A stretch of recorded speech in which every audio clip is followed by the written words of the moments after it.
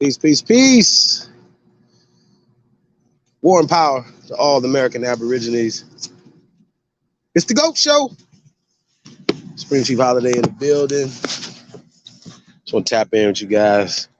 Real rapid taste real fast, man. See how everybody was doing.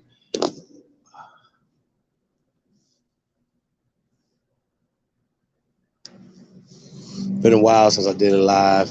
So I want to tap in with y'all, man. See how everybody was doing. See Truth Master Dre in the building. Bah. Bell. Shout out to Bah. Peace to everybody tapping in, man. Really appreciate you guys.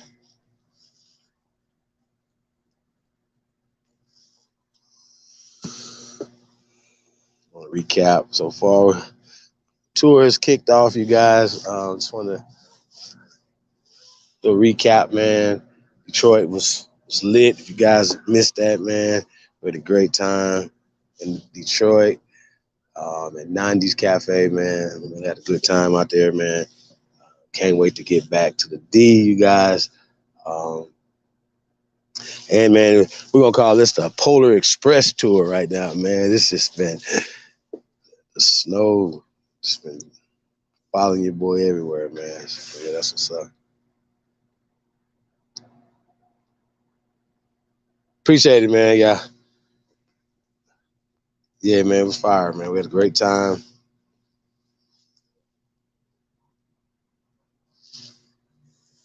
'90s is very hospitable, man. People at '90s, shout out to Josh, shout out to Mama 90. They showed us a great time out there, man. You already know, man. Anthony L, Zur, a great host, man. You guys, so like I said, man, we had a great time, you guys. So we're gonna keep it going, man. Islam, to all the Muslims out there. I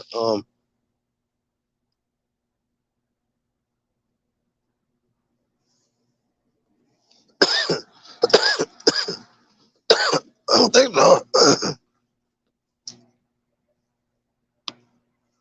Nope. I don't think so, see.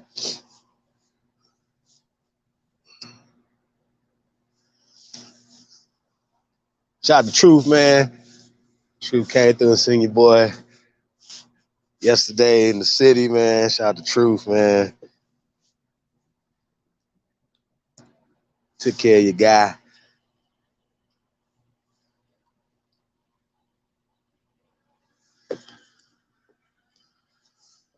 Yeah, man, y'all tap in, man. But yeah, man, I just want, like I said, I want to tap in with y'all, man. Put the link in the chat, man.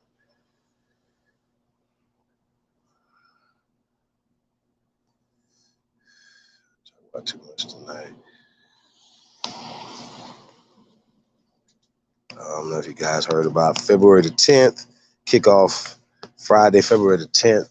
We're gonna kick off Super Bowl week, and we got some events going on Super Bowl weekend, you guys. So you guys definitely tap in on that, man. February the 10th.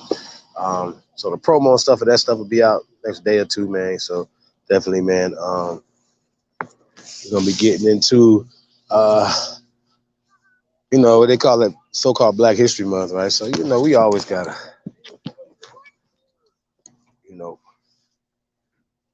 put our fives in there.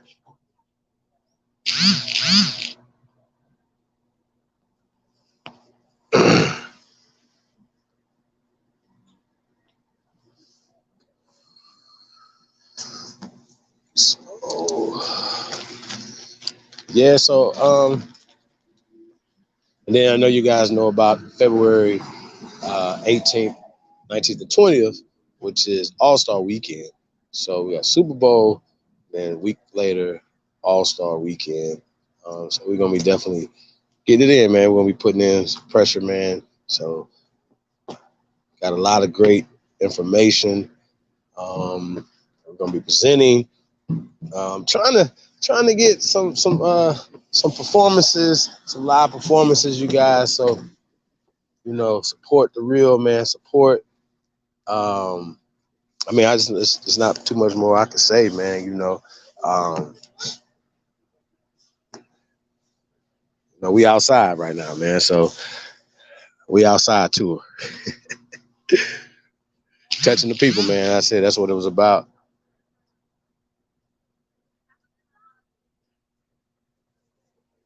Um, yeah, Z, I don't know. It's no different. I don't know what you might have to just come in under ism. I see y'all, big homie, the one and only Tasco, the CEO, is into the building.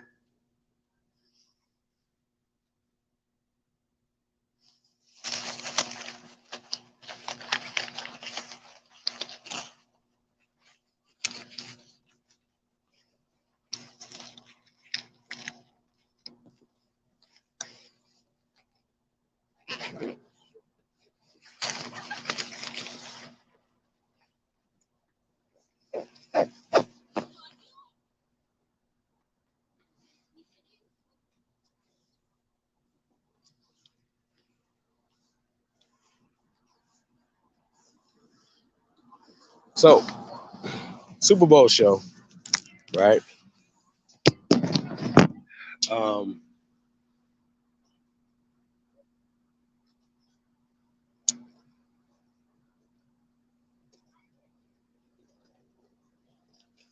a few things going on.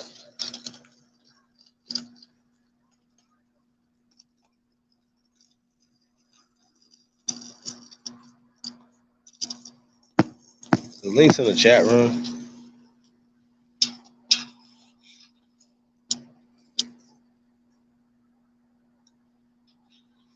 Do me a favor, like, share, subscribe, and, share this. Share this on your social media. If you guys don't mind.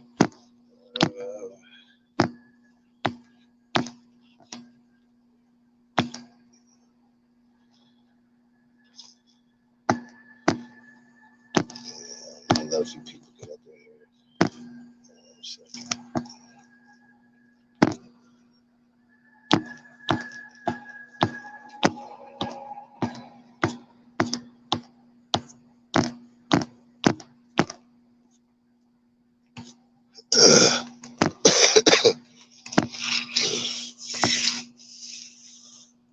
Well,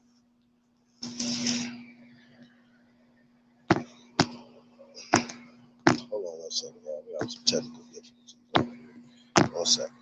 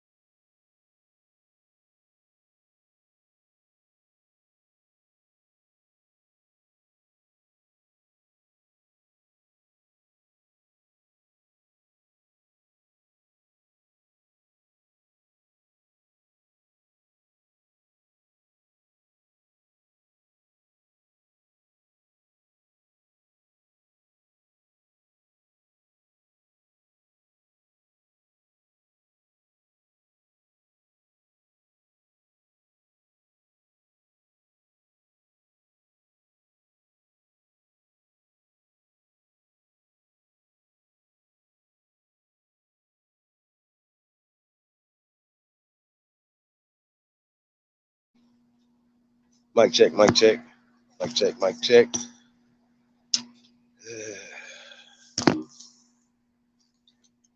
See human totem. High end chief in the building. What up, though?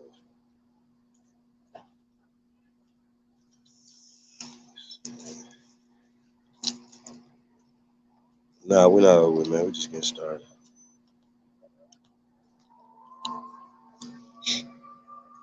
Truth over everything in the building. Peace to everybody, man. Tapped in, man. Appreciate everybody. Like I said, man, we're gonna recap Detroit. You know,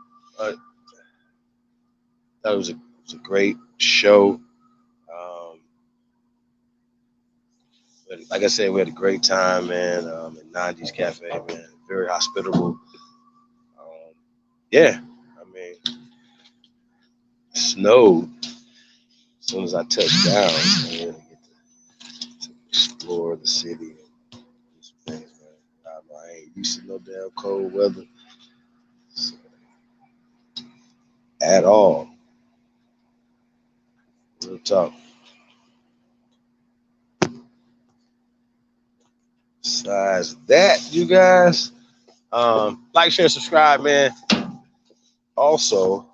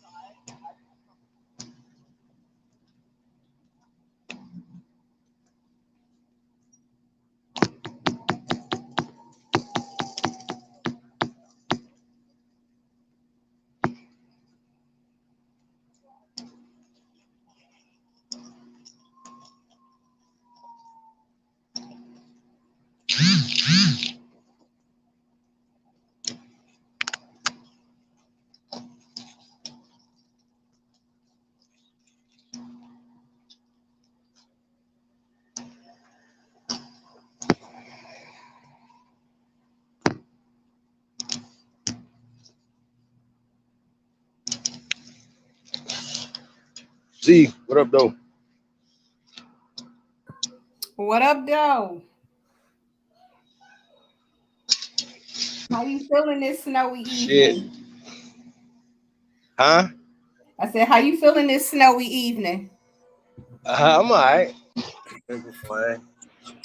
I can't complain. I'm all right. Cannot complain. We're just giving a recap of the 90s event. And we hadn't really got into Super Bowl kickoff yet. You know, it's just kind of, we got a few things we want to do, you know. Not even saying no surprises, man, you know, because y'all know how we get down over here, man. We're going to always push the envelope. We're always going to be on the cutting edge of content, of inspiring and covering. Yeah, you know what I mean? Like, you know, Hey man, and if as we look back in history, man, it was a few good men and women that you know what I'm saying. And That's I right. what I've noticed, you know what I'm saying, people talk highly of these people, you know what I'm saying, when they gone, you know what I mean? Feel me? And people be inspired, but or they say they're inspired, but nobody, not too few want to walk down that path. You know what I'm saying? Right. And I've noticed that. I've really noticed that, y'all. You know what I'm saying? And I don't know. I think we're gonna have to change the dynamics. You know what I'm saying? Because to me, it's about winning. Most definitely. We Fuck that. definitely. It's definitely Moral about victories. Winning. But with that being said, though, you know, that's what it's about. Winning. It's not about feeling good or you know marching. You know, which if that's a strategy for winning, okay, we're with it. You know what I'm saying? You know, like I said, I don't knock anybody's strategy. Feel me? We don't that's supposed to right. do that. You know, if you know, because a lot of times people feel that certain things work in a certain way. Okay, I don't have a problem with that.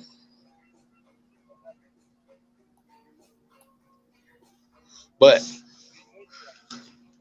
um, winning is the only objective. But Michael Singletary said, "I want winners."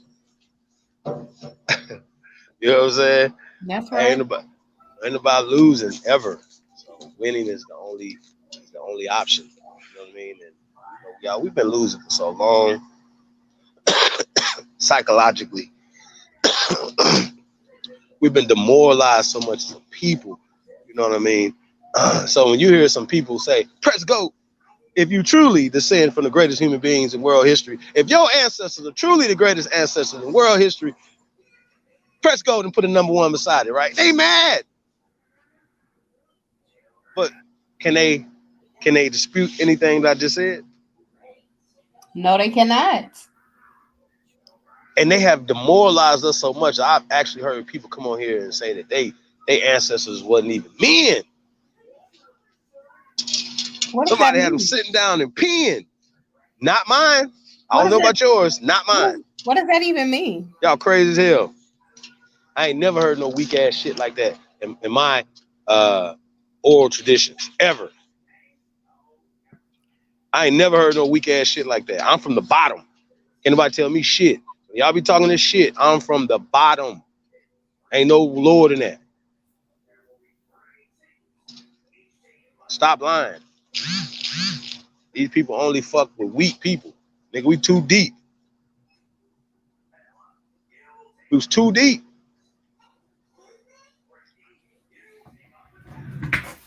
So we're gonna get into a lot of things, man. Super Bowl weekend, man. We're gonna definitely get into the Confederate flag. We'll get into the Confederacy, you know what I'm saying, so-called Black Confederacy. We're gonna get into all that, man. You know what I'm saying? We're gonna break a lot of stuff down, you know, because I know for a fact that if it was like the shit that's been uncovered in the last 5, 10 years, right? We didn't grow up with this. And nobody tell me nothing as a child, you know what I'm saying, that my people were fighting as free people in the so-called Civil War. And I say so-called, y'all, because it's a lot of things, you know. A lot of times, you know, you call things wars and they don't really be wars because this is how they're justified um, from their created ass stories. They would justify, can't make this up. They would justify a treaty that they've never shown you, right? They'll justify land grabs, right, based off of these fictional ass air quote wars. A lot of this shit is smoke and mirrors. I'm still trying to see the receipt on the Louisiana Purchase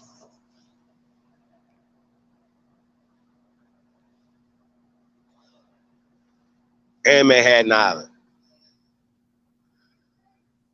And if they're talking about illegal and a lot of things that they're saying that they're putting their hat on, like the dumb diverses or the doctrine of discovery or the discovery doctrine, right? Well, y'all know over here we debunked all that. We debunked Christopher Columbus.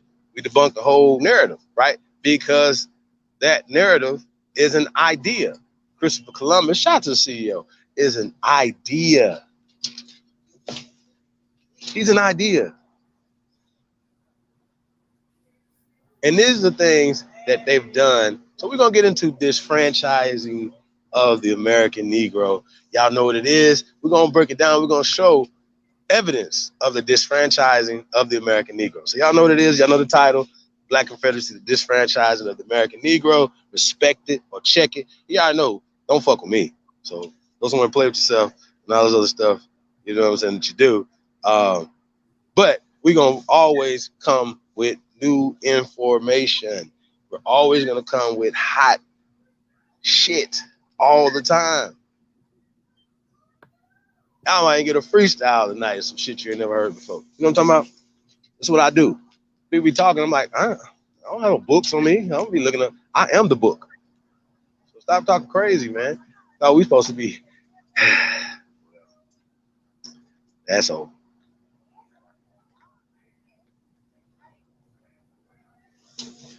Peace to everybody that tapped in.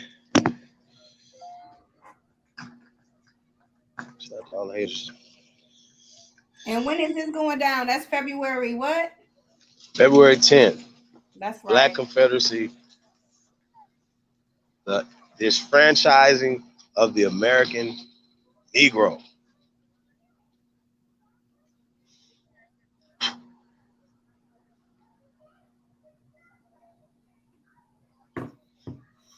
It's February 10th. There's a lot of things going on as well that weekend, you guys, man. So putting it together, man. It's gonna be dope. It's gonna be crazy. Um, you know what I mean? Then, like I said, weekend after that, we got All Star Weekend. It's probably be a little bit more, about I can say more like a rally. Let's call it that, or just a gathering, get together. You know what I'm saying? That weekend, just pushing the culture. Yeah. I know there's some events going on. The booth space are available, virtual booths as well as physical booths. So we're gonna be getting all that information like in the next couple of days, man. So you guys stay tuned and all that. Just coordinate everything, man. So boots on the ground right now. Boots on the ground. That's right. Boots on the ground. Boots on the ground as we speak. So that being said, we here. We're gonna continue to be here, man. We're gonna continue to build. We're gonna continue to be the only builders, man. Um, this community is the only builders. Let's talk about that. You know what I'm saying? Like I said, I salute everybody that's putting in work at all levels. Even if you just share this video, you're or talking to your best friend, your family members. You know what I'm saying? And sharing.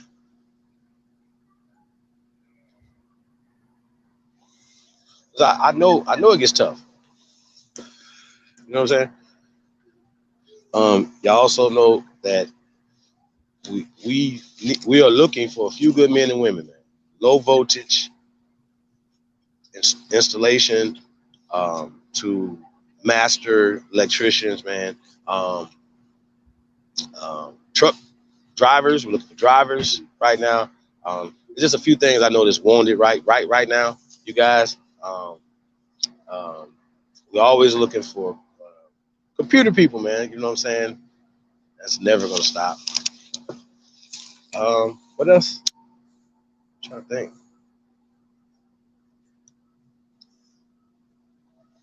Security. Security. Hundreds of jobs available. Um, yeah, tap in. Not too much more to say, man. American empowered, creating our own opportunities, man. Private as well as public. You know, creating our own jobs and all stuff, man. So that's just what we're doing. No more talking. See, I think that's another thing as well. You know, that some of us have learned how to network a little bit on this internet. You know, Everybody's not supposed to be networking for businesses. I told you guys, a lot of y'all, you know, been having wrenches and stuff. They have businesses, for instance, right?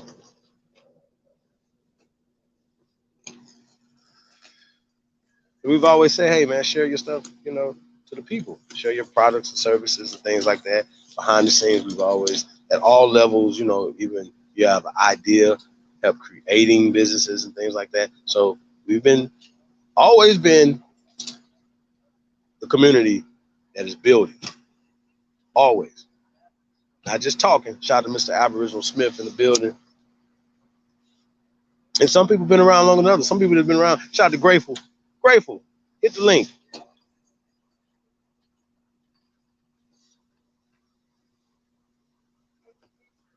out to my sister Grateful.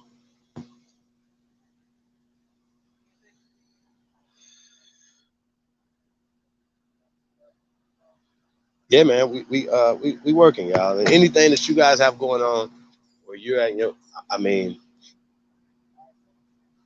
let's partner up. Let's link up. It's other cities, people reaching out to, man. Really appreciate you guys.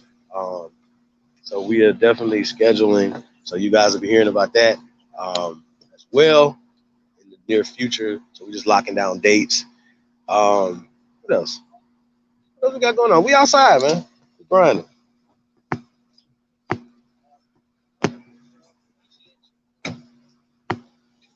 Grateful in the building. What up, though? Good day, good people. How are you all? All well. That's good. It's Miss Me. How are you doing this day? Grateful. Peace, goddess. I am well. How are you? I'm good. I'm good. I'm good. Very good. Very good. I came in late. When you speak, I heard a little part about OnlyBuilders, right? And you know the jobs and stuff that you're giving out. What else was you speaking on? Can y'all hear me? I can't, Chief. Can you hear her? She said, what else were you speaking on? He was just speaking on the OnlyBuilders, letting people know. Most of the people in the I can hear too. Chat have wrenches, and he was just explaining to everybody that this is a community. They have wrenches for a purpose.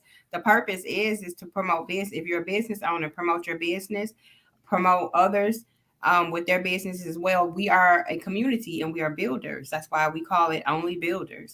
Right, right. Everybody help everybody. That's right. Mm-hmm. Yeah. What is that? Oh, okay. What is that? Blue house? Oh, okay. All right, all right. Good thing, good thing. OnlyBuilders, people. 2023. Okay? It's about everybody trying to help everybody. Big or small. I've always said it. It doesn't matter. Everything helps. Even if you're promoting something, you're feeding the homeless or something. You can promote that. You know, you need help or something with that. All of it.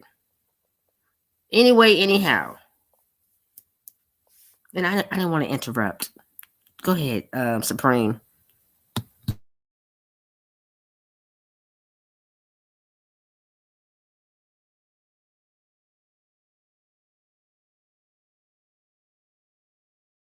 Mic check, mic check.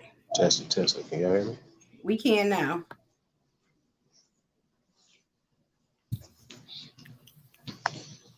When is the Super Bowl? I just saw that at the top. It's a Super Bowl kickoff show. When is the Super Bowl? In February, right? Yeah, Super Bowl is February 12th on a Sunday, and we're going to do a kickoff on that Friday. We're going to do it real big. Oh, okay. I'll make sure I don't miss it this time. I freaking had something to deal with, so yeah, I'll definitely be there. Hopefully it won't be too loud where I'm at, though. Awesome. Yeah. We're looking forward to it. It's gonna be a real good time. It's gonna be a lot of information shared. And just we're gonna kick the Super Bowl weekend off right.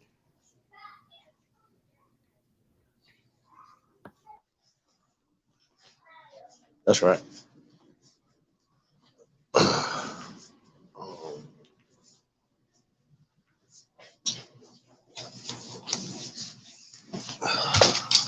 Okay, so yes, other than that, are you doing like a road? Is you still doing a road thing? like the road show, like you're gonna go and do presentations and lectures and things like that. Live and direct. Mm-hmm. Oh, that's good. And then people can be more personal with you, and they can get a feel for your energy, a person. You know what I'm saying? That's good. That's super good. That way, no one has anything to say. They can personally, be able to have a conversation with you. It's all about touching everybody. So y'all act like y'all was scared of Las Vegas, so I had to come. I go to Las Vegas to gamble. I ain't gonna front. Right. And every time somebody come to Vegas, y'all, it never fails. A lot of my partners been coming out there for years. They get caught up on even because like you get in the hotels, I think they do it on purpose. I think they have like some cell phone blockers, so they don't want you to get interrupted while you're gambling. Not only that, when you sit at the table, like you sit at the poker table or something, they pass out free drinks and stuff. You know what I'm saying? Oh yeah, they're gonna definitely get you. Yeah. They do all of that. You can drink for free as long as you're gambling anywhere. Anywhere. I never forget the first time I went to Atlantic City. I was like, holy shit. Wait, man, I'm at the poker table. What kind of drink would you like? I was like, what? Shit. At the grocery store. At the grocery store, they give you free drinks even at the grocery store. And they have casinos inside the grocery store. Okay, well, shit, I hadn't been in for a minute. Are you serious? You get like little Cokes, Pepsi and shit, dog. Oh, okay. Anthony, they pulling you in, dude. I said they definitely be pulling you in, dude. Oh yeah. Yes, but I had to count it back. I had to count it back up though. Yeah, because they was getting my money like crazy. Yeah, I was winning some back, but I wasn't winning as much as I was giving out though. You know what I mean? So that kind of slowed me down. And then plus my man was like, yeah, look, I'm not giving you no more money.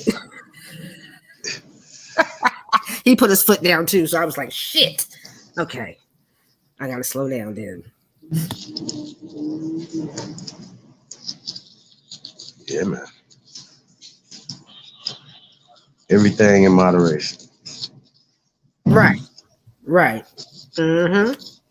And sometimes we need those lessons too. As women coming from our men, sometimes we don't want to hear it. We don't, you know what I'm saying? We don't want to pay them any attention. But oftentimes our men, or however you want to say it, they do really be giving us really good advice, especially if you're dealing with a man that cares about you. They're not there to harm you, or, you know what I mean? Even if you've been hurt before, you got to separate the two. You know what I mean? Because I had to realize that in my relationship, like, holy shit, I've been hurt before by, outside other relationships. And I had to give him the chance to, show me something different. And he did. And I finally was like, shit, I got to start paying him attention to what he's saying to me. He's not saying anything to me to be harmful. You know what I mean? Mm-hmm. It was hard. It was hard at first, though. I ain't gonna front because I'm stubborn a little bit. Then I realized, well, shit. Fuck, she's Sagittarius in the building. Brandon Rogers. Really peace to the guys, man. Appreciate you guys. Hey, Supreme Chieftain. Peace, King. How you feeling, brother? That's my guy, yeah. Y'all gotta understand, man. Truth is only the truth, right? And I think a lot of times people don't like truth tellers. I think that's the problem. They most definitely don't like truth tellers because truth hurt. That's why. It's a hard pill to swallow, but that's what they make water for. That's right. But peace to the panels, peace to the guys. Does not chastisement hurt, but at the long run, it's good for you? Well, I think that what I do it is like I'm a part of it. You know what I mean? I tell everybody all the time. I didn't want to be an American. I want to be African. That's how brainwashed I was. So I understand where they're coming from. But it wouldn't take me this long. Like maybe for me, let's just say if I woke up out of a coma to right, And all I remember is what I was taught 30 years ago. See what I'm saying? And all this shit right here is new. I just looked at it and said, okay, that's a fact. Well, my grandmother did say this, and this did this, and you know what I mean? It wouldn't take that long. It wouldn't. It does not take a person this long to get it. And so at this point, yeah, they're part of it. They're part of the Black program. I'm convinced.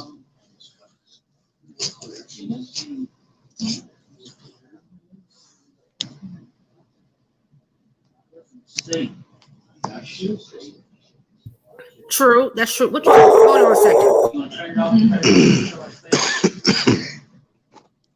That sounds like a big ass dog right there. That is either a pit bull or a German Shepherd. She a pit bull. Yep. Oh, I know that bark when I hear it. Tayshawn, the Confederate And Don. speaking of that, Chief, now we're able to identify that is the issue. What do you consider the solution to that, as far as people being in our way of progression? Well, I don't really see people in the way. We just can't be in our own way. So you're speaking of tunnel vision. Man, absolutely. Complete, utter tunnel vision. Winning the chip. That's it. We don't care about nothing else. Winning the chip.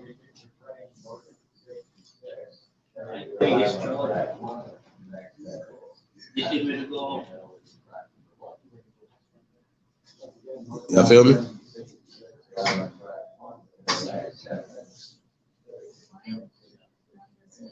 I don't know if you're talking.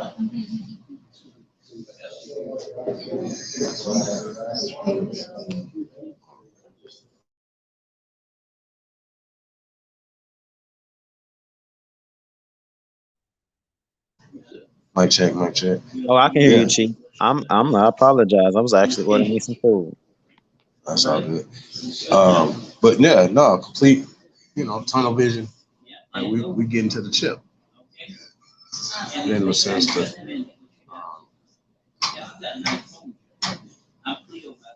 what else is there? There's nothing else is important. Feel me?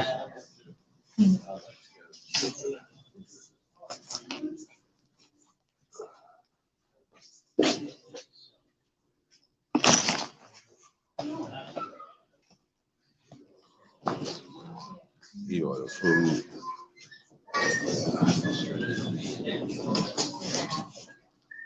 You all know I ain't hear nothing. My freaking dog was barking. Then my mom called. What you say, Anthony?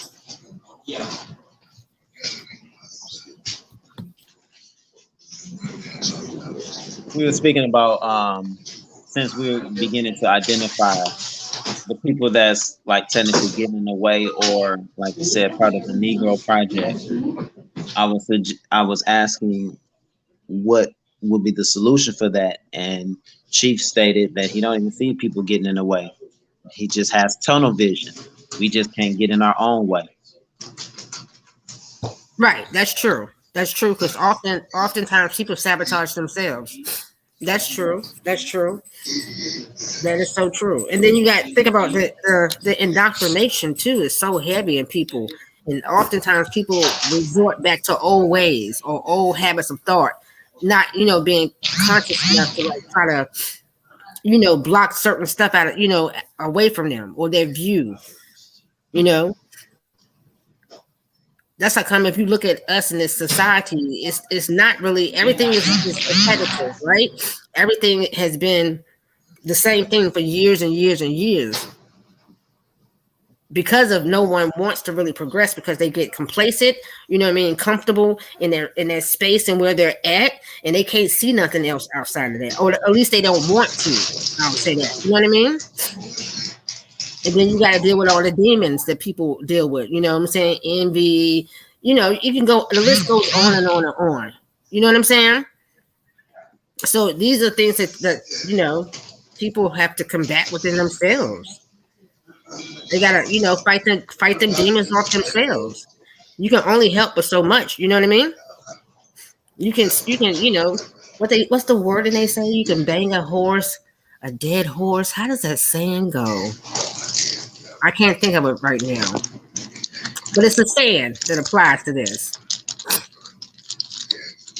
And Tayshawn is somewhere in here, you all. I think. I got it. Okay.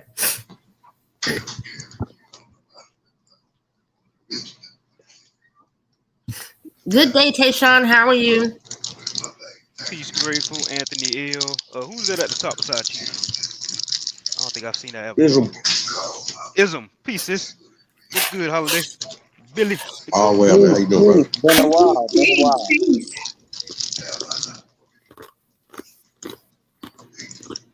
Yeah, man. I think it's deeper than indoctrination at this point.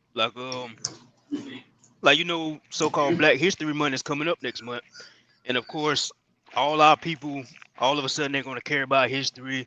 They're going to be pushing the slave narrative, and it's like they're sitting back watching the Joe Biden administration specifically, giving billions to Afghanistan, giving billions to Ukraine, and just pay reparations to Africans. And it's like our people they see it, but they're not saying shit.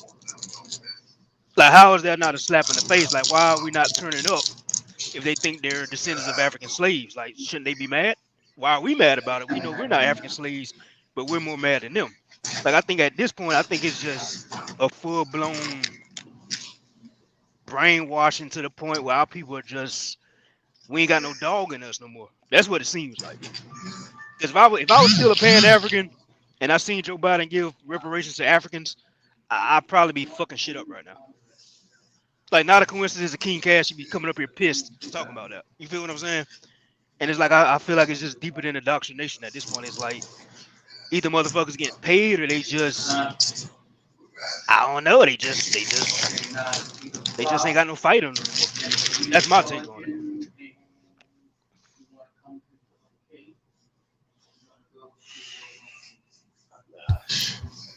That could be It's true. a combination of a lot of it. You know what I mean? I think it's a mixture of different stuff. However, it's like, what do they get out of it? Think about it.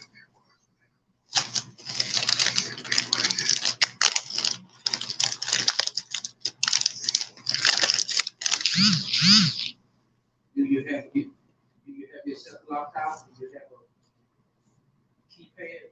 Y'all hear me? Yeah, I heard you. Yeah, you got a lot of static. I thought that was me, but I think that's you. It might be me, actually. I hear it again. I don't hear no static. No, that's him eating. He's feeding his face. Oh, okay. Y'all hear that? Yes, we can hear the rattling of all the snacks. We can. Yes, we can. You sound like my children over here, bro. Well, I do have a question, especially this is for all the new people that has come by or passed through the channel. Now knowing that, like you stated, coming into this information, if you woke up today, you agree with it. But the people that have been indoctrinated, what steps would anyone on the panel suggest would be the first step towards getting clarity? For one, they have to be open to the information. Like, they can't just say, "Oh, what you talking? We Africans, just blow it off." They have to be open-minded to the information, for one. And that's what a lot of our people, they don't care to hear the information, then they'll turn around and complain about the slave narrative. And they say, "Oh, why we treated like this and that," but they don't want to, hear new shit that goes against that to prove that wrong to where we can actually get solutions. So that's why I say the first step would have to be willing to receive the information and do their own research, in my opinion. For me, it would be for them to get out their own way as far as their thought process. That's first and foremost, always. Like they would have to really dig deep into themselves and do a little truth searching for themselves and their mentality and how it is they view certain things first and foremost, and then they can get into the information, and then they can start applying and adding on. And my apologies, what was the question exactly again, brother? The question was for someone, as Chief was explaining, like if he had a coma, went to a coma and woke up today or tomorrow with this information, he'll agree with it. You said if we were to wake up in a coma tomorrow? No. Chief was explaining like if he forgot everything. I'm paraphrasing. He forgot everything and he just woke up and heard this information. He'll agree with it because he'd be like, for the first time. Okay. And then I said for people that were indoctrinated or just new or coming by or passing to the channel and having that similar experience, not as far as similar experience, but the indoctrination, where would they start to get clarity?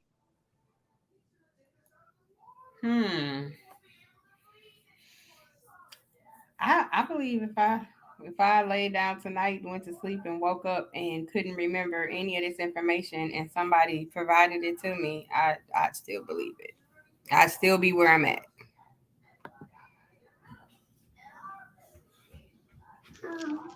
I believe that. For somebody that's new to the community or stopping by and they've been indoctrinated, where would you suggest to be the first steps to correct or get clarity on what they already know? Or, well, you know what, like Alabama say, shout out, I only repeat what I've heard. Because do we really question things? Have we really questioned things? Well, shit, you better question everything. Everything. Always question everything. Stay inquisitive at every turn. You're supposed to. That's how you add on. That's why I say they gotta be open-minded. Like when I first heard this information almost 3 years ago now, shout out to A1 and shout out to Dan Calloway, because they was the first two I heard. When I first heard it, first thing I said to myself was, man, these niggas lying. But what I didn't do was I didn't hop in their comments, I didn't hop on their panels and just went against them. What I did was did my own research. Why? Because I was open-minded. Like once you hear it and you do the research, it ain't no debate after that. So a person like, not a coincidence, King Cass, clearly they're not doing the research, because once you do the research, it ain't no debate. It's right in your face. And then once you ask your grandparents, like, not a coincidence, and King Cass have already said, like,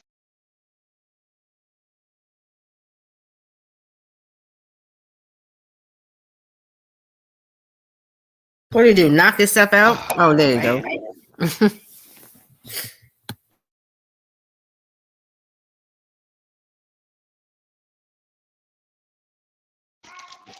but yeah, that's all I got. You just got to be open-minded. You just got to be willing to receive the information. Don't just hear it and then get in your feelings. Oh, yo, man, we Africans. You just got to look into what people saying. I didn't believe shit when I first heard this shit. Nothing at all. But then you did your own due diligence, did your own research. A lot of people don't do that.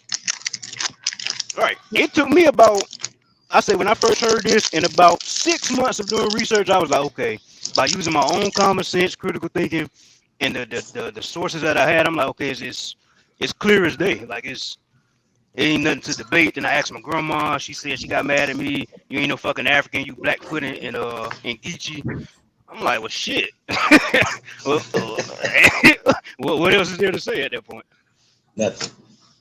So if that was how your grandmother raised you, Tayshawn, like honestly asking, what was your contention hearing it for the first time, which really wasn't the first time? Why were you against the information? What was it? Well, I was never raised that way. I heard the information first, right? Okay. And that's why I say shout out to Dan Calloway, because he was saying ask your grandparents, do your genealogy. That's where I first heard genealogy from. And when I went to ask my grandma, I said, Grandma, what part of Africa are we from? First time I ever asked her the question. And she flipped out. She like, boy, you ain't no fucking African. You Blackfoot and Geechee. I'm like, what? I'm like, whoa. Hold on now. And she was like, yeah. Her mom and dad was full-blooded Indians. Her grandparents was full-blooded Indians. I'm like, well, shit. and they full blood. And I'm like, were they black people? And she was like, yeah, they was niggas. I'm like, well, what the fuck? Like, ain't nothing else to talk about after that. But yeah, before then, this was what 2020, yeah. 2020 is when I asked her that, and she that's what she told me. And I was like, wow. And I just kept researching, but like I said, within 6 months, it was clear cut to me. That's what's up. I mean, yeah, it took me long either. Like, wait a minute, what they say? Go ask my grandma. You know what I mean? Like, that's crazy. Yeah. We all had the same story. Yeah, I didn't have a choice with my grandma. She literally just stuck it in my face. Like, here's the picture. These your people. They Indian. They call us Cherokee. I'm like, yes, ma'am. It wasn't nothing else. That was it. That was all. But yeah, with these movies though, like that Predator joint that we watched a few weeks back, you know, oh, this is the Comanche. You know what I mean? Mm-hmm. You know, and they say this is the best depiction of natives. Okay, well, first off, there's no natives. Start there. Second, you know, the Europeans apparently had been there for a long time, right? But even at some point, you know, people like, we're black Europeans, it's black everything. So-called black everybody. You just got to answer the question: is when did it not become that? You understand what I'm saying? Or when has the amalgamation started, or is it still happening? You understand what I'm saying? And does it fit Darwinism, eugenics, and all the other social orders and constructs that they have created for their output? Like, we have to see that. Is it or not? Oh, it is. Okay. Well, why are you pushing? So we got to understand some of the things that we should be pushing as well. You know, from a Christopher Columbus fake story, because that's the idea that they use to oppress us. And they justify all of the things they're doing. Well, we had the rights to do this. Because of what? Well, this is just Pope. Yeah, took a break. There's some rules. Have you ever seen that documentation? Well, I've read on it. No, you have. Have you ever seen the actual documentation? So I'm saying, nobody wants to do that research. Talking. I think it's really done as easy as the research these days. And all the tools that you have that you research. People are lazy researchers. And I think that's another thing. You know what I mean? Still actually guys, after I've told you guys, Indian, you know, people still be talking crazy. I think it's retarded. It's just seriously.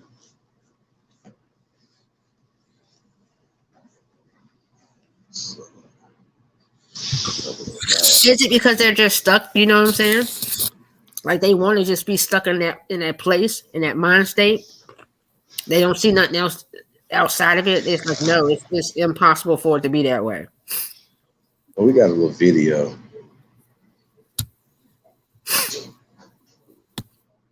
This is regarding, I don't know if you guys heard about Ed, brother Ed Reed, what he's going through at Bethune-Cookman. You know what I'm saying? So this is, and we'll come back and talk about it. This is Derek Newman from Huntsville, Alabama. Talk to me. I ain't gonna lie to you. I'm a Mississippi Valley State grad, but I gotta talk about this situation going down in Bethune-Cookman, if you don't mind, sir. Go ahead. What I think it is, excuse my French, is full of shit. What I think needs to happen is they need to shut that damn school down, fix it right, straighten the teachers out, get them up to the up-to-date technology and curriculums, and then invite the students back in. The reason why I say that because we have proven examples of Knoxville College, Morris Brown College. Those are two good examples. Another good example that Rhoda Martin always talking about, Fisk University. They ain't built a building in, I think, since 1950 or something like that. It need restructuring. Take the kids back home or put them in hotels and teach them from technology through the computers. Close school down and redo the whole thing. If not, only thing you can say that school's about is money and greed. Money and greed. Because if money and greed wasn't a part of that, they'll do exactly what I say. Shut the school down, fix it right, then invite the kids back in. If it ain't nothing else, it ain't nothing but money and greed. And the government wasting their money through federal government tax, city wasting their money, everybody wasting money, the students wasting their money because they cheating themselves out of their own education. They cheating themselves out of their own education because they ain't gonna know shit. They're gonna be behind on everything because it ain't nothing but a money thing. I'm telling you. That's what my opinion is. I'm finished. Okay, now you know Bethune-Cookman, a private institution, they don't get state funding like other institutions. You know that, right?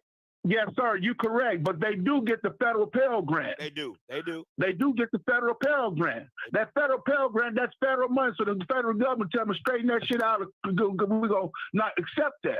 They get the federal Pell Grant. Yes, they do. They do. You're right. Correct. Yes, sir. Yes, sir.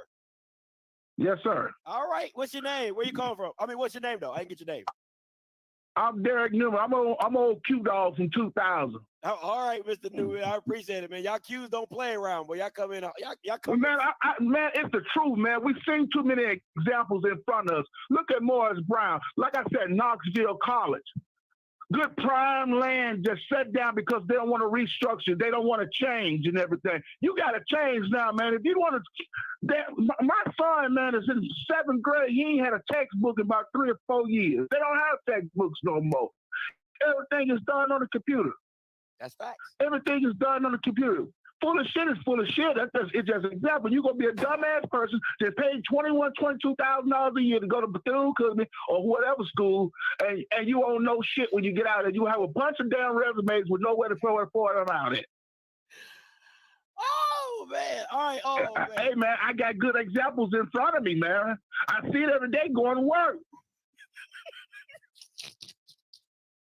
You got a bunch of damn resumes. They talking about white folks. They're doing the same shit when I was in school.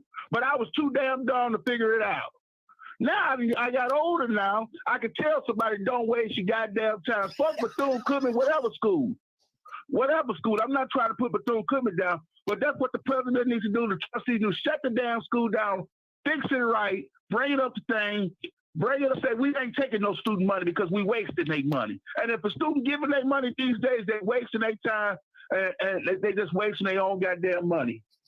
Stupidity do that, stupidity eight together at Disney. What a wonderful day. Stupid. Now, tell me if something wrong. Hey, listen, I am. Listen, this is all you. This is your stage. This is your world. I'm just living in it. Hey, I said my name. I don't give a shit what nobody say. That's what needs to be happening. Shut the building. Shut all that shit down. Fix it right. Hell, ain't nobody on there. Ain't nobody shitting. Ain't nobody farting. Ain't nobody doing nothing. Shut it. Fix it down right. Now we got the teachers. We got the teachers still there. They under contract problems. Let them restructure themselves. Teach them this up-to-date technology. Teach them how to work this stuff. So when the students get back there, they can be getting an education. They could be getting an education, learning something, not just doing some damn papers and shit. Then when they graduate and shit, ain't gonna have shit but a bunch of damn resumes with Bethune-Cookman on there or whatever school on there, and ain't gonna be nowhere to go. Most of them, including me, was from a small town. Well, I was raised in Chicago, but was from a small town. I know what I'm talking about, man. I see it every day. Yes, sir. Hey, I appreciate the call, Mr. Newman. Hey, listen, you are more than welcome to call back in whenever you want, all right? What's funny? I appreciate it, bro. No, thank you, sir. That man said, "Stupidity doo-dah." He said, "Stupidity doo-dah." That was funny. Oh, I needed that laugh.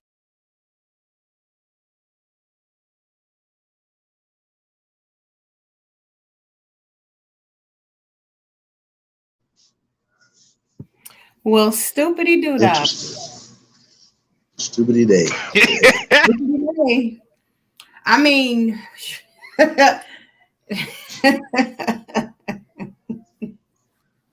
he said what he said. Okay. I mean, at this point right now, it's like child abuse times 2. You send them to a so-called black institution.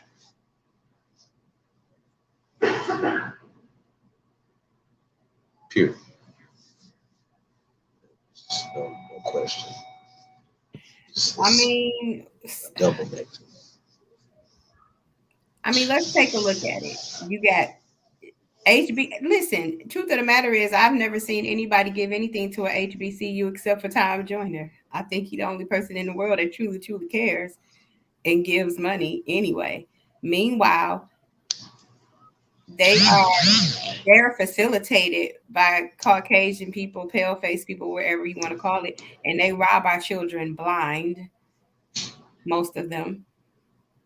And our kids go down there, and some of them find out that it's not what it's cracked up to be. And I'm speaking from experience of talking to someone who is experiencing that, or someone who knows somebody that's experiencing that, rather. So, what are we really doing?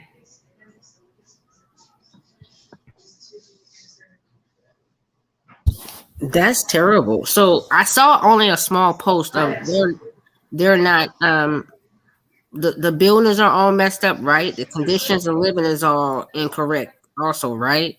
What Yep. else what else is happening besides the conditions of the living space and stuff like that? Poor curriculum, low funding. And it's the same. It's sad because what they're doing to the HBCUs down south is what they did to our high schools here in the city of Detroit. They literally underfunded our high schools until the buildings became dilapidated and the children just could no longer attend to learn because it was a strategic move to get everybody to go over to charter schools, which are privately funded. Well, I know they did that in DC too. They Yeah, start pulling in the charter schools and things of that yeah. nature. And yeah, and then you got to pay for this and do that. Yeah, because I had my little cousin moved with me when I was living in DC, and I had to take her there. And her mom like kind of put it on me, and I had to go through that until I was like, shit. Woo. And then she got a little bit of, out of control, and I was like, well, ooh, I don't want to have to fuck. Well, I ain't gonna say that, but anyhow, I had to. She got real out of control, and she was like, she didn't want to live with me no more because I had rules, like you're gonna do this and that. So she eventually went back to her mom, so I didn't have to deal with her on that aspect. But I'm like, I did put a lot of money in this thing, and you still ain't even freaking do what you're supposed to. And then I'm like him, fuck that shit, shut that shit down. Don't waste your money. Yeah, God damn it. You can really half the stuff they teaching you anyway. You can teach yourself, and half the shit they curriculum or not is fucking correct all the way around. And then the other things they're making positions or giving a certain aspect of something that you can't even get a job with once you graduate. If that say you wanted to do that, right? They're not giving you financial information, what you need, finances, right? What you need to focus on, budgeting. They're not. If you're going to teach, that's what you should need to be teaching on: budgeting, finances, entrepreneurship, stuff like that. Something that you can really the trades and things that you can become that independent person that you're supposed to be, that they so-called sell you a dream on. You know what I mean? So, shit, if that's the case, cut all this shit out. Every fucking school you think about. All of them. Starting with All of preschool them. all the way up. Yes. Shoot. They doing more harming than helping on all levels.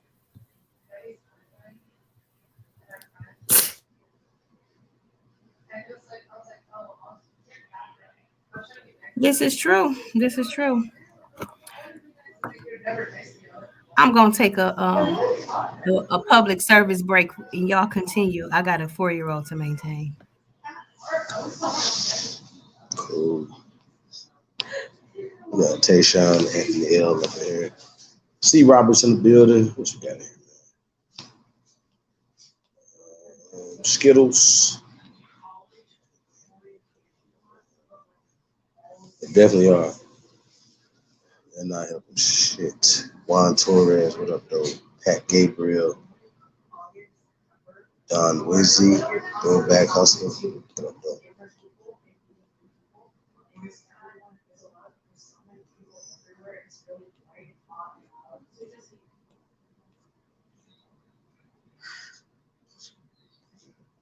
Yeah, none of these schools make sense unless it's a trade school. Like I asked a question on my Facebook the other day. Like in middle school, we they had us cut open a frog in middle school, and I asked the question, what was the point of that? What's the point of cutting open a frog? What was that teaching me? Did y'all cut open frogs or sheep eyes? I know the year after that they had them cutting open sheep eyes in science. Like, what's the point of that? What is that teaching me in life? You know what I'm saying? Like, I don't know, man. This shit just pointless.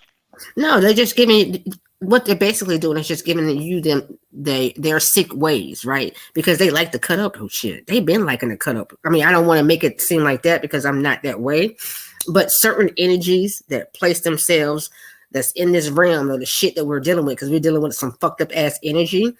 They like that bloody shit, right? They like the gore aspect, right? That's what they are. And that's the shit that we're dealing with. The battle is crazy that we're having. This battle that we're going through, and most people don't realize it or don't pay attention. They too much their heads in the fucking cloud. You know what I mean? It's a real war out this bitch. A real war. And the only way we're gonna really battle it, like Supreme says, American first, right? Because if you individually talk to people just simply in your everyday life, most of us, no matter the complexion, have the same viewing. We're looking at this bitch like this bitch is ridiculous. It's off the chain. So we're gonna have to do more than just be within our own little so-called area or community, right? We gotta goddamn go out. We gotta start goddamn attaching ourselves and bringing these so-called but they would tell us, oh, white person or this or that. We got to get to the like-mindedness, folks. And that's where we can start really kind of sort of battling this war, but then it goes deeper than that. You know what I mean? So then my next question would be, what the fuck is these people parents said? Because the parents, I mean, I know when I went to North Carolina A&T, my mom and them was there dropping me off. They seen that shit. They wouldn't have been proud of it because apparently you had to see this shit before your child went, right? So you still sent your child there? Or was it the fact that you got, your little grants or whatever, and I just want you to go to school. You know what I'm saying? Just go. Because, oftentimes, because we've all heard it from, different parents, no, you got to go to college. You got to do this. You got to do that. Was you or they just focused on, they so indoctrinated too that they couldn't see the shit themselves before you even put your child there? Fear also plays a part. So they say, oh, your child don't go to school, we're gonna lock you up. I don't give a fuck about none of that. You have to come do it. You're not gonna force me to make my babies go to school. Like, I don't feel like they can force us to do shit for one, but fear definitely plays a part.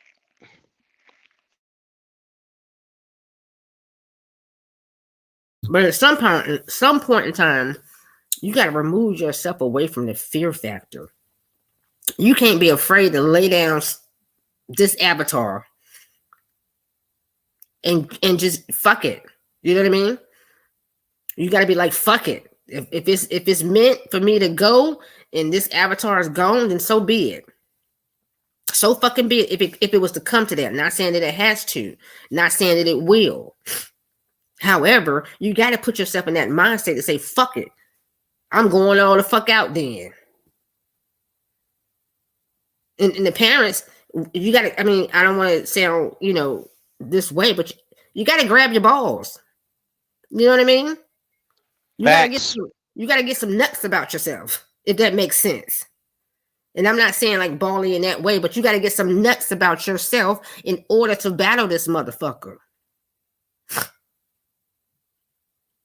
And that's what we were lacking now. Don't nobody got no balls. They done dropped them. That shit gone. Everybody's afraid to speak and do this and do that. What the hell? They done put you on pause, but you ain't got you don't have no say so, no voice, no nothing. You ain't got that kill within yourself. And I ain't talking about like kill. But you ain't got that drive within you to say, well, fuck that. I'm going to goddamn it do something. I'm going to stand up. I'm going to, like my parents used to do. They would run down on the school when I was young. Real quick. They had no problem with it. Principal, teacher, school board, whomever. They weren't playing about that. But these are the ones who went through, they're coming out of so-called, dealing with the mistreatment of having the signs up with the, Negro this, white person here, this and that, you know what I mean? Living on this side of the track and they're here on this side of the track. I had a very militant father, but however, besides that, you know what I mean? That was his thing. I don't give a fuck about that. You gonna stand the fuck up and you gonna do this, and you better make sure you do. Don't you ever be afraid to fucking lay your life down for nothing that you believe in. And I don't like the word belief, but I'm just using that for now. But you don't never freaking stand down ever when you know what you're doing is correct and right. You stand in your truth and your righteousness, and you freaking make it happen and never be afraid.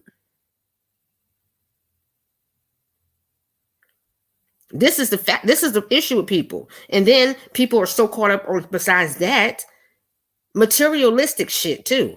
I'm comfortable here. I'm comfortable there. Who said your shit was going to be taken the fuck away just because you're comfortable in a place? That also telling you about fear when you don't know that if you maybe just step a little bit into your truth, or you maybe just step a little bit into being a little ballsy, that you're protected regardless. Something's going, believe me or not believe me, you're freaking protected. Because you're in the knowing of the truth that you're standing in. And that shit will protect you. We're not back in the day when they was, well maybe, yeah, kind of sort of, we still are. Because nobody wants to stand up and do nothing. But you got to be willing to lay your life down for that shit, though. Period.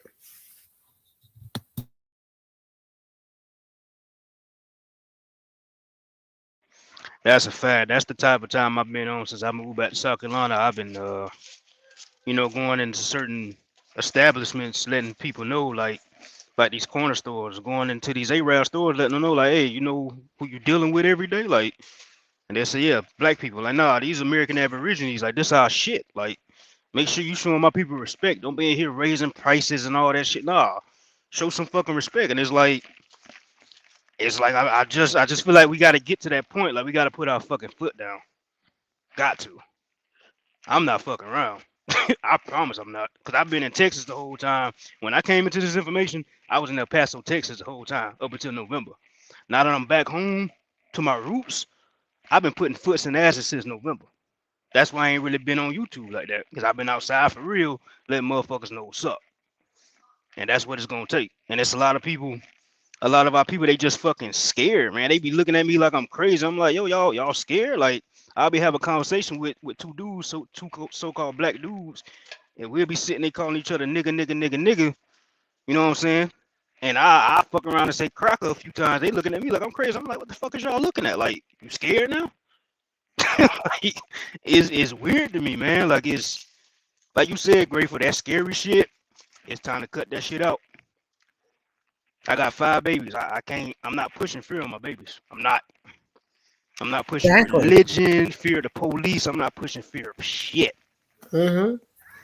Once you step out of that fear mind state, it's amazing because you're like, okay, I don't give a fuck. That comes to no job or anything. It comes when your job or anything.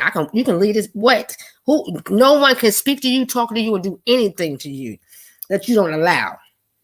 See, we're allowing shit, and I'm saying collectively, we're allowing this shit to go on.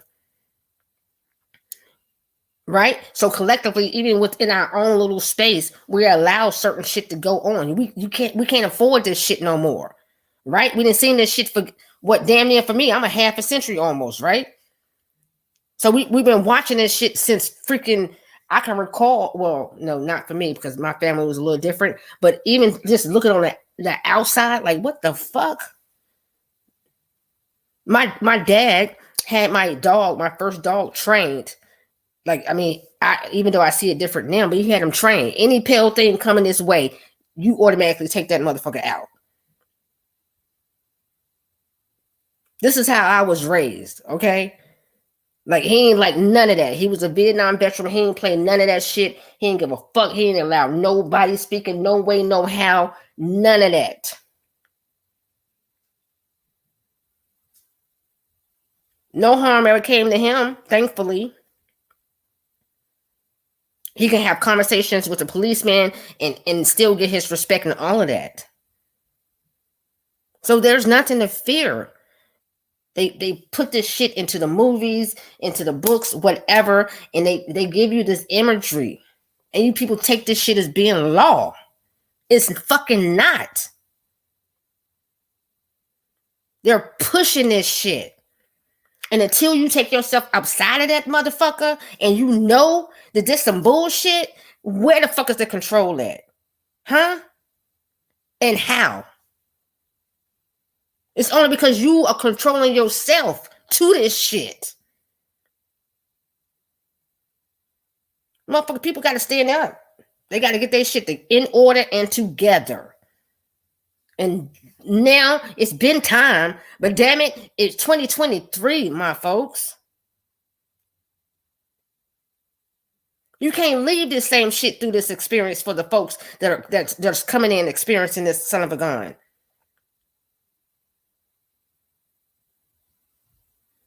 And even if we don't see it, let us at least be the goddamn ones to change this motherfucker some way, somehow. Because your heaven is now. This is what you get. This is your heaven. Get your stuff up out this fucking hell. Make it your heaven.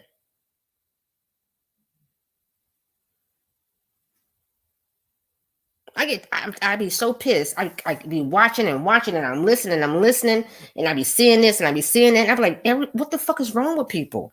What's so hard about it? Huh? And then it also goes back to the fucking ego aspect. People are so caught up on them in their ego, in that space, in that time. Which time don't exist, so that's incorrect. But I'm just going to use that as an example. They're so caught up in this shit that they can't even get themselves out of. You're only battling your own freaking demons for real. Let them bitches go. Tell them bitches to back up off you. You're the fucking you're the demon, people. And then you allow other entities, whether it's the television, your phone, your this and that, and you're so caught up in this shit. That's why they pushed this technology the way they did. To get you wrapped up and taken away from yourself and what it is you should really be freaking doing.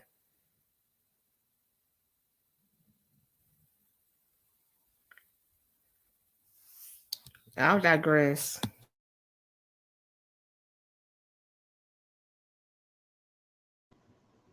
That's a fact, though. Grateful. I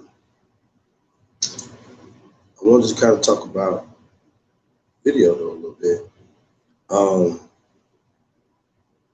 I actually agree with the caller, though.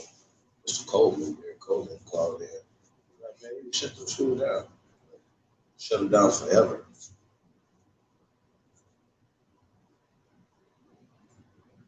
You see what I'm saying?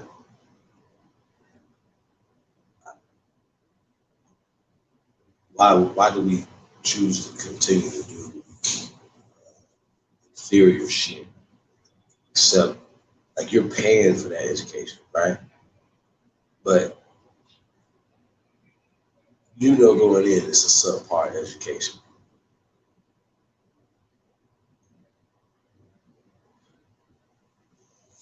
So what are your mentality saying that this is where you should go? Why should you go to that school? That's what I'm saying? Does that make sense? You heard me? Yeah. Yep, you good. Yep, that makes sense.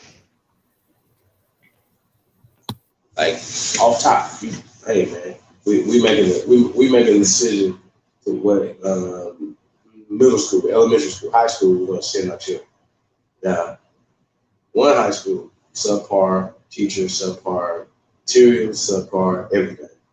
Other high school, this is all public education. Other high school in your same city, right, is above, number top 10 in all the states, blah blah blah. good rankings, all these other things, right?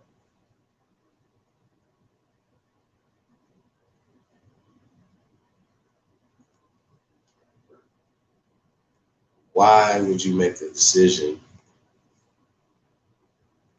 in your mind frame and say, oh, I want to send my child to the subpar school with the metal detectors? Where in your mentality you thought that was good? And see, going back further, just talking about historical black colleges, all this shit that they love telling us some bullshit, but we love believing it as people. You know what I'm saying? And I think that's interesting. Anthony L back up in here. Yeah, man, I just think that's just a weird thing. I feel like it makes sense. Peace, I'm back. I think I might have an answer to that, Chief, when you said why we keep doing the things that we do. I was speaking to the elder, Alabama, shout out. Brought something up, makes a lot of sense. And can we agree on this one thing? On Sundays, we American. Mondays, we niggas. Tuesdays, we colored. Wednesdays, we mulattoes. Thursday, we Negroes. Friday, we black. And then Saturday, we African American. I think that's the problem. We don't know who we want to be or who we are. So you said we have collective identity crisis. Yes. And it's that, but we can't agree to this one thing because of the identity crisis. That means our identity has been stolen and we don't even know it. And we sit up here arguing about identities. Can we just agree that the same person stole our identification, or quote unquote in the hood, crackhead, and robbed all our houses? Got all our identity, but we arguing with one another.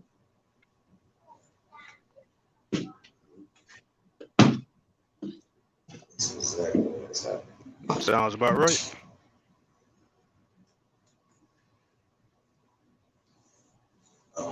And it's interesting how we fight over misclassifications too. Like, are those misclassifications? Yeah. That they came up with? Yeah. Okay, why are we arguing? Like, that has to stop for sure.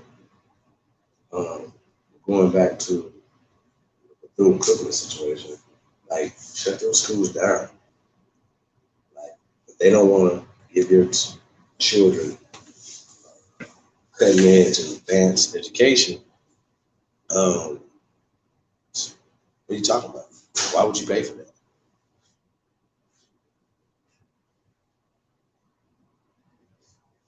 Please make it make sense. Tradition? What? Stop lying. It's not a tradition. It has always been a dumbass tradition. How about that?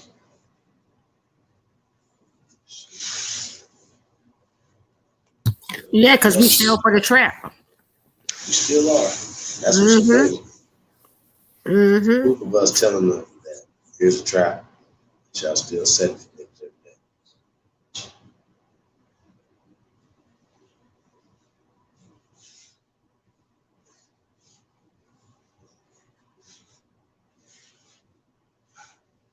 day. And that's the sad part. Nobody wants to untrap themselves. Well, we do over here, man. I mean, we do. I mean, I'm speaking in general, though. You know, if you're looking at the whole, the collective, right? They're still there, right? If you look at the Dominique, what up, dude? She said, Go ahead, Grateful. Oh, well, no, I was just saying it. I mean, if you look at it collectively, they're still trapped, and they like being trapped. Because this is how I'm viewing it now. Like, they like being trapped. Like, they like this shit. I don't like nothing about this motherfucker. I say it every day. I don't say to y'all. I be like, burn this bitch the fuck down. Go ahead, set a fire. I even talk to, my sister Earth and be like, go ahead, just send some shit down on this motherfucking universe. Just bomb this bitch. I throw myself in the fucking fire to correct this motherfucker. You know what I mean? That's where I'm at with it, Grape. I mean, what we got to lose at this point? We already losing. You know what I'm saying? Like shit. We already lost everything. We lost our identity, the land, the businesses we had, our dignity, pride. We done lost everything. It ain't nothing else to lose at this point. Like, fuck it. Let's turn this bitch up. I wouldn't even. It's funny that I wouldn't even say we have to tear it up. Just take it back. And then we just got to agree on that all our identity has been stolen. I've been saying it for months, and my sister's been saying it for months. Just simple as taking 5 minutes and going to the DOJ website, put your name in your website, just like also the petition that we have, anti-Americanism. Don't forget about that. And just let them know your identity been stolen. They've even signed their own affidavit saying that they have stolen your identity. What's the number one crime in America? Identity theft. Who is it? It's us. And they're arrogant enough to tell us in our face, the biggest crime is identity theft. And we stole yours. What you gonna do about it? We just gotta mobilize and stop arguing amongst each other. And hey, our identity gets stolen. Those people that's over there saying they're Native Americans and this land belong to them, they may have some of our blood in them, so they may be indigenous now, but they're not the original. And you got to come up off of that. It's ours. You ever watch Lord of the Rings and Golem or Smeagol, whatever you want to call him, and he'd be like, it's ours, precious. They got to give it up.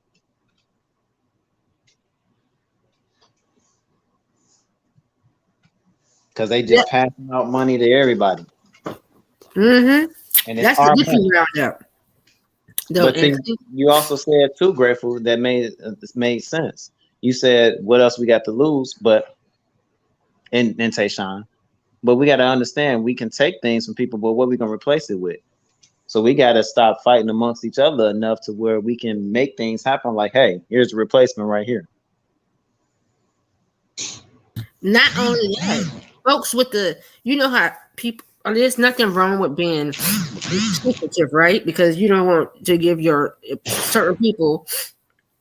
You got to be careful. You got to be real easy with helping the next person and giving out certain information because everybody doesn't use it properly, right? So we also got to get to a place that where we want to help one another. You know what I mean? Because that's also an issue. People will act like they really here to be of us help or service or whatever, you know what I mean? And it's not freaking that. So it's so much shit that we gotta weed the fuck out collectively on a whole scale.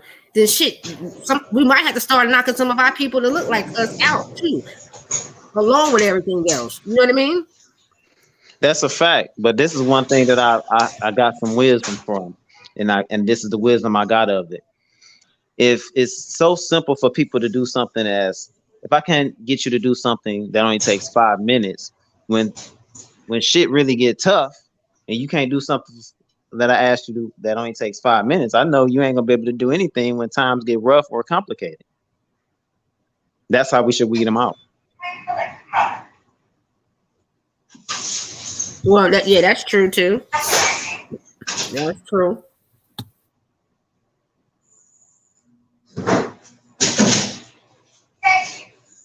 So now it's about moving forward, right? We got the information. The information is there. Like all the crazy fuck shit that has been done. Just in our little small time, right?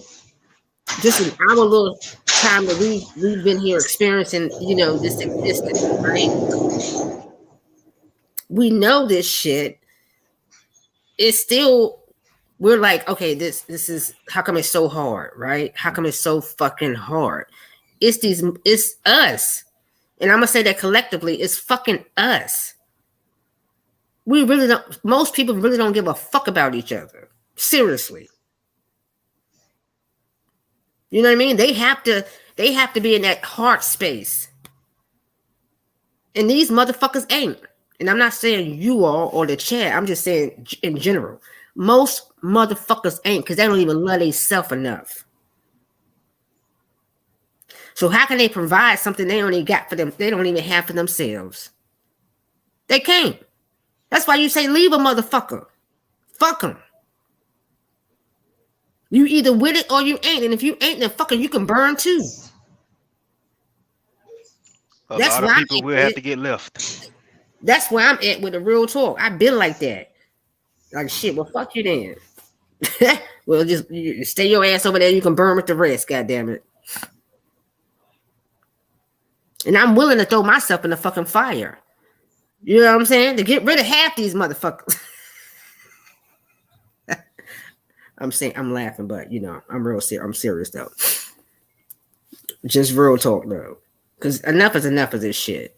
In 2023, I'm not with the, I don't want to hear no back and forths. I don't want to hear none of that shit. I just want to straight to get to the business. Straight just get to the freaking business. And then all of us have our off days. Don't get me wrong. You know what I mean? All of us have shit that arise that we got to deal with. That type of thing is understandable. But if you just simply on some fuck shit, then nah. Throw that motherfucker to the wayside. Keep it pushing. Keep it moving. Ain't no time for that shit. You either are or you aren't. Simple and plain.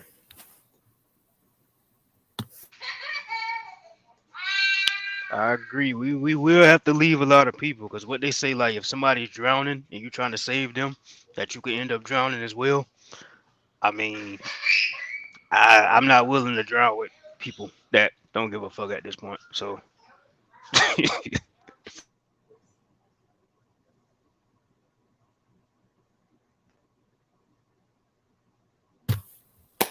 So therefore, we straight hitting the path there. We on the road already.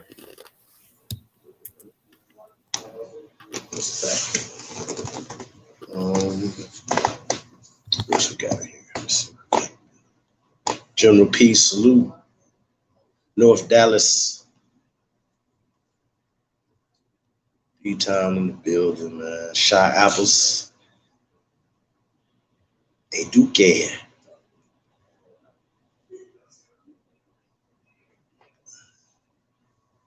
Shout out to everybody tapped in, man. Do us a favor, man. Like, share, subscribe.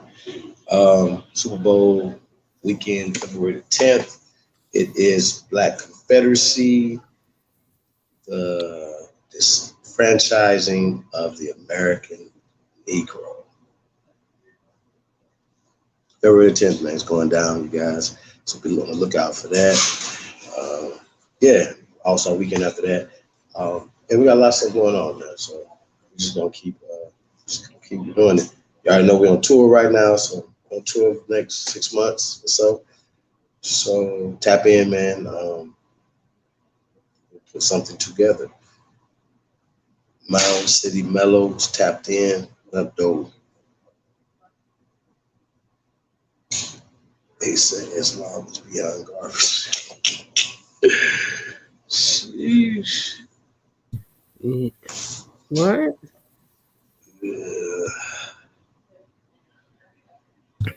So who is that at the bottom up on the Tayshawn? I can't see him. Oh, that's okay. I see it now. It's Anthony. It's Anthony. Okay. But yeah, good things ahead. That's what I say. People just stay in a well space for yourself mentally first and foremost, right? So if you still stay in a well state of your mind and your mentality, then you're able to give yourself you want to make this as much to heaven as you can.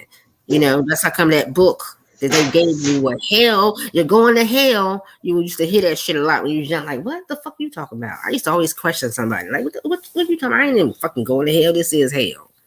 You don't know what the hell you talking about. This is hell when you see all this destruction. Hey, Chief, drop the link for a second.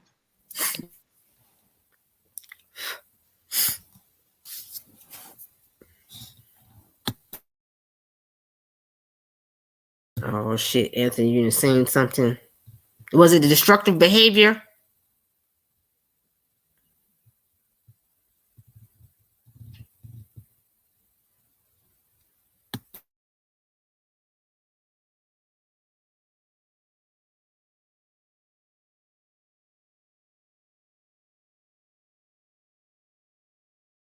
Oh shit, it went out.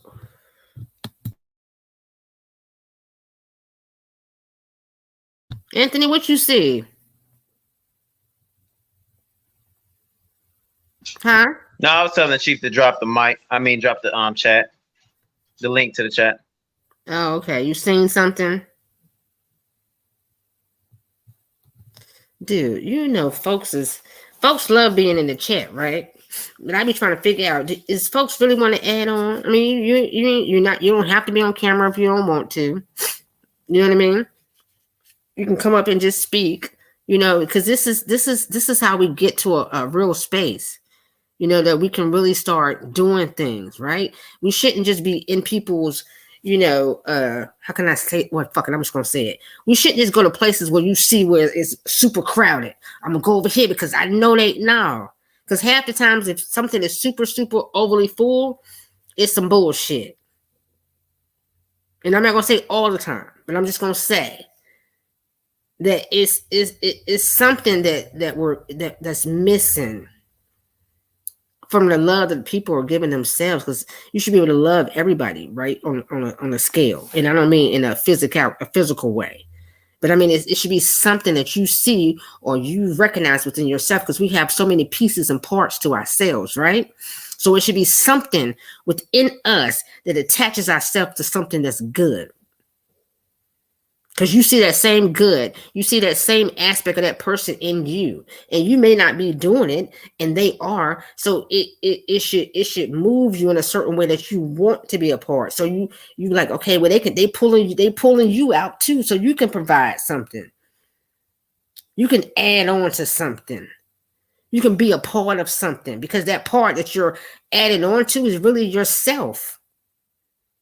And I'm pretty sure most folks don't look at it like that, but that's truly what it is. You're just only adding on to something that is in you already. You just haven't put it in the forefront of it, of people. You know what I mean?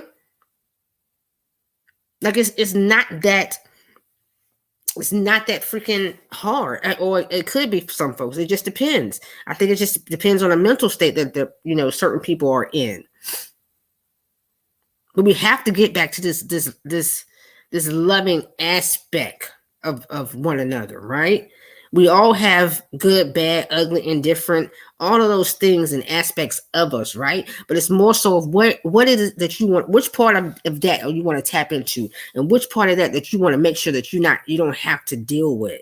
Now, it will be days where you may have to bring out your ugly side, but mainly your focus should be the good side, right? It should be focused on that aspect.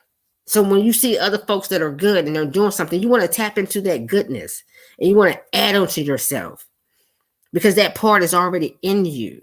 So it shouldn't be no other things going on. And I don't know how people make it so hard for themselves. I just don't freaking get it. As a matter of fact, I don't want to get it. I don't want to get that aspect of people, or, any of that. Can anyone bring Tayshawn up? I think he dropped out and he wants to come back in.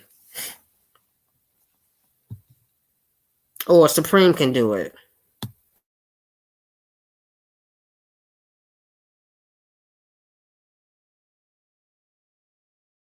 Also, my sister, Aduke, I think you said it correct. I don't want to incorrect you. You can come up, sis. Hit the link, and you're able to come up, and you can, ask anything you would like.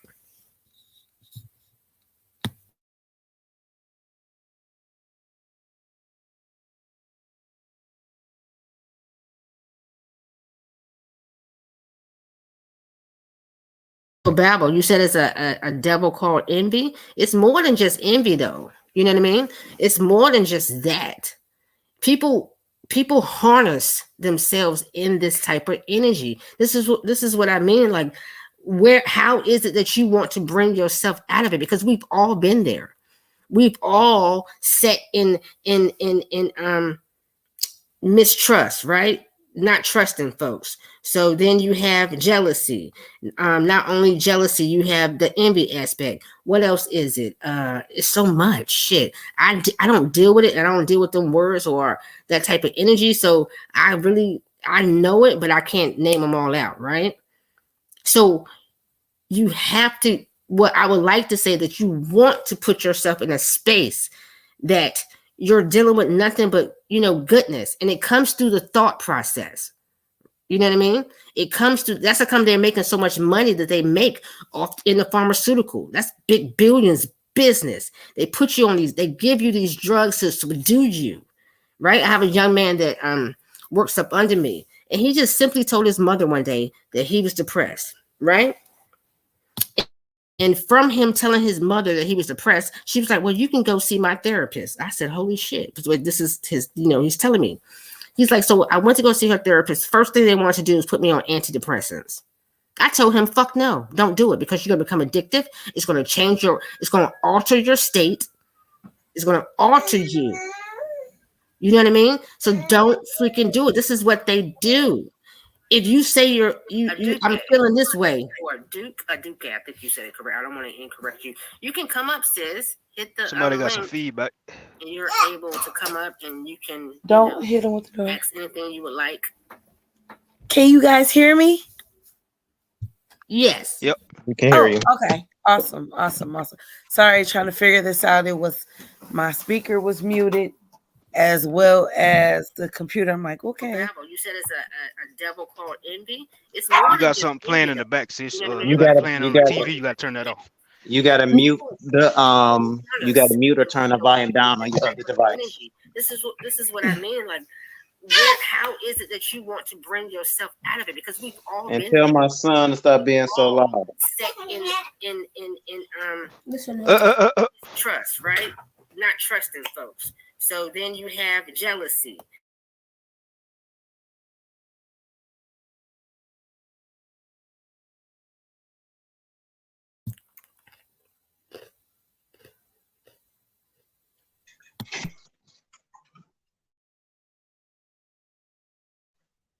Is it just me, or Grateful? You still talking? No, that was it's a lag. So I got both of mine up too. When we're on here, it's lagging. Say for instance, you got another device up, so that it kind of what we're saying here comes to them different than us right now.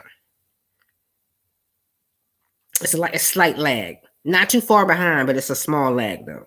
Got you. Peace to the. This is, I believe this is not that I believe. I know this is a fact. This is her first time. This is my lady, the mother of my third child. Introduce yourself.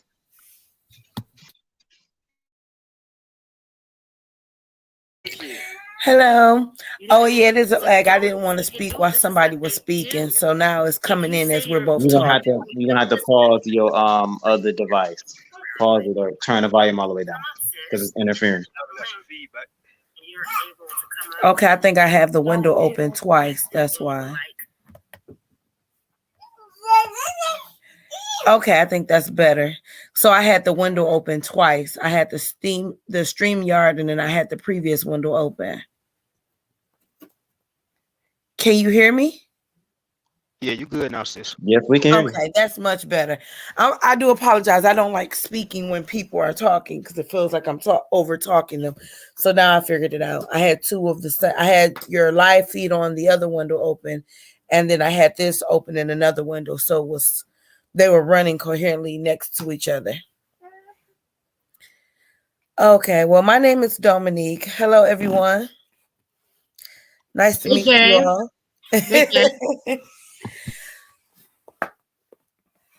Mute that, Braylon. I'm on here speaking. Sorry. No problem. Yeah, so pretty much I came right in the middle of you all speaking, and it varies for me with what I'm just want to piggyback and just ask, because I'm right in the middle of the chat. When you're referring to what is the goal? Like, is the goal for everyone to be on the same? I'm sorry, guys. 1 second. Stop it. Mommy on a Zoom call, okay? Is the goal for everyone to be on the same platform and have the same goal? Or is the goal to build from where we're at and collectively join together? Well, collectively join together because so okay, because my only question is, how does that look for everyone? No. Because for me, just being new to the whole environment, it just seems as if we're all at different, well, not all, but most of us are in different places and different levels of understanding. And I'm trying to see how will we be able to join as a people, or at least get on a particular path to where we can all succeed and build a stronger foundation without antagonizing or attacking the different beliefs that we have. So in order to do that, do you all feel that we need to have everything in place to be exactly the same, to grow in that way? Or could we collectively join and build our own village with different beliefs? Well, I can answer that. Well, one of the things that we usually do, we always have this statement: leave your beliefs at the door and we can work together. Okay. At the end of the day, it doesn't matter what you believe in. We have to all agree on that we have been misclassified more than 8 times, almost up to 12. So that's what's causing the confusion of why we cannot operate or do what we need to do as a people and do things for ourselves as other nations do on our own land. So what I just introduced today is, can we just all agree on that we've been misclassified and we're fighting over misnomers and misclassifications? And that can be a starting point. And like I stated, the greatest crime in America is identity theft. Who are the victims? You're one of the victims. I'm one of the victims. Everyone on this panel is on the victim, unknowingly or knowingly. Okay, so even with that being a starting point, and we understand that we have so many variations of distractions, I guess I'm trying to insinuate what would be a baseline for everyone to start and for things to be implemented to where it's more than just us speaking about it amongst each other. Well, we over here we have OnlyBuilders, so we actually boots on the ground, and we offer jobs. We also train people and get them certifications to become self-sufficient and learn these things so we can do it amongst ourselves. Because the end goal, and I'm gonna say it, the end goal, if everybody's familiar with the movie Avatar, the end of Avatar is the end goal when they're walking the foreigners off of the land. That's the end goal. I honestly, and I dig that, but I think it will become more lucrative if we can build a underground foundation where we're back to barter and trade amongst ourselves, and finding an area where to start with that. Like we have a vast knowledge of different skill sets that we can all gain and utilize from.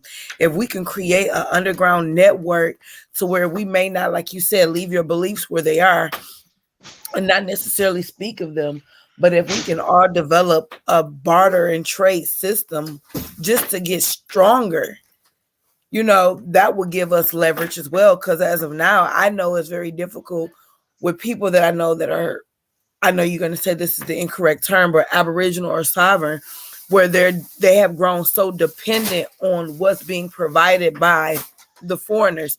That's the way they have the system created. Is for you to some way, somehow having to depend on them to go to war with them and not have an actual army.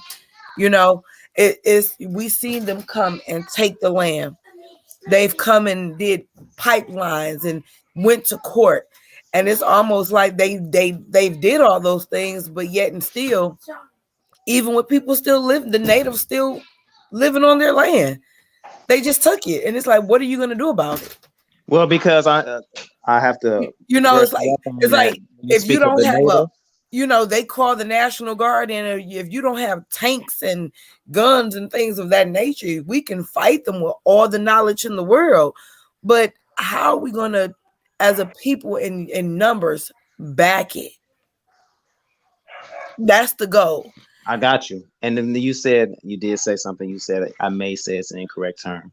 Sovereign. I will always say sovereign citizens is an incorrect term because it's a oxymoron. You cannot be the king and the subject or slave at the same time. Aboriginal is an adjective, the term that speaks of actually when you say aboriginal, that's describing. The noun is aborigine, the people. Now, Native Americans is a fairly new thing that was created in 1975. They have some of our blood in them. So now, therefore, by them interbreeding with us, they are considered indigenous now as well. Hard pill to swallow, but it's the truth. But the reason why that pipeline was able to be built, if you're speaking of the Lakota Indians, is because they claim they are from Siberia. So they're really not the true owners of the land. So they have no rights. And it has also been in court that it has been proven they have no rights.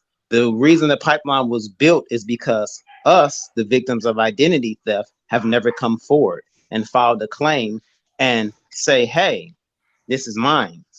They're the imposters or descendants or half-breeds of us and the imposters. Just like even for perfect example here in Michigan, taxes is illegal. When they come and take the Wayne County Church to come and takes the home, they don't come and take it by force. They petition the court first. Keywords, petition. They ask for permission.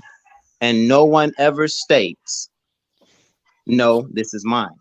Just like all foreclosures is illegal. But no one ever states, no, this is mine. First of all, and I'm going to give some people some Jews. Whenever you use, for those who still have it, whenever you use your social security number, when applying for a loan, a car, a home, and then they ask for a down payment, that is illegal because it breaks the laws of truth and lending. We need to know that. Okay. So what I'm asking is, Sit down, Deborah. I do believe that we're stronger in we will be stronger in numbers. But what I mean is for us to be self-sufficient. When I was talking about we're talking about the legalese terms and the way to get through them legally. But underground, what's a way for us to network underground and function amongst each others that's lucrative? Like, for instance, I know about 10 years ago, we started in the neighborhoods. We started neighborhood farms. No, Anu. We started neighborhood farms.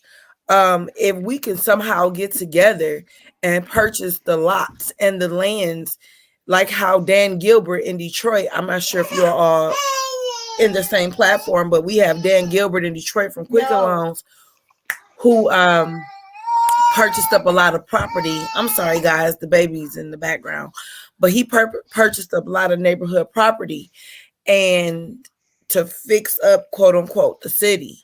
And we have a lot of empty, vacant fields, vacant lots in the red zones and things of that nature. If we were to all get together and purchase one lot in between each neighborhood and build off of that, make those community farms that we could barter and trade against that doesn't use their currency, and do it on a lower scale to where it's untrackable. They don't know what we're doing until it has reached a certain amount of bills, have one in every area. That way we don't have to use their food banks. We don't have to use their grocery stores. And it could all be volunteer. Is that something that we can pull off? No one knew. Yes, it is. They had that, or where we could build up on the land, take over and come together and raise raise funding, or even with as many brick masons as we have, purchase those lots and build basketball courts or build facilities on them by hand as we used to do. Yes, and when you speak of underground, we don't even have to do it underground anymore because what I'm trying to because the Well, I say influence. underground so we No, no, won't be hold on, listen. No, I'm so not. it No, won't be I'm not knocking targeted. you out there. I'm not knocking you out there. Listen, hold on one second. For people to understand what is doing, it's been so many boots on the ground to there's already legal rights to be exercised to where we don't have to hide anything. This is actually the reason why we cannot enforce anything is because we're too busy arguing about the classification. And we are American Exactly. But that's Aboriginals. No, no, but hold on, wait. We are American Aboriginals, and we're protected by law, but we keep falling short of the identity theft. That is an excellent point of working together, and that's actually the reason why we're unable to come no. together is because of the arguments. So we need to get on the same page. Our identity has been stolen. We are the first Americans. We are the Aborigines. We are the descendants of the Aboriginal people here, and we need to move that way. A lot of people are under the impression that they're not American. We are the only Americans we are the first Americans. That's what I'm gonna say. But we believe we're not Americans.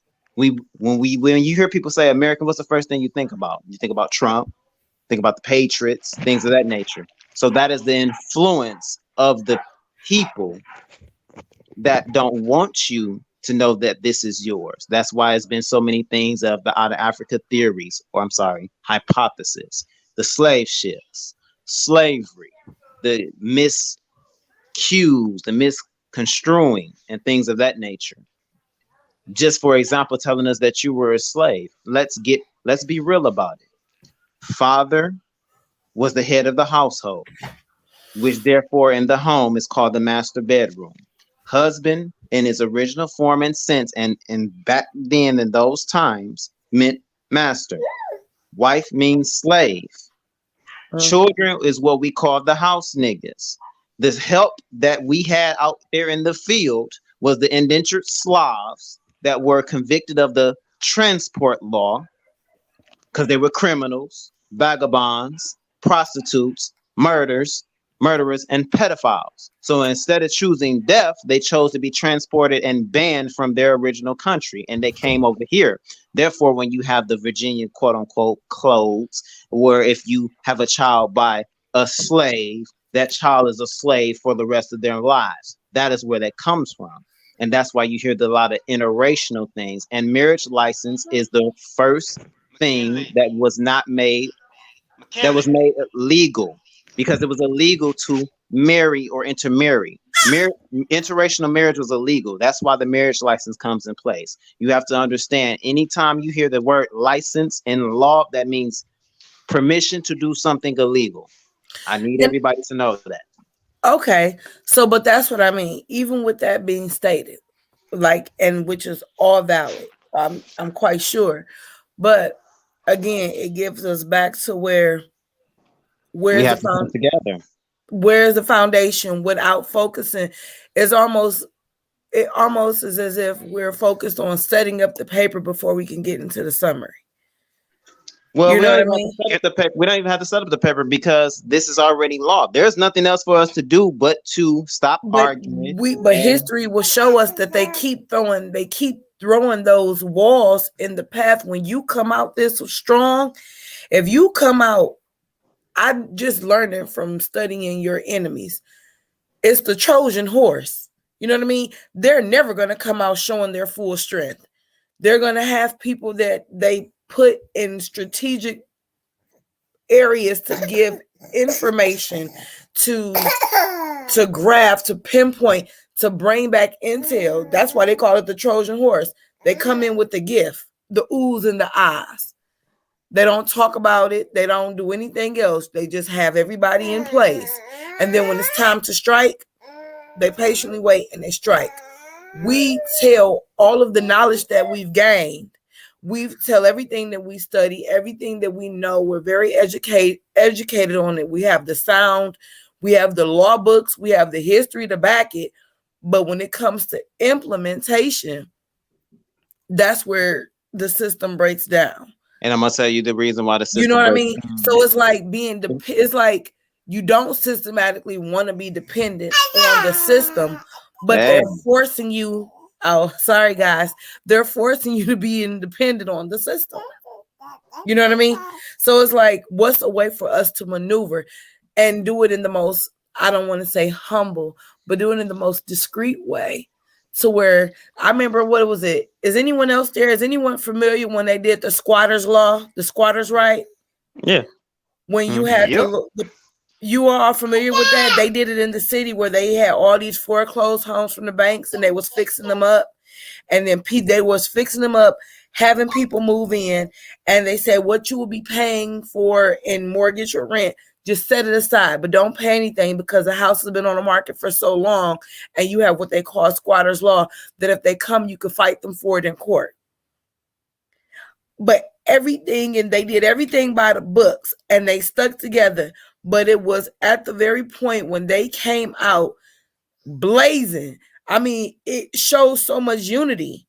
They had so much press from it because they couldn't stop them from doing it, but then it fell apart internally. Can I give you insight of why it fell apart internally? Mm-hmm. And this is a perfect example. I'm gonna give another example after I answer this. It fell apart internally because it was all fraud to begin with. They had no authority to tell you that you can come and squat on your own shit. Just like when people are going talking about they're authenticating the birth certificate, you cannot authenticate fraud. All claims start with fraud.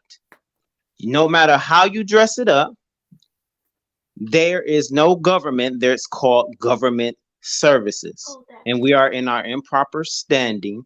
And that's what I'm trying to get in people's head.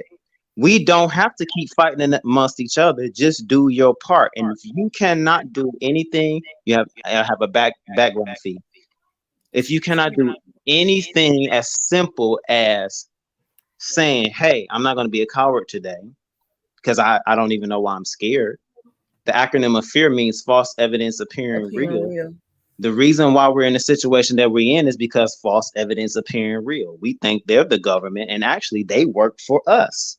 But we're so used to having our hand out and having somebody do something for us. And I'm going to state this again. The greatest fear and stagnation of our people is this. No one wants to be accountable or fucking responsible. That is the reason why there's addictions to religions. Hey, Jesus gonna do it for me. Allah's gonna do it for me. Elohim's gonna do it for me. John the Baptist is going to do it for me. We are in the situation that we are in is because we are not doing the shit for ourselves when it's there to do it for ourselves. And then we cannot get mad if we leave our shit vacant and somebody else comes and fill that spot. And then we act like it's not our spot. This is the situation. We must move as a unit on that one thing. Our identity have been stolen. We can agree on that. Now, can we agree on it? They have even told you, since you don't want the money, we're going to give it to the African Americans. We're going to give it to the Ukrainians. And then we're going to make your dumb ass pay for it in taxes. And therefore, taxation without representation is illegal. Because you are the heir to this land. Tribute is to be paid to you, not them.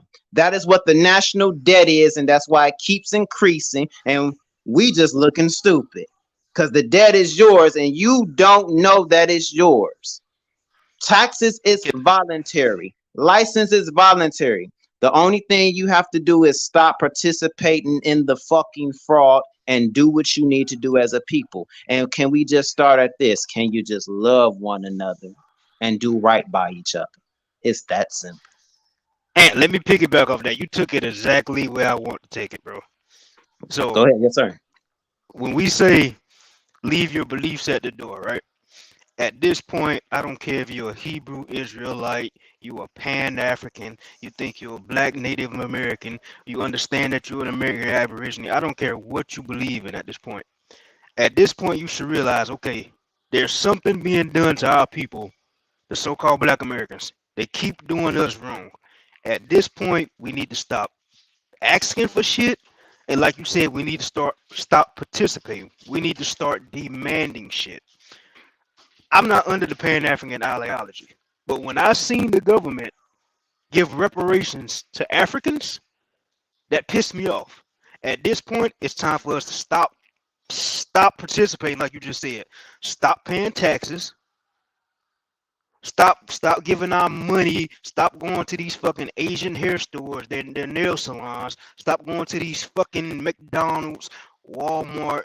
We gotta start demanding shit. I don't give a fuck what your ideology is. It's time to start demanding shit. I'm not doing this unless you're gonna give me this. Because a lot of our people, they not ready to get out the system. That's cool. But if you're gonna stay in the system, you need to start demanding these churches stop taking money. How about you start building some businesses owned by the so-called Black Americans in these fucking hoods? Because there ain't no way that we consume the most tobacco and all the tobacco stores are ran by fucking Arabs. Y'all feel what I'm saying? Like, at this point, I don't give a fuck what your ideology is. You could believe you a fucking dog mixed with a mice.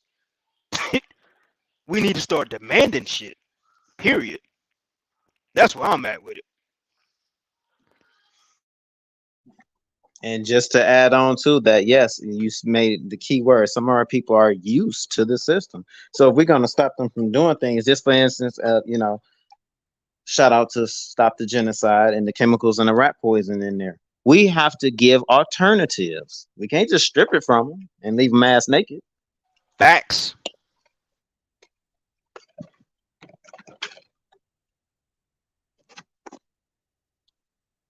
She says she's gonna come out the show. We do appreciate you, Dominique, for coming up to the panel. Thank you. I mean, I'm quite sure I would this won't be my last show, but the baby is hungry, so I have to step off for a second. But thank you all for listening. Please invite me back again. Well, once you get the baby set, you're gonna always come back in. Awesome. Yes, I definitely will. So I'm going to leave it open and go get him situated. I know, baby. Like these schools we send our babies to, we don't have to send our babies to school. We can homeschool. That's an alternative for that. These kids don't have to go to college. Hey, I drive trucks. Where I'm from in Marion County, hell, damn near the whole PD area that I'm from, 99.9% of the truck drivers down here are niggas. Not one black-owned truck company down this motherfucker. Why is that? Why? Because the money because listen, I deal with truck drivers too. I've been dealing with truck drivers, for a very long time, just knowing them. And I've come across a lot, though, that do personally own their own trucks. They get paid for their own haulings, depending upon, no matter what you do, because you can even haul pallets. People don't even know that. You can haul pallets, drop them off at different places, and make money off of it. You know what I mean? It's different things that we can do, but it's just a matter of people wanting to get out there to do it. Some people are, like I said, complacent, right? They don't want to do nothing besides go to work every day or whatever. You know what I'm saying? It's like we don't support each other. Exactly. I'm in a job I'm in because of some certain things, and I was like, well, let me go here and scope out certain stuff. So I put myself in that place. Aduke said, is she there? She said she wanted to chime in. Is Supreme there to pull her in? I'm gonna try to get in touch with Chief so he can let her in. I don't have access to that at the moment. So it's things that we can and could be doing, but it's just a matter of the motivation as well, right? Folks have to be motivated, or they have to motivate themselves, because no one can give nobody shit. You can give the information out all day. You can do this or that, but if they're not motivated within themselves, then shit, they're gonna stay there. That's why I say half the time, some of these we're gonna have to leave some people. You know what?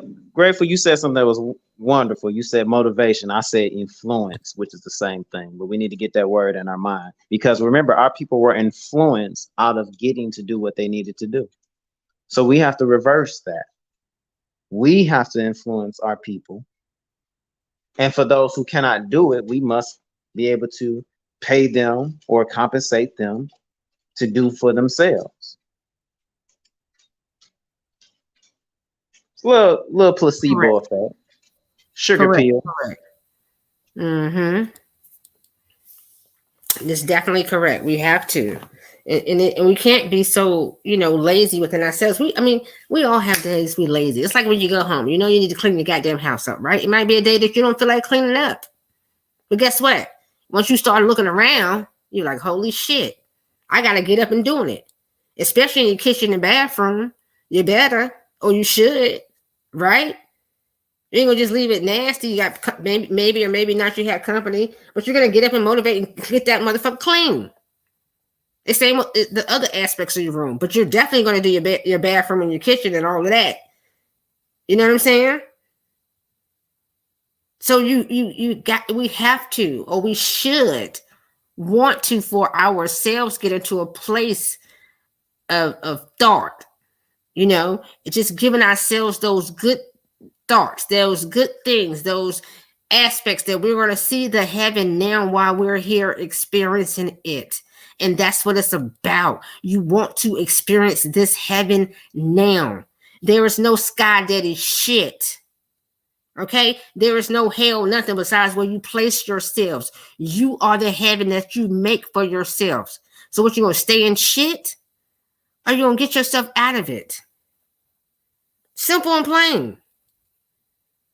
People make it so complicated. I'm depressed. I was in this and this happened and that happened. I got daddy issues. I got mama issues. I got this. I got that. You came in this bitch by yourself. The only issue you got is when you came because they was given to you. So how do you not get yourself up out that shit?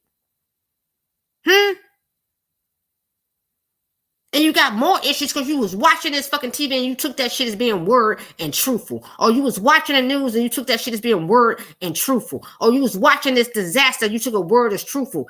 I'm gonna have to go do a study. But I guarantee you, just like with the war, I swear for goodness, when they Russian and Ukraine war, I swear for goodness, I seen some fake shit. I seen some shit from back in the day. And I was like, well, hold up, that's the same goddamn scene. Y'all better pay attention. They pull your energy in, folks. They're pulling you. And they pull you on a purpose to keep you trapped. Take your shit back, which is your energy, first and foremost. Are you talking about the movie Red October that they used to play when we was children? No, I'm talking about the real life news. I don't know the scene. I'm talking about to go do some research, but they were showing a war. The war that they say is going on there between Russia and Ukraine or whatever, but that's just motherfuckers trying to move their shit. Anywho, there was some fake pictures, and I was like, what the fuck did they hold up? This is staged for real. You gotta go just look at certain views. Let them just flash something. I mean, I don't really watch TV like that, besides if I'm watching a movie or something I would like to see. But just look at the news. That motherfucker so phony and fake and fuck you up every day, all day. Them bitches can't even get the weather correct for real. Now let's talk about it. Pay attention, my folks. Like this thing is real. They playing you every day. That's the play. Then you hear Litton Lotus put it on. What is it? What is it called? A minuscule? What's the thing that Lotus played for everybody? He showed you it's a stage play. The birthless degree. Exactly. That's what you're still dealing with right now. You're still dealing with that right freaking now. It's a play. We're on a stage. This is a stage being placed in our face, and they playing you from their fucking stage. And they keep reeling the same shit up because they don't got shit new. They keep reeling the same shit, and we keep falling. They run the same play. The same play. And y'all keep falling back and back and back into the damn trap. Because you can untrap your mind. Once you release your mind from this motherfucking play, they ain't got you no more. They already know this shit that we be speaking about and talking about. And I ain't talking about just the knowledge of being misclassification. I'm talking about this mental shit, this thought process, your fucking mind. That's what they wanted. And they got it. Take your mind back. Grateful, you made a great point about energy. I got a question for the panel. I think Grateful know the answer to this, but I want you to go last, Grateful. And I've asked this question like 3 months back on Instagram and Facebook. No one's got it right yet. What is more valuable, more expensive, more important than your energy? Think about it before you answer.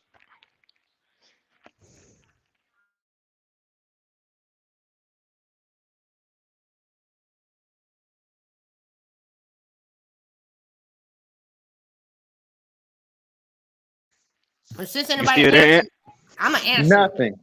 Nothing. Okay. What about you, Grateful? Oh, I'm right there with you. Your energy is what they want. That's why they feed off your ass. Exactly. So when I asked this question a few months back, people were saying, "Oh, money, time." They were saying all of the shit. I was like, okay, in order to make money, you have to have the energy to get your ass out of bed and go make that money. In order to have time to go in your garden or whatever else, you have to have the energy to do that. You have to put your energy into do that. In order to be depressed, sad, mad, up here arguing with Pan Africans, you're using your energy. Everything is energy. So that goes back to Grateful just said, your mindset. It starts in Bingo. the mind. This hence why they say pay attention. Attention is your energy, because attention with intention causes something to happen. There you go. Not only that, have you not noticed when you get into a certain mood, it drains you a certain way?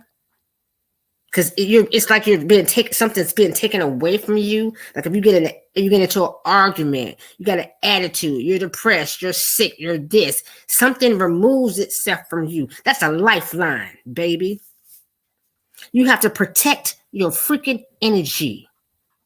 When I say Sure. lifeline, it can be 30 seconds, whatever, but it's part of your lifeline, this experience, this existence, this avatar, this body, this fucking temple. Because it's a temple protecting that you really are, right? So that's what they already been known. That's why they came through here like they did. Because they already had the knowledge from what they stole from us, but we lost that shit for ourselves. And we sitting around this bitch, goddamn, going back with titles. We sitting around this bitch dealing with egos. We sitting around this motherfucker dealing with, well, I can do this, I can make this, I can make this. Well, no, everybody can make everything. If you one, come together, be the one, okay? Because collectively, that's when the fuck you see God. That's when you see the one, when you collectively be that you are to your brother, your sister, your mama, whatever title they are too, because those are also titles. Those are also titles, people. Those are also descriptive terms. So if you want to see the true one God that y'all speak of for real, then be the one. And I'm getting too hyped right now. So, yeah. Nah, you right. Like, it's all energy. It's all your mindset. Like North Dallas said, that's a pointless question. North Dallas, you just use your energy to type that in the chat. It's energy. Like, it ain't no debate, bro. Like, it's energy. Everything is energy. I see Skittles sis said money. You have to have energy to go. It don't matter if you hustling. It don't matter if you got your own business. You got to have your energy to promote your business. You got to have energy to create whatever you create and to sell for your business. It takes energy. It's energy. You can't get around that. You got to use the bathroom. You got to have the energy to get the fuck up and walk to the bathroom. Period. You want something to drink. You got to have the energy to get up and go get a bottle of water. You got to have the energy to raise your fucking arm to drink that water. Not only that, bruh. Think about this. What do they do all day, every day? They want to take your blood, right? Hey, deposit your blood here. They want to take your plasma. Deposit this here. They use that shit to create some type of force field, which is energy. Right? They talk about the CERN. They talk about all of this. It's all energy. It's a vibration. It's a frequency. It freaking it does a lot of things. They want to tap into that. That's what they do. But they send you in a different direction to keep you distracted over there, so you're not paying attention to what they're really doing. Yep, it's the NFL playoffs right now. People putting their energy into cheering for these teams. That's your energy. You mad as fuck your team just lost, or you happy as fuck that he just won. That's energy. It's all energy. Everything. Tie your shoe. You gotta use energy. Am I wrong? You're correct.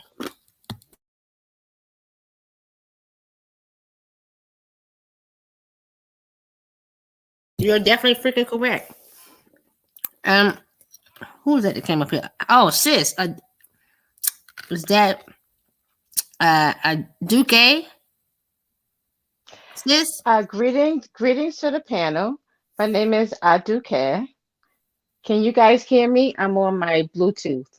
Yes, we can hear you. Hello, everyone. I just want to say that we need to get on code because the world that we're in right now, we are in trouble. This is the time right now for us to recircle our wagon and to get on code and speak with one accord. We need to be on one coalition. Those boulets, those people that don't want to be on our way that we need to do things, we need to count them out because the world that we know it now is not the world that it's gonna you think that we're gonna go back to because these people that's running this world want you extinct. Everybody's hopping and dancing, TikToking, dancing, and they think we're going back to the same reality. We're not. Nobody seems to understand what's really going on in the world. Nobody understands. They didn't even look at the WEF, the World Economic Forum, and what these so called rich folks are behind the scenes telling us what they want for us to put in our bodies and what we need to do. It's only us can make a change. And it's all about being on code. We're not on code. We hate each other so much. I saw a video that the brother killed, shot him, shot another person, and came back to shot the other person that he was trying to shoot. How much hate do you have in your heart for your own your person that looks like you? We're so much all this facade about California, about them doing this reparations, that's all a facade. It's all a facade. The stuff that's happened in Memphis, it's a sad thing that happened to that brother. But when something is happening there, you gotta look over to the right. What's happening over here? Because they always want to keep you distracted. Can we once get on code? Because all other races get on code. Spanish. I don't care if you come from Cuba, Venezuela, Nicaragua, whatever. They all speak the same. They speak a different dialect, but they all speak the same. But guess what? They're on code. White folks, it doesn't matter. They're all tribes. Everybody's all tribes. But guess what? They understand that they need to be on one accord, one code to get something done. It is our own here that pains me that we can't get on one accord. We hate each other that much. So we need to stop and we need to recircle our wagon. This is the time for us to recircle our wagon. Because while this chaos is going on with the so-called white man, this is the time for us to recircle our wagon. Because he's trying to survive, just like we are. We ain't got time to be partying. Our life, our children, our 4 children is at stake. Does anybody hear me? Am I speaking another language that Oh nah, nobody you good. We understands? let you go. Now we let you go. We ain't want to cut you off. Keep going. You ain't said nothing wrong yet. I, uh, I just don't know. I don't know how many times I can scream this. I be in different chats and I be screaming this, and then other people that have platforms, one of them said, "Hey, we need to be on one accord. We need to be on coalition." First of all, there's so many people have said so many things. We need to start from um the local council. Local council. Get our people up in there. Get rid of these boule or whatever, because they ain't working for us. They don't care about us. But do you think they're gonna be in that group that want to kill everybody? No, but they do think they are. But we need to get our own in, just like they getting their own in. You guys need to look at Cesar from Florida, that senator from uh um Florida, Cesar. She is representing all Latinos. Doesn't matter where they come from. She said, "Oh, you know what? We need to give them dignity." This is what she said. We need to give them dignity. Come out of the shadows.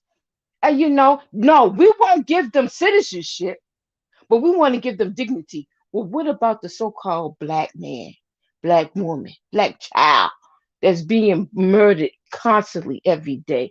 Everybody's talking, but ain't nobody doing. We need to get on one accord. One code, CODE, code.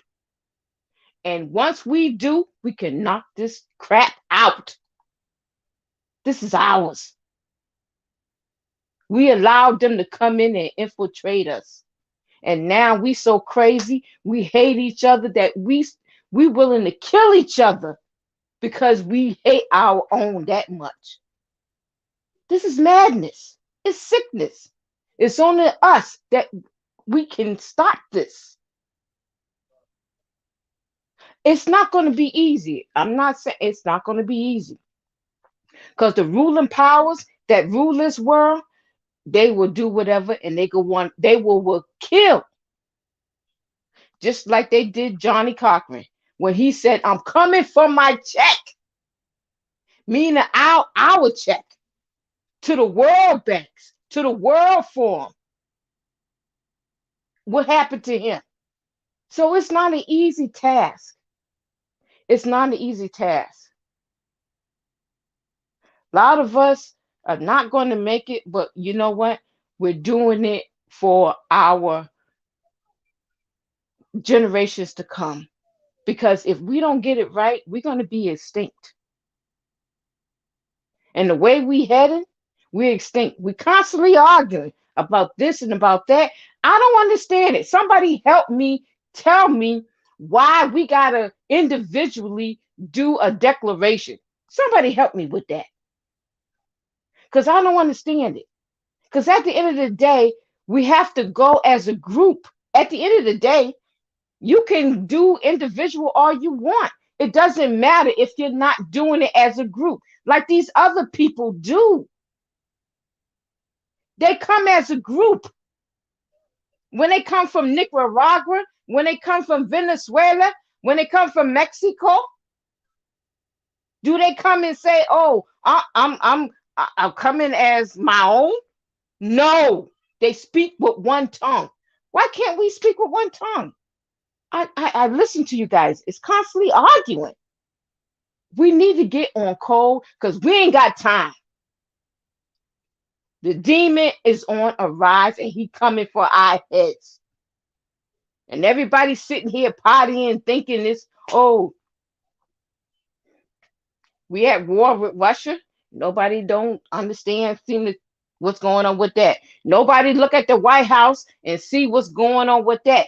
Tell me, what kind of White House will be dark like that? They constantly show you on TV. Tell me, what kind of White House that don't have security guards on top of the roof like they always did with every president? Can I Nobody's interject? looking at that. Am I able to? Can I interject for one moment, sis? Oh yeah, go ahead. Oh, first and foremost, I mean, I personally, pay attention. The president isn't the president. Okay, there is no White House. That bitch is solely fenced off. Okay, he's sitting in like a Tyler Perry studio somewhere, acting as if it is so. He's a camouflage. Yeah, this is a stage play that we're watching. They're placing certain pieces, like a chessboard. They're playing their hand to the last hand they can. Okay. Secondly, we can never go extinct, sis. That's what they do know. They know that too. We die, they die automatically. No, we can't. You No, listen, you don't sister. think so? We can go extinct when you keep mixing with other races. You can go extinct as the original. The original. We can, because that. Remember what Farrakhan said. Everybody, denounce him or whatever the case may be. But remember what he said. He said the last trick of the white man will be his woman and his man. What are they doing now? Every now you got white men with black women. White women with black men. They hate themselves so much that they willing to mix to want to bleach themselves out. I do What have kind of something to mess? add to that. Aduke, how are you doing? Peace. Please, peace, my brother. I do care. Yes, how you doing, Aduke? No, it's a I do- Duque, not a Duque. I'm sorry, I just had to put. I'm sorry. I apologize. No Not that I worries. apologize. I would do better. And I do have Get it right. Get it right. that was the last play. But they did that 200 years ago, the eugenicists. And that's the reason why we're in the situation we're in, because we can't recognize who. Because I've have delved so deep into the blood and the blood types that the pale skin supposedly are more genetically us than vice versa them. And so I ask everybody, not what the color look like, what does your blood say? And even this, I'm going to correct it because there's a lot of misnomers going around in the community. O negative, O positive cannot create A. A positive is the original. Let's just do basic arithmetic. 1, 2, 3, 4. I'm going to give some Jews on this. A is 1, B is 2, O is originally C, which is 3. Now, even on that fact, O is where in the alphabet on number lines? So how do we get from 1, 2 to O? What letter or numeric number is O? Like in the 20s or something like that?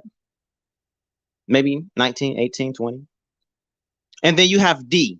So let's not get confused. You have blood type D, which is also called positive or negative. Misnomer, that's Reese's, because that is the behavior that the scientists observe in the Rhesus macaque and claim that it's amongst us. That's all. So it is the 15th letter to be exact. Well, I would say this, even with the mixing or whatever, right? It comes down to the mentality still.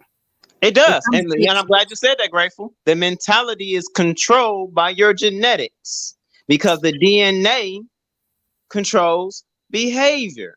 However, control behavior. And before you say that, and also another correction, That's what I'm getting at it. O is misnomered as a universal blood, but there is one blood that goes beyond O. It's AB negative. It can be given to all of them. That is the rarest blood. It's rare. It's a combination and a mutation at the same time. And then the negative as far as Reese's. So I need everybody just to do the basics, and especially, everybody's running around talking about they're vegan, vegetarian, things of that nature. I will tell you this, people who are O negative, A negative, B negative. See, a lot of people don't know people that's B negative can also donate too, because there's no antigens. People that's negative can deliver to people that's positive, but positive will kill them. A produces all of the other mutations. A plus A can create B, it can create O. But O cannot create nothing but itself. So how can it be the original when everything else comes from out of A? It's that simple. O was Okay. originally called C. Carl Landensteiner, I'm going to give you some Jews. The German physicist, Jewish, was upset that most of the Europeans were O. So then C, third on the list. So what he did is he changed it to O to stand for original. Just that's all it is. But we have mixed so much because the true Caucasians don't have an origin story is because they come from incest. The reason why our people cannot get our shit together is because of incest in those bloodlines. And it causes cognitive dissonance and many other mental disorders. And also nutrition causes mental disorders. Improper nutrition causes mental disorders. We got to stop banging on it because they still come from us. And the perfect example is coffee. It's black in its full state. You can add creamer, milk, and sugar. Your preference. I consider that the other quote unquote 3 blood types. But it's B, still C, black and D. coffee. But it's still black coffee. And black coffee is the A. But black, it's not black, it's brown. Because I did that analogy when I went to a coffee shop. I said, "Can I have brown coffee?" And she said, "Oh, you mean black?" I said, "No, brown. That look when you pour it, what does it look like? It looks That's a fact. brown. It is dark It's brown. not it's Yep. not black." That is a So fact. stop. That is a fact. Yes, that is because, and shout out to Smoke, because a lot of people forget. I was raised in a household with a library. And I'm saying the word raised because that's a domestication terminology, because we were raised and domesticated mentally. That's why we are in the situations that we are in. Whether or not the Willie Lynch letter existed, the behavior exists. And that's what we should be paying attention to. I remember, I 1 second, I'm going to land it real quick. I remember reading in the dictionary that black was the combination of all colors mixed together. And you can just go in your little paint set and do it right now and you would get black. So I'm saying we are a people. Yes, there's mutants running around. They're so inbred with us now that they're really technically not mutants, but they still have the pale hue. I'm not even knowing that no more as what I've discovered of what's in the blood. Because there is a lot of dark-skinned women and dark-skinned men that are descendants of that bloodline of that so-called pale on pale white Caucasian, and now they're darker than me. This is facts. Proof. So we got to stop beating up on each other, because at the end of the day, the quote unquote pale face getting it too. But we ain't worried about him though. Hello, can you guys hear me? Yes, we can hear you. But I'm gonna land there. Mic check, mic check. We can hear you, sis.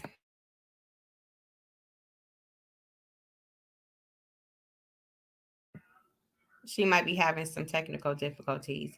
But just to piggyback off of what you're saying, The blood is another reason why we have so many illnesses and so many different types of food that we eat that we're not supposed to eat, because blood type is according to the regions of the world we come from, and those regions depict what we're supposed to eat. And so they're making us all eat the same things, and we should not be eating the same things. We're supposed to be eating according to our blood types.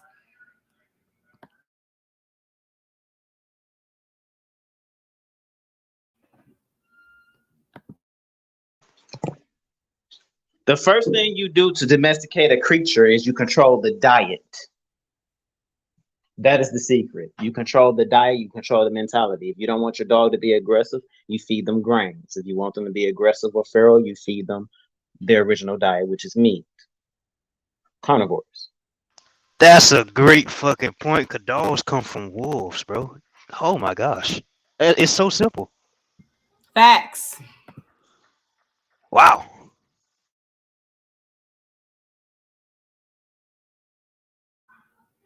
Yeah, it's really, simplicity is genius. In all actuality, it's really not that much to prove when you get to the truth. The truth is the truth. Facts are facts. We're talking about factual information. We're not talking about anything that's made up. These are facts. Everyone that lives in this country, besides those who were here already, are either immigrants or immigrants. And they eat differently because they come from different parts of the world. And we see this every day. We have all different types of food. And the thing is that we should be eating according to our blood types. We eat certain foods. That's how come a Chinaman can eat the types of foods that he eats, because it's according to their blood. And when you start to see these people venture off into eat different things, you get anybody that's getting diabetes, high blood pressure, cancer, things of that nature. It's because we are not eating the way that we should.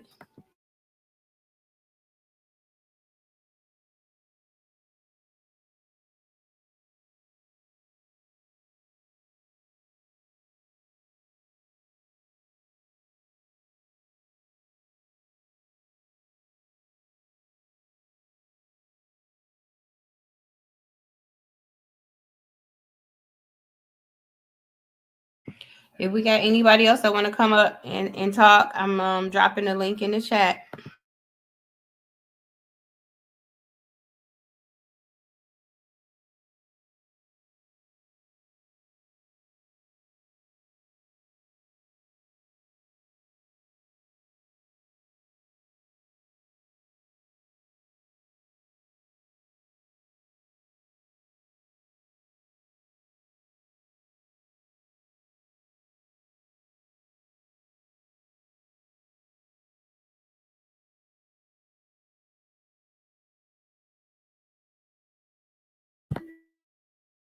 Mic check, mic check. We all still here?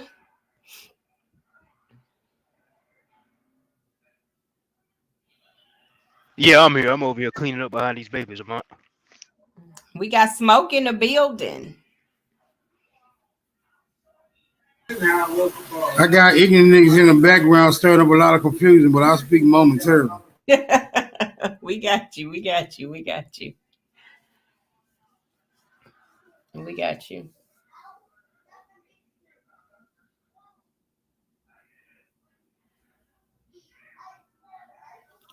Grateful, you still with us?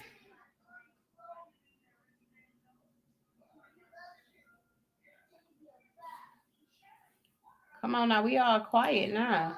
Why we quiet? Oh no, I'll take the floor right quick. I want to piggyback off of what I do care said, like Mm-hmm. getting on code, like I said earlier, I don't give a fuck if you're a Pan African. Like we need to be on code for our people. Like we need to start demanding shit. That's right. We should. We most Like definitely should. Absolutely. I get tired of our people. We see something happen, like the George Floyd incident. Everybody want to say, "Oh, Black Lives Matter. Oh, they doing us wrong, this and that." But right after that is right going right back to work for the crackers. You right back going to spend your money with the Asians and the Arabs and the white people. Is like, what is you doing all this protesting for? You ain't demanding shit. Like the crying and marching, that shit's done. Like Nah, it's time to start putting foots and asses. If our people gonna stay in the system, then damn it, hey, I don't want no handouts, but I'm tired of seeing billions being sent to goddamn Afghanistan, goddamn Ukraine, Asian hate crime bill. I'm pissed the fuck off about that shit. Fuck, I want some of that. I need some of that. And did you I pay attention, demand it. Tayshaun? It speaks about Down syndrome because that's where Down syndrome is. Chinese can't be original because they're mestizo themselves. That's where the Down syndrome comes from: extra chromosome mutations, incest. Right. Y'all remember I pulled up the etymology of mongoloid and people thought I was playing until I pulled it up and mongoloid means Down syndrome. Yes, it does. Yeah, I remember that episode too. Yeah. It's so That's funny because my stepfather, he will always say that. I've been on this. I've been on being an Indian. This ain't no conversion for me. All my documents from school say since kindergarten, taking the California aptitude test, the CAT test, says Indian. Okay, hold on. Wait a minute. Hold on. Let me see what you niggas saying here. I need a little clarity now. Is it Here comes the smoke. is it being suggested that the entire ethnicity of these mongoloids are a result of Down syndrome? Yes, sir. Smoke. Check this out, right? Look up a baby or a person with Down syndrome. It don't matter what so-called race they are, black, white, Asian. What They do all they look look alike. like, my brother? They all look like an Asian, right? Yep. Hey, I didn't make that up. I'm not being funny. I'm not being No, disrespectful. you did not. It They is what it is, all bro. I'm not. Hey, I'm not arguing. I'm not arguing the point. I'm not arguing the point what a Down syndrome affected individual looks like. I'm only asking for clarity. That if we're talking about our entire ethnicity being a result of a Ancestral inbreeding. Yes. okay, so who will be responsible? Who will be responsible for the inbreeding process? The first people. So Because now you know, let's speak in nature. When there's something wrong with the animal that has a mental disorder, super aggressive, or have an illness that can endanger the herd or the population to kill them, right? But see, we as humans, and I'm not advocating that we should do that, but we as humans, we don't do that. We take care of them. But what happens when these Visigoths and these barbaric people, savages, grow up and they're crazy? And then now they start tearing up your shit. Ain't nobody ever paid attention. There's my favorite movie called Underworld. And you know, you got the wolf variant and you got the bat variant, but then you got the daddy where they both get the variants from. And she asked him, I think his name was Cornelius or something, Cornelius, Alexander Cornelius. And she said, why haven't you not stopped Cornelius, him? yep. He said, I cannot kill my own children.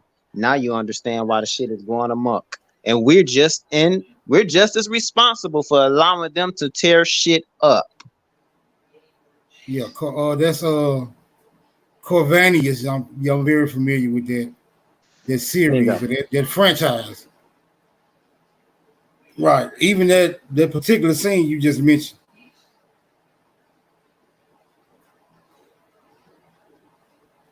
Okay, well, yeah, I concede to you niggas, man, but now I'm gonna look at Asians in a whole new light, and y'all started it. So when I make the news, their own definition, smoke. So when I make the news, anti-Asian hate bill. That's the reason why. When I make the news for, go ahead, smoke my bad. So when I make the news for randomly calling Asian motherfuckers Down syndrome babies, y'all will be held fully accountable. You and Tayshaun. Let's keep it a buck, right? It don't matter if they're Japanese, Korean, Chinese, whatever. I'm not being racist. At the end of the day, the motherfuckers look the same. Period. It is what it is. They look the same to me. Am I capping? Nah, Koreans look like Chinese. Chinese look like Japanese. Okay. All the pale skinned Asians do have very distinct similarities, which is we can't deny by any means. But what about those original? What about those original the original Asian phenotype? You know, the Uh, slant s- eyes, the afros. The original yes, ones, yes. even them, like the ones of Papua New Guinea and all that, the South Pacific Islanders, Uh, even they don't really look like Asians. They look like niggas. They look like us. hello, Smoke. This is my first time talking to you. Hello. Pieces. No, I think we've had the pleasure of speaking with each other before. Is this a Duque? Duque, yes. Right. We've spoken before, but carry on. Yes, on the shirt. But you know what? You're absolutely right. But the phenotype of the Asians were definitely dark people, and we have to look at why did they bomb Hiroshima? The people in Hiroshima, if you look at their phenotype, like you said, they were dark people all over this world, all over this world. They want to get rid of dark melanoid people. Why? What's going on? Why you want to do that? What are you hiding? Children are mad at their parents.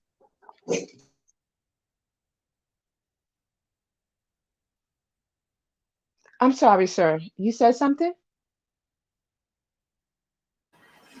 Yeah, he alluded to the children being frustrated with the parent right there. The children group being frustrated with the let's say the hybrid group being frustrated with the original group. Okay. You know, this stuff goes so deep. It's hard to impact because it goes so deep. This earth is under a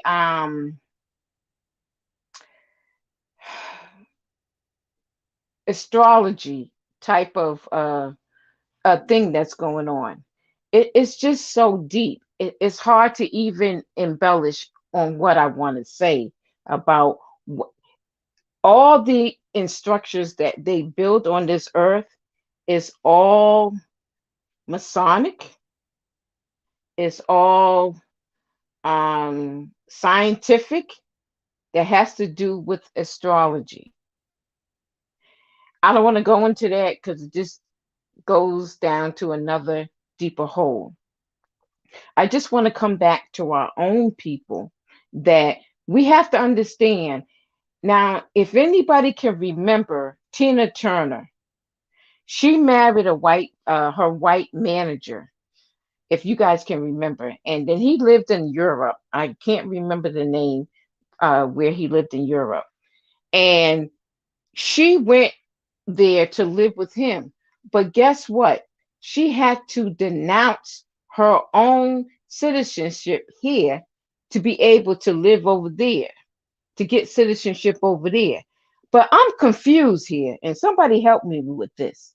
That why is it that every other immigrant that comes to this country, they have dual citizenship, and we don't. We gotta go through hoops to get dual citizenship.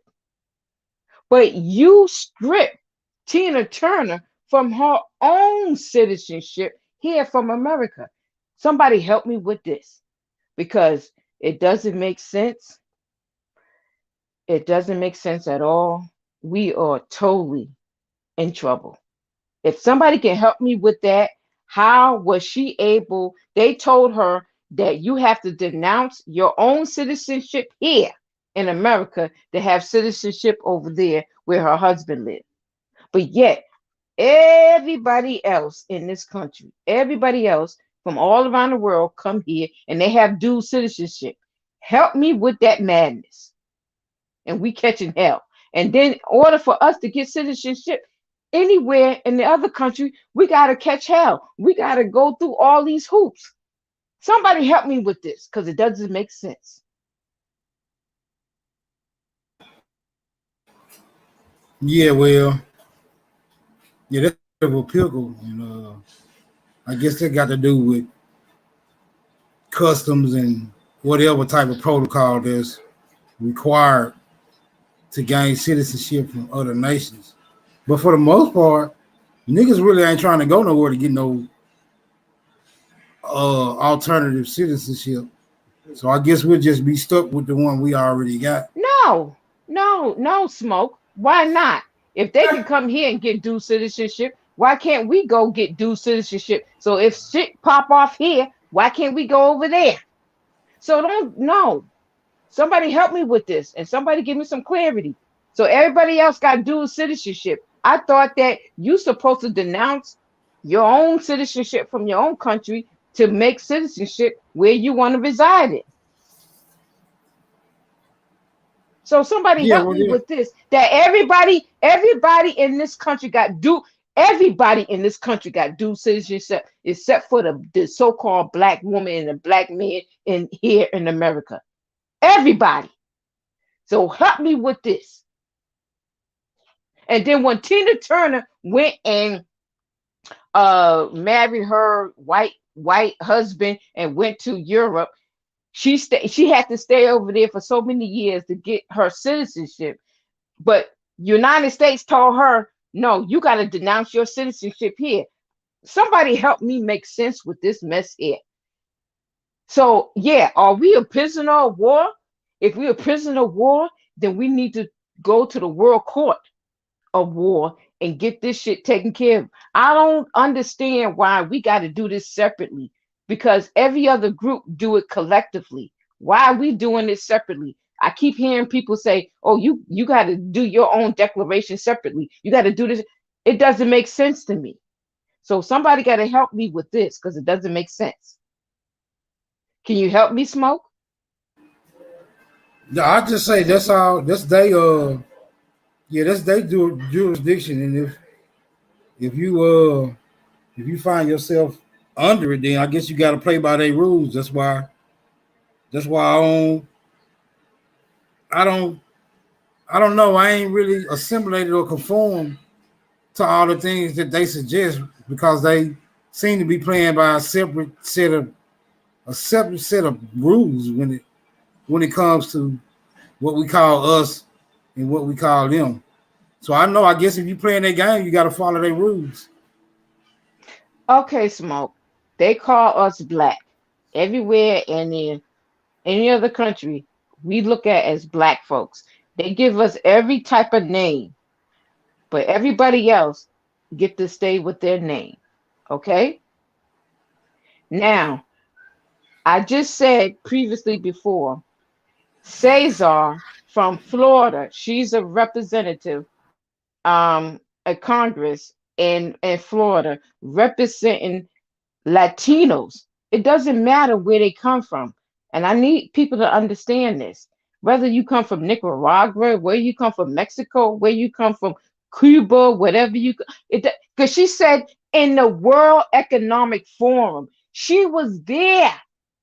Nobody's paying attention because maybe they too busy partying. She was there. She said, we need to give people that look like me, she said, and I quote, we need to give people that look like me pathway to citizenship, not give them actual citizenship, but give them dignity.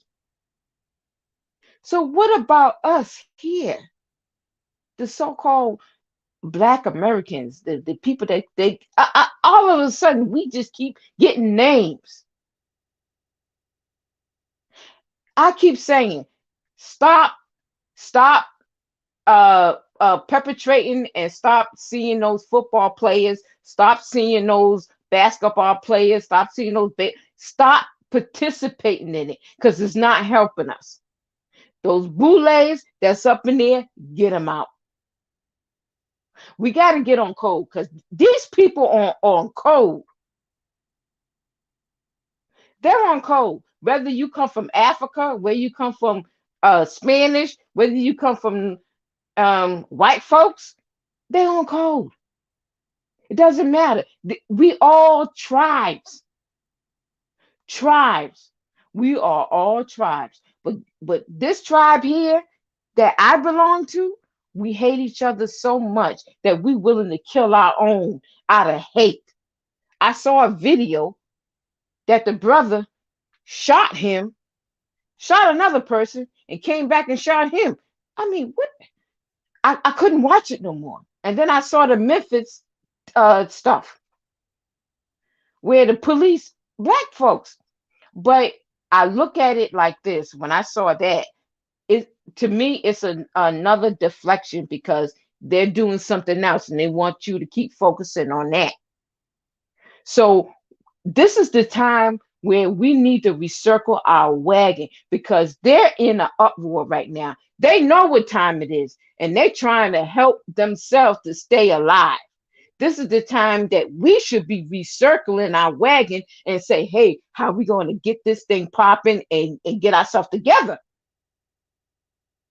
Nobody sees that. They don't. I don't know. Maybe I'm just talking. I don't know because it's a mess. It's a mess. Nobody seems to know what's going on. These people are depopulating you. World Economic Forum. Did anybody even look at it? Did anybody even saw the videos that the news decide to show you? I mean, they are censoring people like crazy about the Jabberwocky. The Jabberwocky. They are killing us. Killing us. And everybody's talking about, I don't know what y'all guys talking about. I don't know. But if y'all don't get it together, and I'm going to keep saying it, we're going to be extinct.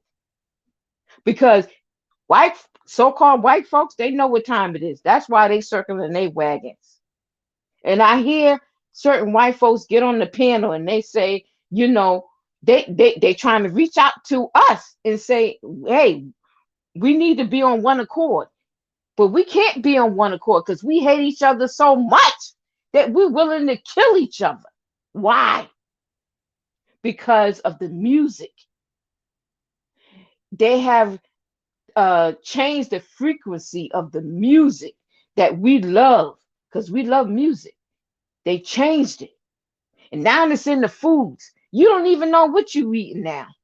They tell you you're going to eat bugs. Did anybody hear that part? You're going to eat bugs and you're going to love it. And you're going to have nothing and you're going to love it. Did anybody hear that part? Nobody hear that part because everybody too busy partying. Everybody too busy arguing instead of focusing on how we're going to circle our wagon because these people are circling their wagons. What about us? Can we come together on one accord and be on one code? We don't have to get along.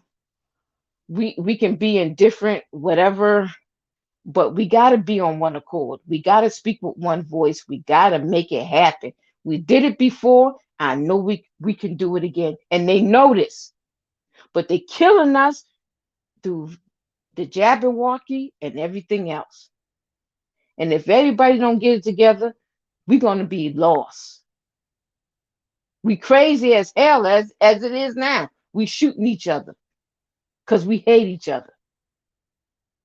Come on. I agree. That goddamn Jabberwocker, like you said.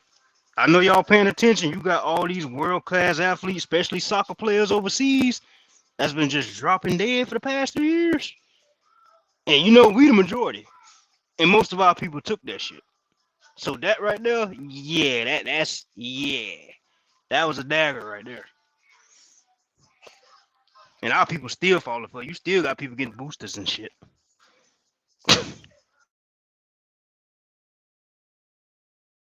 They want us dead.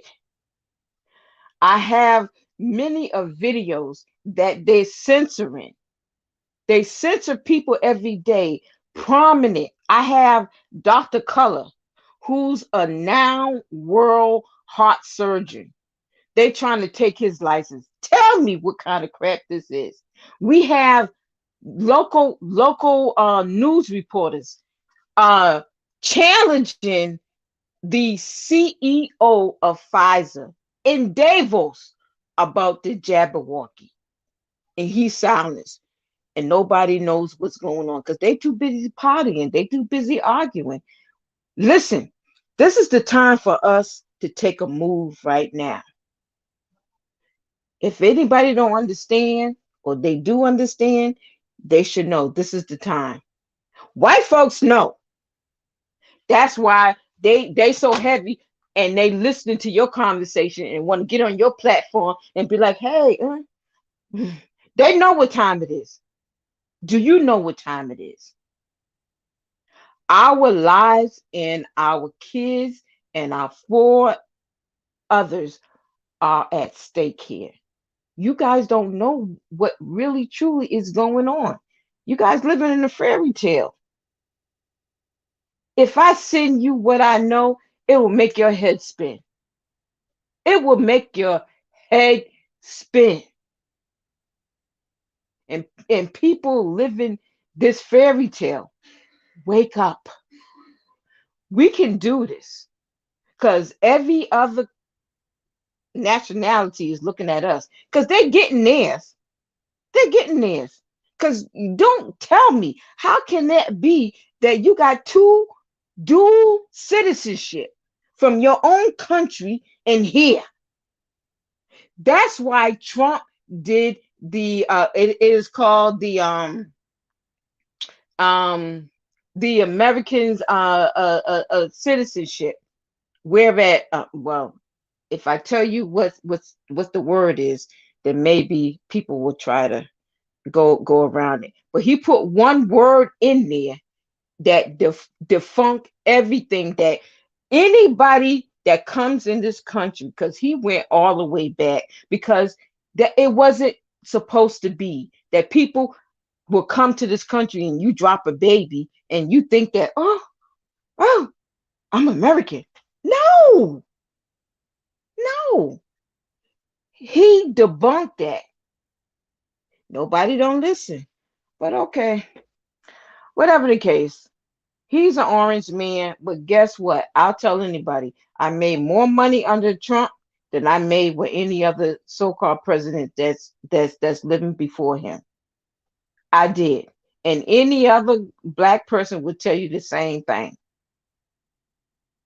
But we got these tethers, these boule people that we need to kick out. Because they infiltrating us that want to do the right thing. We got to get rid of them. Because they're holding us back. When we trying to live, we can't live. We can't survive. Now you coming for my babies? Now you want to turn them into to he, she, whatever? Come on, guys. Come on. We better than this. I'm all for the revolution, but are you ready for the revolution? Because the revolution means, are you ready to die for the revolution?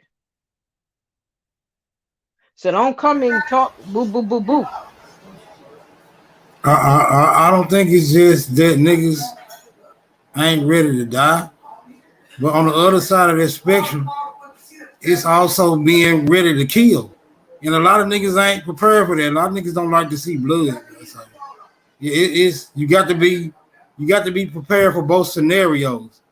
Cause if we talking revolution, smoke don't plan on dying in no revolution. Not old Okay, smoke. Not Smoke. old smoke. Okay.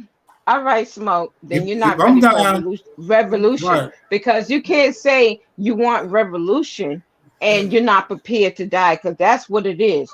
What they say, I'd I rather think die on my I'd rather die on my what they say, I'd rather die on my stand up on my knees and die on my knees. right, but I'm saying we trying to forego the scenario of dying, right?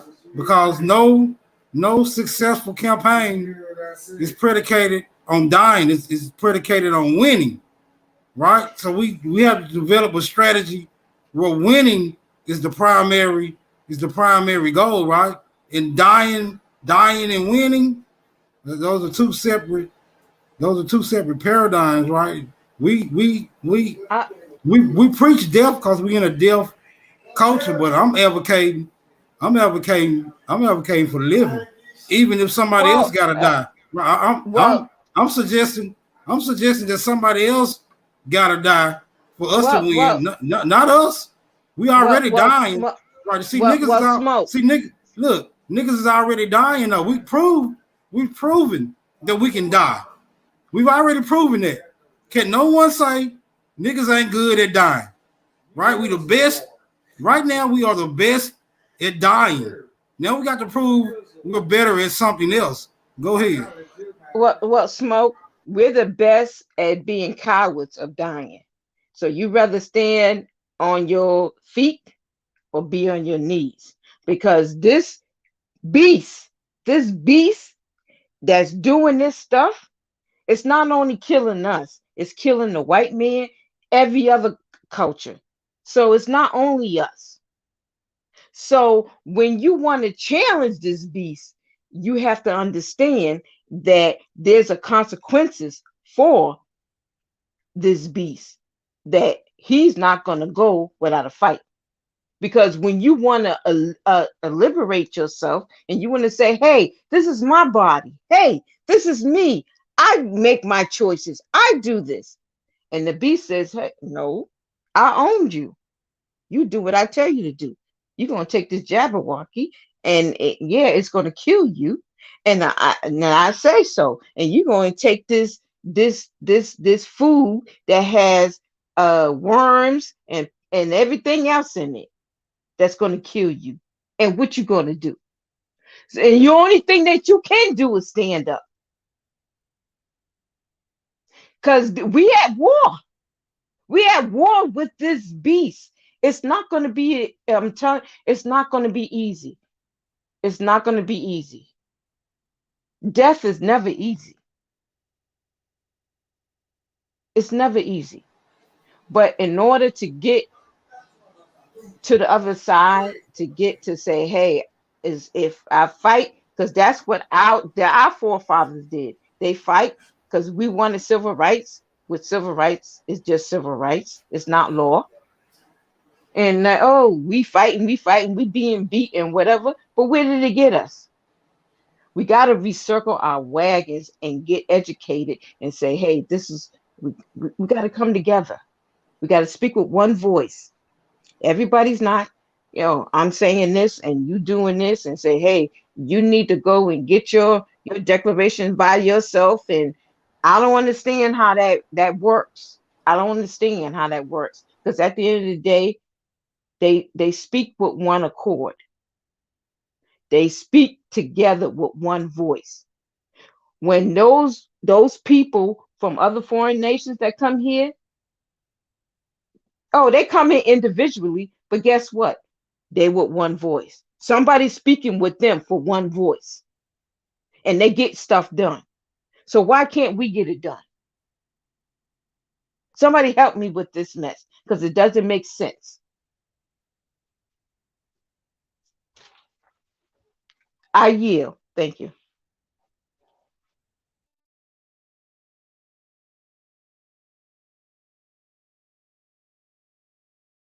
Sick of dudes, I heard that. You know what I'm saying? Hey, somebody grab the magic wand, man. I can't do all the damn talking. I will though. Who we got? It's just me and you and Dookie. Everybody else done timed out on us. Microphone check. No, I'm here. I'm over here. Full daddy mode right now. Go ahead. Oh, okay. Well, when it comes to declarations, right? We have no certifiable evidence that a full-fledged conflict has been determined. But we do see ourselves being casualties in a conflict. See, war War is predicated upon two nations coming to terms with conflicts because their differences are irreconcilable. What we have, what we have is no admission that we are unable to reconcile with those who have declared war against us, and they have made several declarations. And until we can make our own declaration, we'll just continue to be casualties. But no, no smoke. That's what I'm saying. We don't have to. If um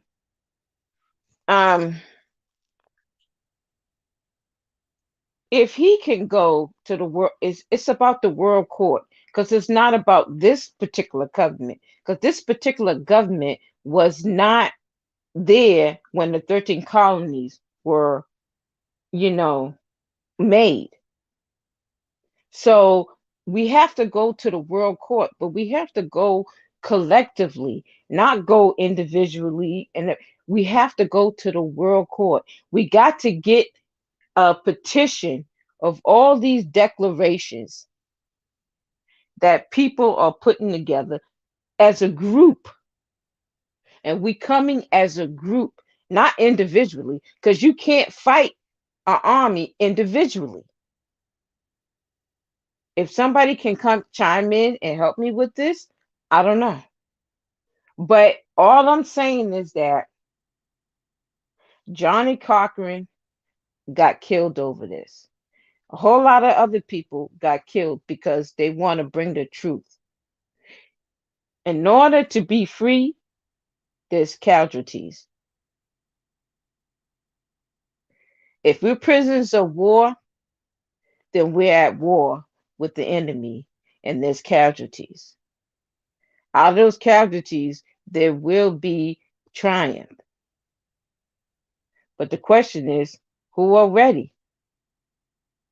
Because you can't say you're ready for the revolution and you're not ready to prepare to die. Because that's what is going to happen. You think this enemy is going to give it up to you free? You think he's going to let this beautiful land go free? No. He's going to do everything and anything. And if it means killing you, yes, it will be. Now, the question would be, I want my kids to be free. I don't want them to have to go through what I have to go through, all this mess, because I don't understand it. Somebody help me with this. That everybody else come in this country, they got dual citizenship. And then they get houses, they get businesses, they get this and that. And then we steady being poor and we fighting each other and killing each other, shooting each other. Somebody help me with this. Stop participating in the madness. Now we got marijuana dispensaries all over the place. Oh, now the government becomes your drug dealer now? Stop participating. When you don't participate, then they will stand up. Stop buying their goods. Stop. Find a local black person. I'm just using that term, black, Indian, Aboriginal, whatever you want to call it, and do them. We used to have those things. What happened? From the 70s to the 80s, they start dwindling. We used to have banks, we used to have stores, we used to have hair salons, everything. You can't find them now. What happened? So we need to check ourselves and we need to recircle our wagon and get on code and get on coalition. I don't care if you are more, you this or whatever. We have to get on coalition. And if they don't want to be on coalition, the hell with them, because they just tying us down. Because these people are on code. And I'm telling you, as a matter of fact, these people are on code. And they know how to handle their people when they get out of line. What about us? We too busy want to party and dance. I don't know. I don't know. But we are in trouble But this is the time for us to recircle our wagon while this war is going on with Russia and Ukraine, and America is participating in it. NATO is participating in it. This is the time for us to recircle and say, hey, this is the time that we need to do ground roots. Get our stuff in order. We did it before. We can do it again. But nobody's ready to die because, like I tell people, are you ready for the revolution? And they say, oh, yeah, I'm ready for the revolution. And I said, okay, then be prepared to die because that's what it is. Revolution is about dying for your cause. Well, I So tend to how be many of the people are ready? So if nobody's ready for the revolution, then nobody's prepared to lay down their life. But that's what yeah. it comes Well, about. I tend to be of the opinion that there are no rules, and one who's willing, one who's willing to lose his life should also be willing to take some. So until you get to that type of mentality, I think it'll be futile because just dying isn't going to gain you anything. I think you have to be ready to shed blood as well as spill it. So both of those ideologies is going to have to apply.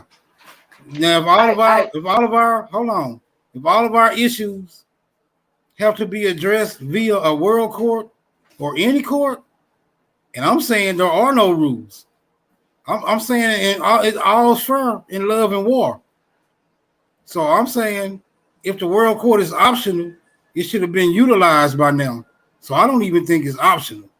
I think in the uh, war, I think in the war, the strongest man will prevail. okay. There's no love in war. It's nothing but pain and war, and nobody wants war. I don't even want war because it's painful, and it's nothing but sadness and hurt and pain. Nobody wants war, but in order to get freedom, people will do what they need to do to to make sure they're free. Now, that being said, we are at a predicament in our time, whereas we need to recircle our wagon and we need to start from ground roots. I'm not saying hit the man head on because we can't do that. We don't have the manpower. We can't do that. You fight him with the law. You fight him. My my husband always said, the mighty sword can cut like a two-edged sword. It is your mighty pen that can determine and it can cut two ways, from the front and the back. So you have to use your sword, your language. We have to understand law because what we're in right now is under legalese. We have to understand it, how it's being played, and tackle it through that method. But at the same time, we need to start from the ground roots, starting from local council, putting our own people in there. We can do it. We can do it. Put our own people in local council and then build it. Because that's what they did. That's what Latinos did. That's what Asians did. You think they out there marching like we do, getting our feet tied, getting blisters? Hell no. Money talks, bullshit walk. Asians, they put their money up. No, I need you to do this, need you to do that. And that's what we need to do. We need to recircle our wagons. We need a group think tank. We need a group think tank.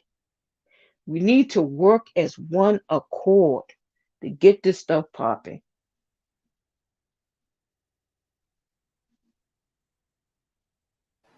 Well, I see a conglomerate of nations with their tents, pitched against a certain demographic. Now we can make all these paperwork suggestions, and it's fine. It's cool. But I thought we already had the paperwork. I thought it was already a supreme law of the land, right? Yet we find entities exercising authority against the supreme law of the land, and we call these activities unconstitutional, right? So I'm saying if even the supreme law of the land can be violated with no recompense, because we're not seeing any recompense for these articles being violated.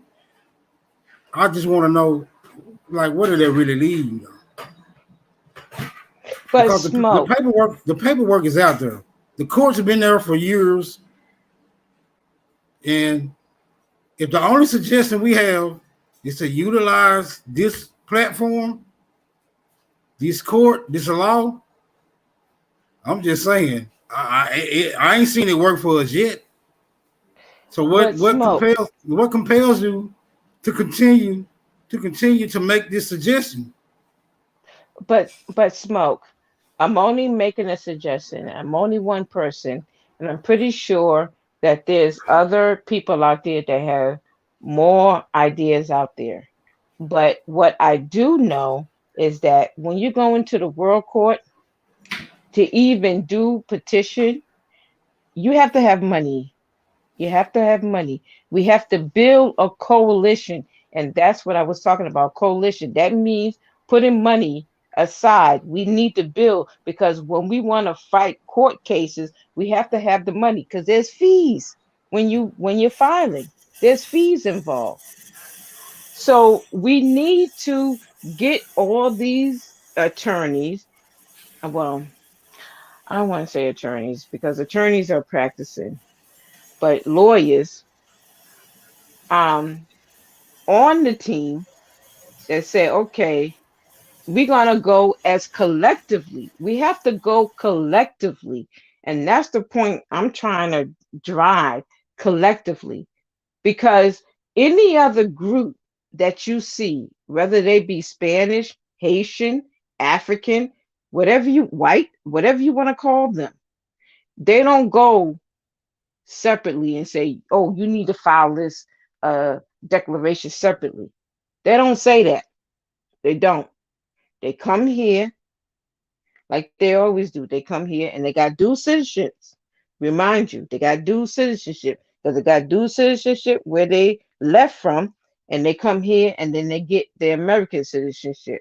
So that means they can go back and forth. Okay? But here, we, the so-called Negro, black, color, whatever you want to call us today, we don't have that. So that's what I'm saying. We need to recircle our wagon and say, hey, this is not working. How can this be? Everybody come over here and get dual citizenship, but yet Tina Tina Turner, who married a white man in a European country, and she had to stay there for so many years to get citizenship over there, and then America told her that she had to denounce her citizenship here. How does that happen? Somebody help me with this madness. There's a Yes, lot of crap that's I'm going telling you, on. I'm trying to tell you why that keeps happening. Because the rules don't apply. And if you're suggesting, even if you're continuously suggesting implementing the rules where they don't apply, then that's like that's insanity because you're expecting different results by practicing the same methods. Okay, The so rules to you, those rules that they got in place, apparently they're not meant for you. So if you're not going to come up with your own rules and abide by those and make them beneficial towards you, but you're expecting the other rules that's already in place to benefit you where they do not, what are you really asking? okay, what I'm asking is that okay, there is a rule of law that's been bestowed on America that everybody has to follow. So we need to understand those laws and then be able to tackle those that pertain to us that we can be able to benefit like every other group does. Then why aren't we benefiting if those rules already exist? If other people are able, We're not hold on. benefiting it. If wait a minute, We're not. hold on. Now, let's not get combative. Now exchanging, we exchanging ideologies here. If those rules are already in place, those laws that apply to all Americans, so called, why are we not benefiting from them if they're already in place? We're not benefiting it from it. Signal smoke signal is because we have boule people. We have people that's working against us, and that's why I keep saying that we need to be on code. We need to get rid of these people that's not working for us and get them out the mix like every other group does. Because they don't, if you go against them, they know how to deal with their people. And that's Well, what we need to do too. let Because me we ask you. can't have people. Let me ask you a question. Let's keep it right. Let's go back and forth. If we have an identified group that's working against us, are they operating within the perimeters of the law?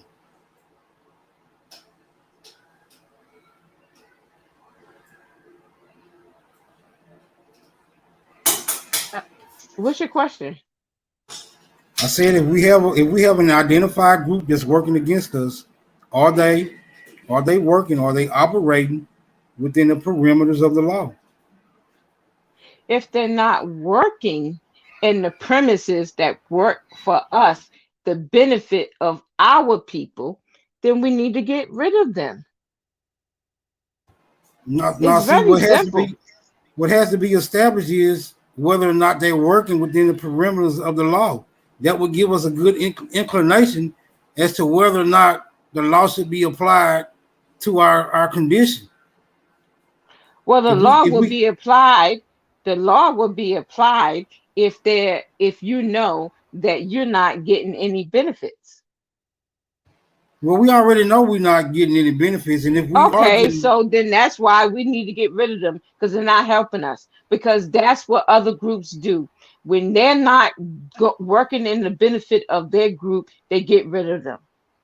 and Plain and simple. how's it being suggested we get rid of them?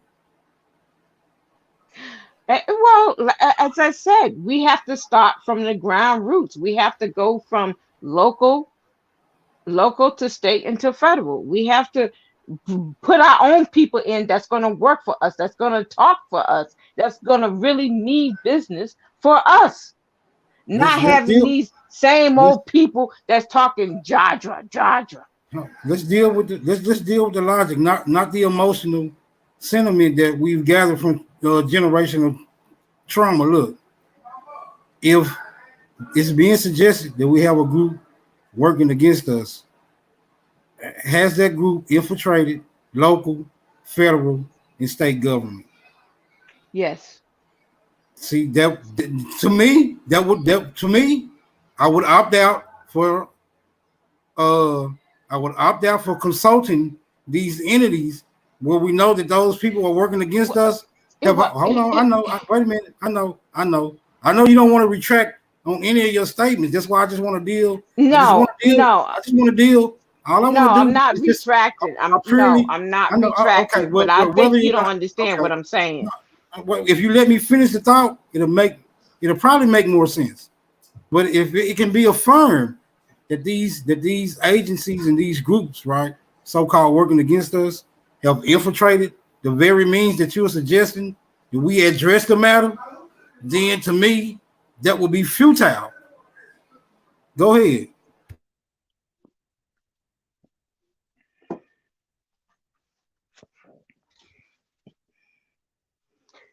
Can you hear me? Yeah, I can hear you. Okay. I don't think it would be futile because with any other group, any other race, whether you could say Japanese, Chinese, or whether you want to say Spanish, doesn't matter if they come from Colombia, Cuba, Venezuela, they all speak Spanish, right? Right? Yeah, I got ignorant niggas in the background. I hear you though. Okay. So, but yet they're on one accord. Because as I said to you previously before, if Cesar, a Spanish representative in Congress, can speak for, she said, I'm speaking for my Spanish people that look like me. I told you this. In the World Economic Forum, WEF, World Economic Forum, I'm speaking for my people that look like me, that they need dignity. This is so she's speaking for them. So we don't have nobody speaking for us. We have Boule speaking for us, but yet they're working behind the scenes and then destroying us because they're working for other parties. So we know this. If you know this, then you need to de-associate yourself from them and say, we don't want no part. It's plain and simple. What's his name? Warnock. Warnock. Ooh, look at that name, Warnock. Oh, the handshake with Sleepy Joe Biden, Masonic handshake. Hello. Didn't anybody hear that? Okay. Uh, look at all the people that was in that congregation. I was appalled. You think I will vote for anybody? Look, anybody that was there, I would say, you know what? You selling us out because you didn't do nothing for us. So why would you see it? You visualize it. You see it. Why you continue to keep voting for somebody that ain't doing nothing for you?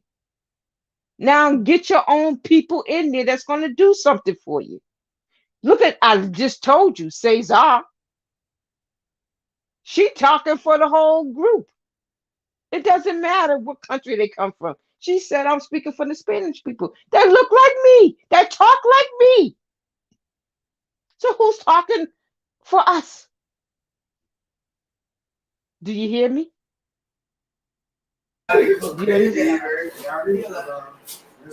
Yeah, I still got activity. Go ahead. You got the flow for now. What? Smoke. I'm sorry. Repeat that again. I said I got activity right now. Go ahead. No, I'm not going ahead. I just want us to be on one accord. I just want us because we are in a hell of a trouble. People don't understand what's going on. They're too busy, you know, dancing, watching football, doing all this stuff. See what I don't do. What I don't do is mystery, right? I don't do mystery. If we have casualties, that don't mean some spiritual force is out here killing niggas. I'm saying someone is actually pushing the button, pulling the trigger, swinging the sword, right? And there is no way that can be. There's no way that can be mysterious. That those are physical attributes.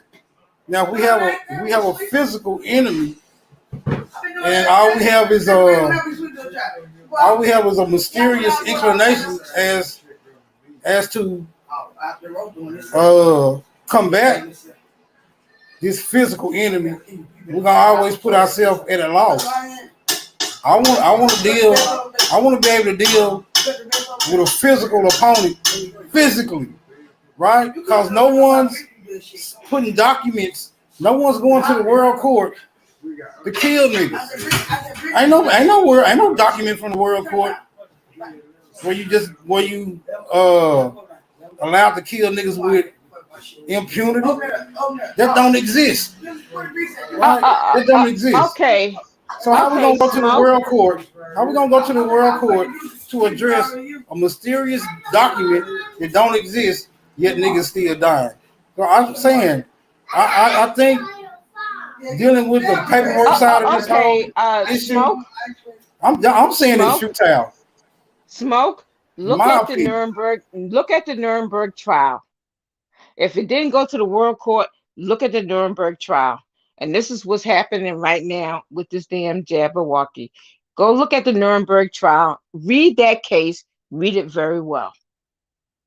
Read it very well. That's all I'm going to say. Look at the Nuremberg trial because right now we headed for Nuremberg trial 2 of this Jabberwocky. Now, going back to dealing with our own people is that, listen, we are too busy partying. There's a lot of stuff that's going on in this world that people don't even have an inkling what's going on. People who took the Jabberwocky don't even know what's in the damn Jabberwocky. And these people are going scot-free. There's so much that's going on.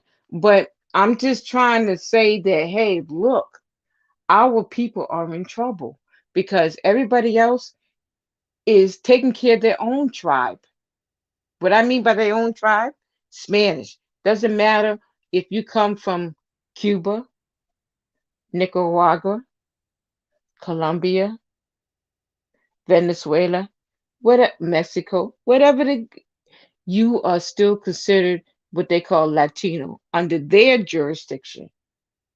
And then they're handling it. Like I told you, listen to what Cesar said about Spanish people at the World Economic Forum. I didn't hear nobody talk about us. All they want to do is group us in whatever every other people. I don't want to be grouped in with you. My people are suffering. We built this country. We didn't go nowhere. What the hell? And everybody's reaping the benefits off us, and we're suffering.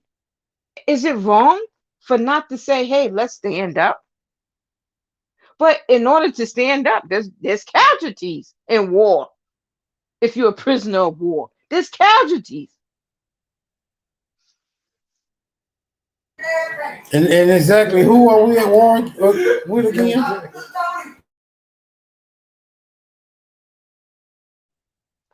I'm sorry, say that again. And I said exactly who is this that we're at war with again? The last time I checked, we at war with this government. Is this government a part of the World Economic Forum? Is this court? Is the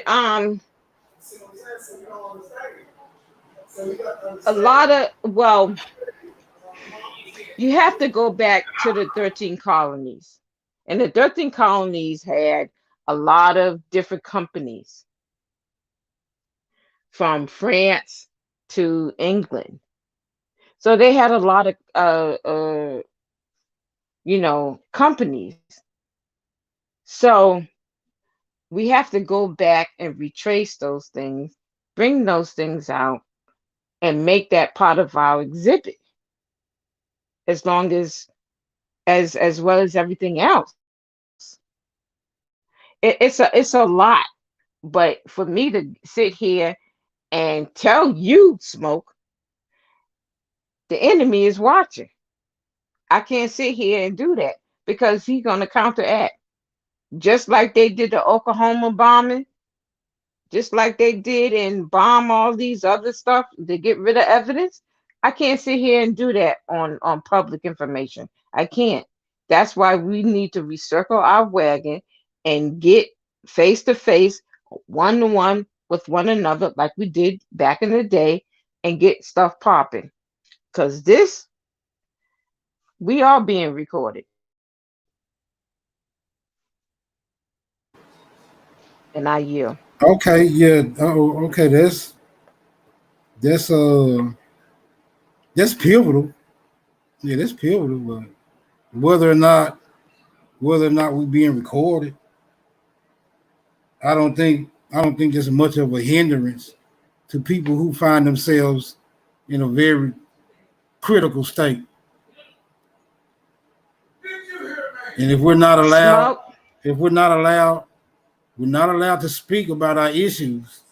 We're not even allowed to speak about our issues or how we're being affected from people who so-called watching, right? If we don't even exercise that much power over our own beings. What are we really saying, right? I mean, I can't even. It's like saying Smoke. it's like saying two it's like saying two accident victims can't speak to each other about the accident. You see what I'm saying? Like what What? position? No, I understand what you're saying, but they Hold on, don't no, speak to it let me in hold public. on, because you took me down a deep rabbit hole that I'm trying to climb back out of, right? Because I really don't go in rabbit holes. I really stay on the surface level, walk and view the entirety of my reality. But if we're not allowed to discuss our issues, then that means we're not allowed to do anything, right? No one's saying load your weapons up. We're only trying attempting to address the possibility of someone who have pitched their tents against us. Now, if they have pitched their tents against us, I don't think there's a platform in the world that should prevent us from being able to say, "Hey, why in the hell is your why in the hell is your tent pitched against me?" So I think we do exercise enough sure will to address our damn issues without having to seek a damn cone of silence. I just want to say, hey, stop fucking with me. That's all I want to say. And if you don't cease and desist, it's gonna get real fucking complicated for you. We should be allowed to say that. Okay, Smoke. I totally agree with you, but you need to read that book, The Art of War, Sun Tzu. You really need to read that book. It's about the war and understand the uh, um, the logic about war. You don't let your enemy know that you're going to war. You don't let your enemy know what you're gonna do on online or on the phone. You don't do that. You don't do that. Even Trump told you that. Why would I tell my enemy that I'm going to war and I'm going to be at Baghdad at so and so at such and such a time? You don't do that. Do you understand me? Now, if Of we're going to course, have a of conversation, course, it's going to be of course, offline because I don't want the of enemy to course, know because I'm trying to of help course. my people because we are in dire strait. And I'm because every time we talk, you don't think they listening? Of course they You, are. you, you know what my opinion about the whole matter is? Of course, the enemy would suggest that you don't say nothing. Of course, that would be one of my main strategies. I would impose a threat so enormous on you that you don't think there's nothing you can do to address the matter. But I don't think in my opinion, I don't think the enemy that we talking about, I don't think he's that powerful to prevent me from saying what the hell it is I need to say to motivate my people to get their goddamn acts together. Because if no one's allowed to motivate the people to get their acts together, we're gonna always be in this detrimental disposition. I think it's an honorable thing to say we got an enemy, and that motherfucking enemy need to be addressed by all means necessary. All means necessary. Whatever means that you have to implement to address the enemy that's taking you out, all those means are necessary to address that scenario. That's my opinion. I don't think I need to hide behind a rock to say there's some niggas out there shooting at us. I think all I need to do at that point is load my shit up and start shooting back. That's all I need to do. And if I'm already getting shot at, then clearly the enemy knows he's shooting at me. And me telling my constituents that we being shot at is a very honorable position for me to hold. And I'm saying, nigga, we being shot at. Load your shit up. That's what I'm saying. Fuck that enemy. I don't think he that powerful. I don't think he gonna come get me for saying that. And if he do, I wish that motherfucker would. Smoke said that. Nobody else. Disclaimer. Smoke said that. I land. Okay, Smoke.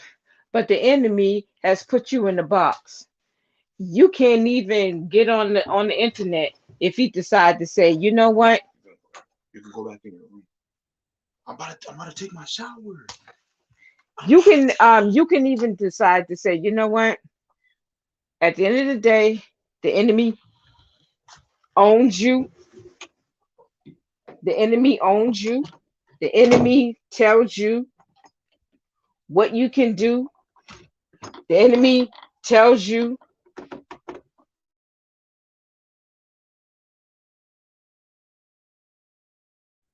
the enemy tells you what time you have to wake up. So many things until we at a point where we can decide that we can do for ourselves. The enemy owns us.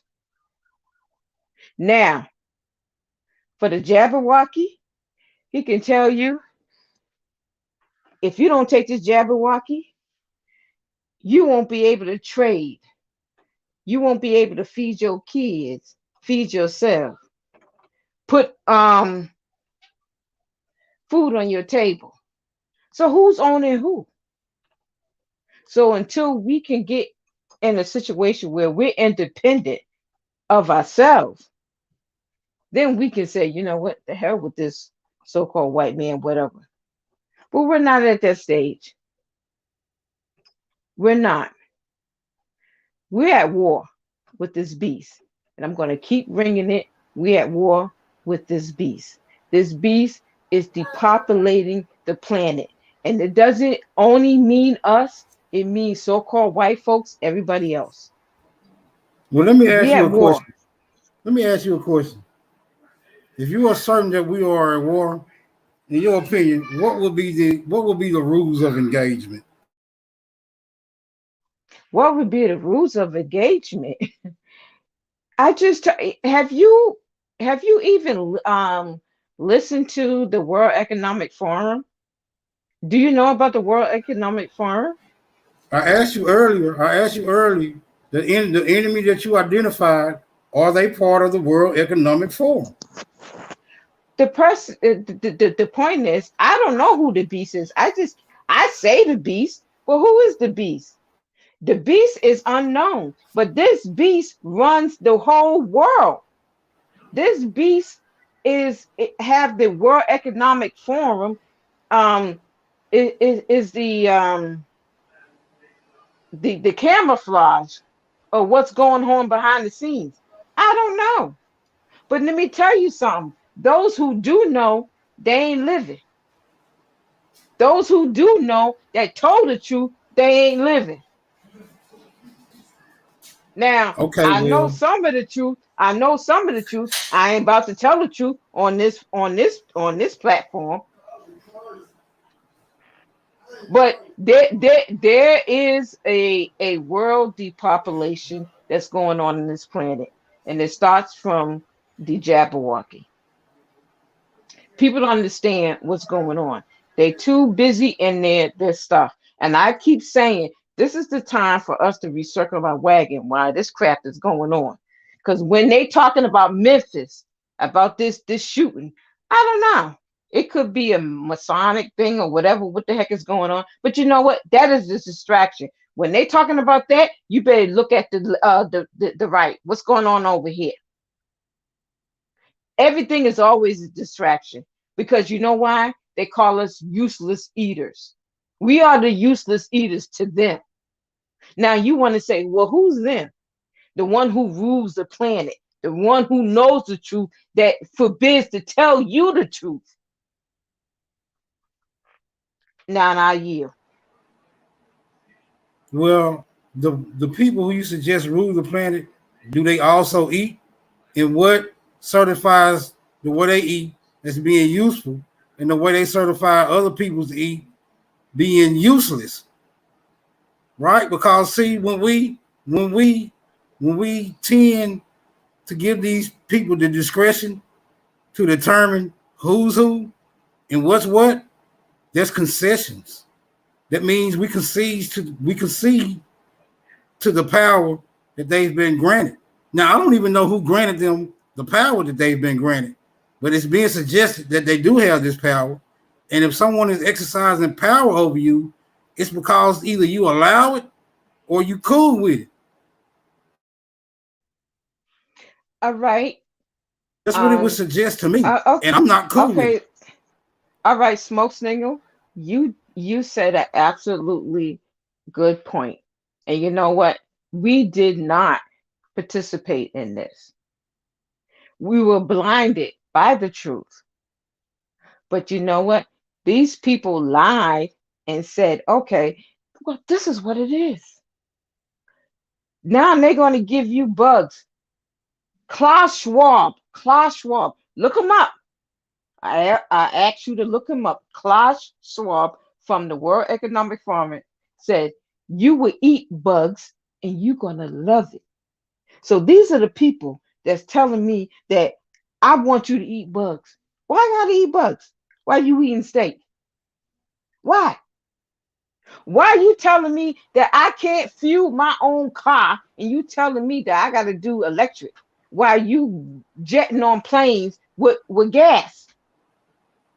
Why are But you see, telling me that there's no, but no, you're absolutely right what you're saying. But until we start participating in their freaking madness, because it's madness what they're doing.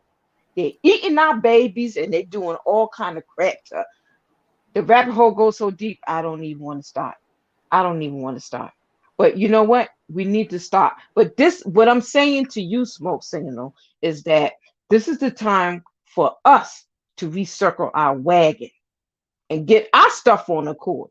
Because these other people, these groups are getting themselves on accord. And then they look into us and they say, oh, come to us. Oh, we need help. We need this. We need that. And, we need to work together. No, we ain't got our own shit together. I don't want to work with you. We ain't got our own shit together. Let me get my own people together first. And I'll deal with you later. That's how I feel. And I yield.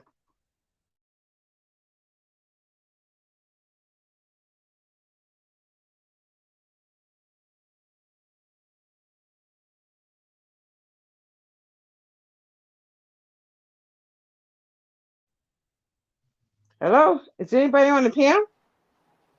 somebody up here, they just ain't saying nothing. Yeah, we here. Oh, all right. Come on, man. What is another just piece. you and me, Smoke? Are we just the only one talking? Somebody else up here, go and put another piece on the puzzle, bro. We trying to get a clear picture up here. Nah, I'm a ghost. It's just y'all on the panel. Oh shit! Who is that? That's your boy. Is that Lotus? No, it's me, Smoke. Oh, True Food. Oh, you finally left from over there, Al TV. You said what? Al TV still going too? Nah, he ended his. King Cash showed up and it just went all off the charts. Yeah, that's when I left. I ain't even want to deal with him. He ain't got no decorum. And he like to go. She probably be bad. She probably fell off. You know how StreamYard is. Yeah, always tripping. No, but she right though. That World Economic Forum, they be dropping some stuff. You know what I'm saying?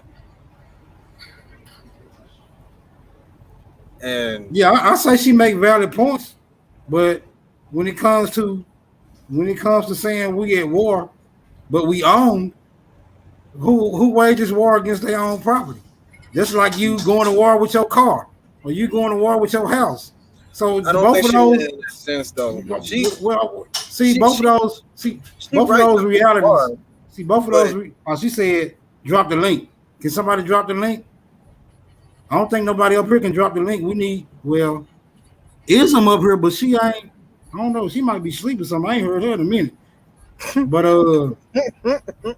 yeah, if you saying, see, you can't operate in two realities at the same time. Yeah, you have to jump.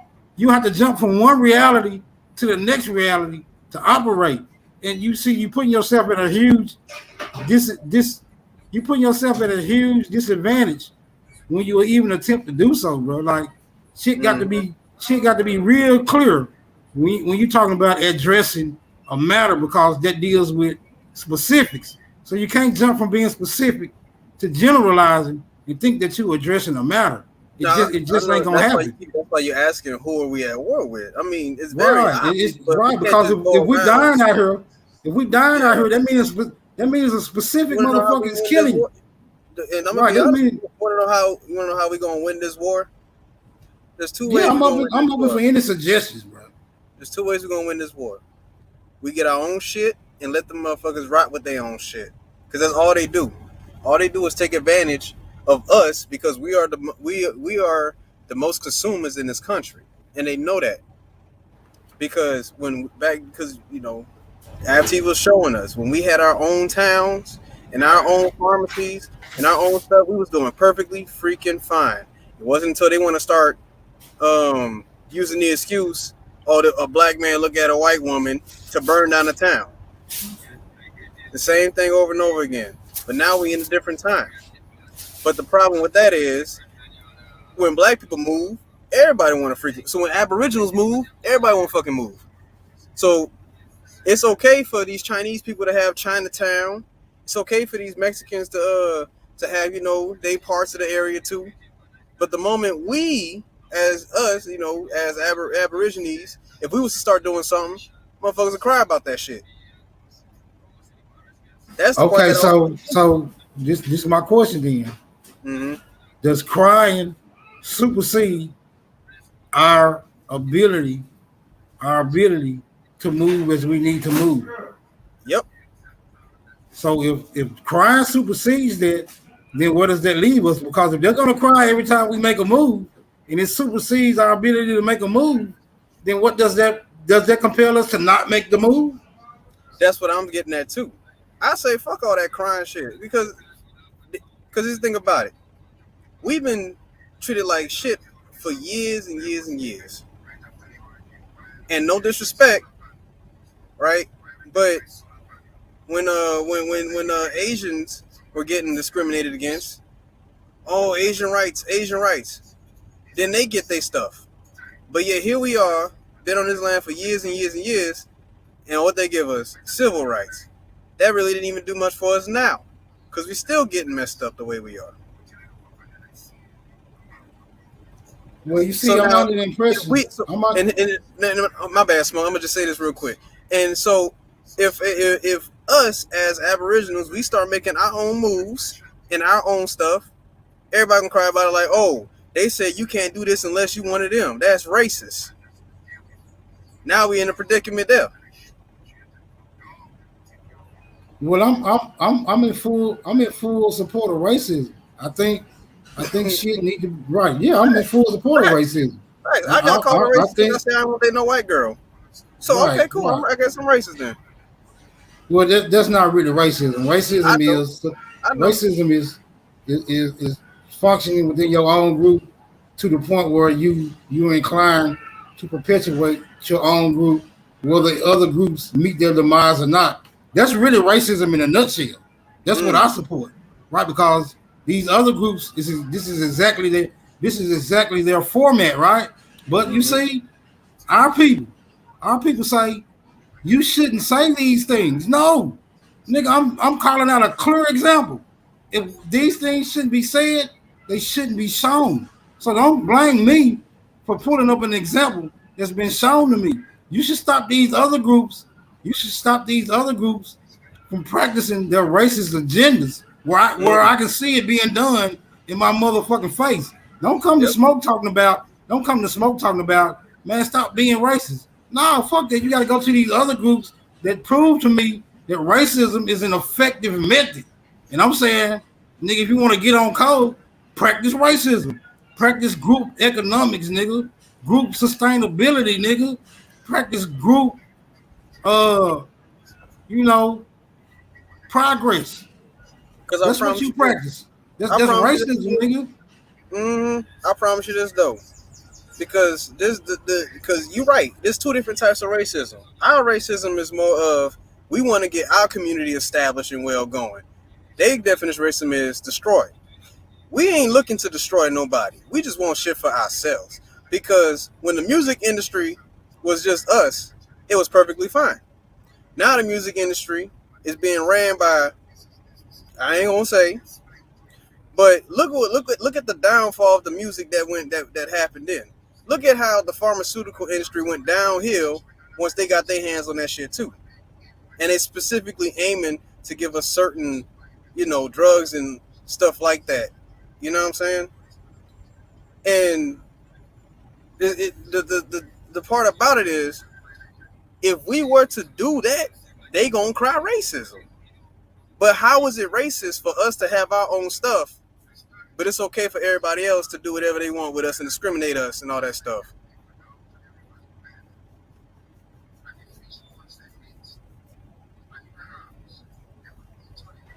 Right. Yeah, I concur, bro. I concur. That's see these be my perspectives, right? These be my perspectives. I'm not in favor of seeking. See, we still got a lot of niggas who are in favor of seeking allies, and that doesn't exist. Listen to me, niggas. Allies do not exist. Stop the madness. If there were allies, we would already be allied. We've been here long enough, nigga. We've been here since time immemorial. That is enough time to gather allies. Why are you still looking for allies? Because this thing about it, Smoke. I promise you this right now. If every single last one of us that is subscribed to, the Abo community, right? If all of us was to get together and we start making businesses and we start buying land and we start doing that, it wouldn't be no damn problem, now would it?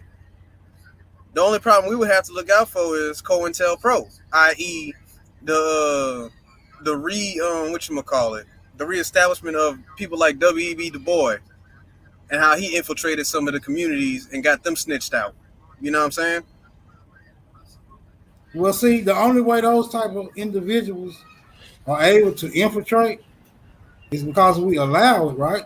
So now we have to solidify the ideology, right? The organization, and people who find themselves adamantly opposed, or they don't even have to be adamantly opposed to the ideology. They have to be rejected utterly, right? Because it's just simple. It's simple logic, man. You can't be a rolling 60 with Inglewood family ideologies, bro. You see what I'm saying? That you can't be in this organization with that type of ideology. What I'm saying is you can't be a builder. Right, you can't be a builder and a destroyer. And if we're attempting to build, we can't allow this. We're not looking for a demo squad right now. We're only interested in building. We'll do the demos when we get to the point where shit needs to be tore down. And that's my thing, Smoke. What I'm saying is that if we want to, if we want to combat this so-called war that we in, the only way we're gonna do that is to get established first. Because if we have our own shit, right, and we get our own plots, we got our own pharmacies and stuff like that, you know what I'm saying? What they gonna do then? They can't enforce those same rules that they want to apply if we establish. Well, see, that's what this law shit come in at, right? This law shit come in where it's useful at. Man, it's useful in that type of scenario where we gathering resources and establishing trust. You feel me? That's what a law shit come in at. As far as talking about remedy, there's the only remedy that exists for us is the remedy that's already within us. Because no one else is interested. No one else is interested in us being remedied because they know once the playing field has been leveled, they understand this by proxy. Once the playing field has been leveled, it's an automatic loss for them, whoever it is. Hold on, I got a little girl on my bumper. What you want? Why are you asking me for pizza? Do I look like Papa John to you, girl? That's not pizza. That's not pizza. I don't know nothing about no pizza. Where your mom at? Where your mom? Go tell her you want some pizza. Tell her. Look. Why you can't? You can tell me you want pizza, but you can't tell her you want it. What school you go to?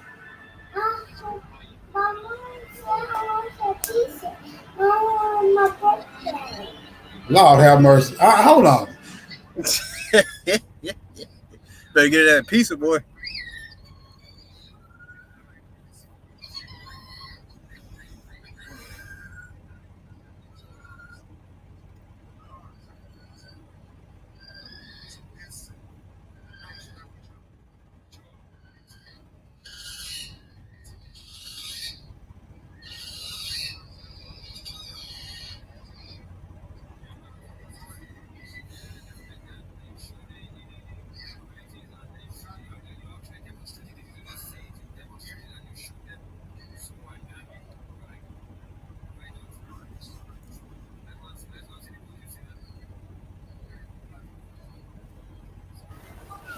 Yeah, I'm back. I found this mysterious ass pizza she was looking for. Did she actually find it? Yeah, her mama bought her some pizza. I forgot she bought it. I thought she was talking about. Hey, Smoke, you better get her that Yeah. pizza before you have some smoke I problems. thought she was. I thought she was talking about some shit that wasn't here. You about to have some smoke with the kids for some pizza, man.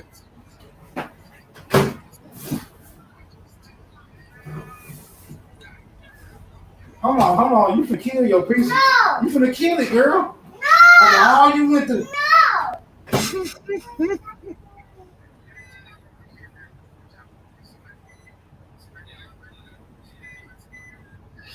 All right, when it beat, you ready?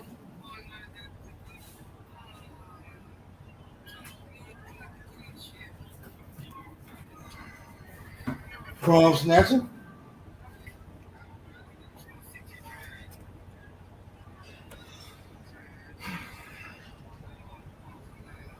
All right, it's finna be. It's finna be. Take it out.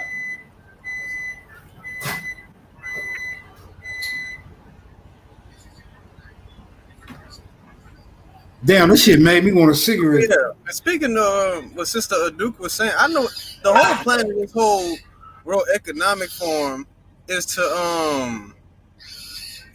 have us left with nothing.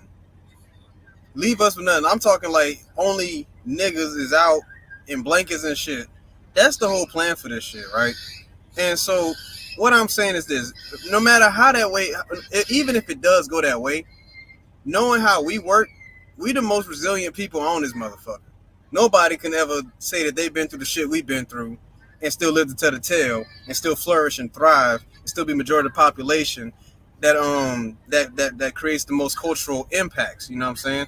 So even if that stuff does happen, we gonna get our stuff together. We gonna be together again, and it's game over that way too. You know what I'm saying? Yeah, for sure, for sure. It's multifaceted. Now we got some hard hitters in the chat. We got Lotus, Big Dog. Hey Chief, come drop the link, man. Where is Chief? He done disappeared. Chief was in the chat. He around. Chief ain't never far. When he got a live stream going on, he ain't never far away. I wish Ism was woke. She can drop the link too. Hey Tyson, you still up there?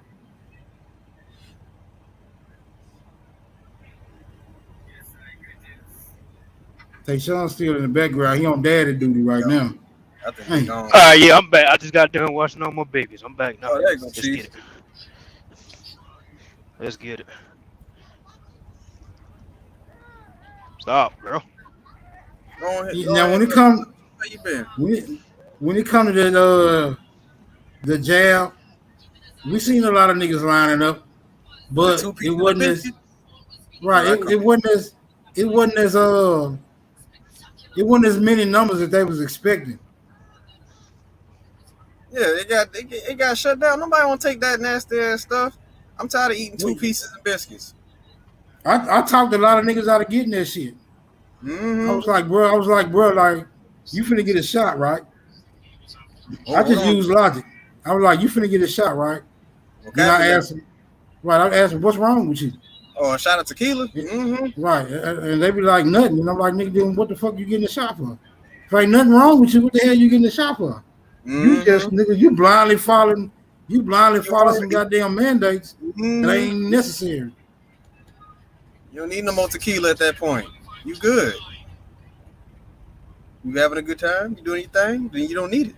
That's the same thing I was telling. And then it backfires too, because people line up to get this 2-piece in the biscuit, and they be still hungry after that.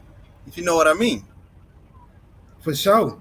Matter of fact, you be more hungry than you was before you got the 2-piece in the biscuit. Mm-hmm. Be more hungry once you take that, and it's like, well, what the hell was the point of eating the 2-piece?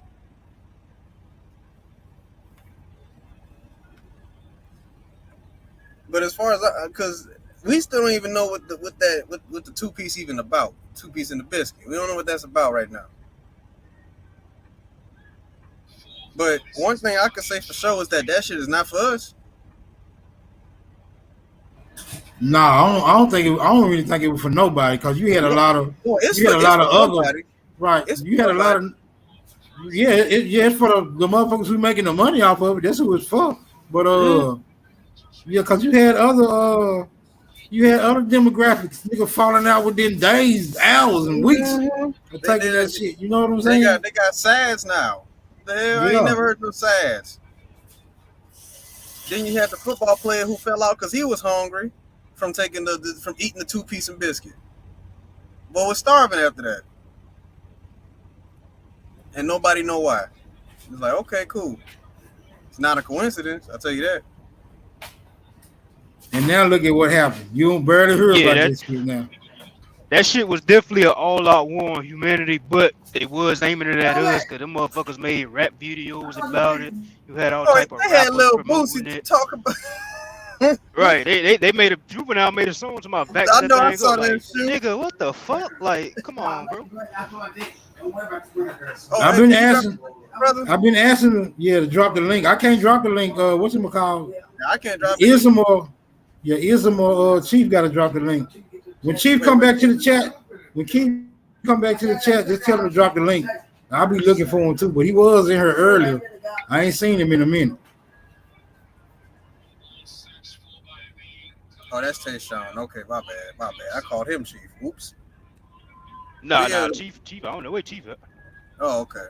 But yeah, because as far as I'm concerned, through the theory, if we're gonna follow this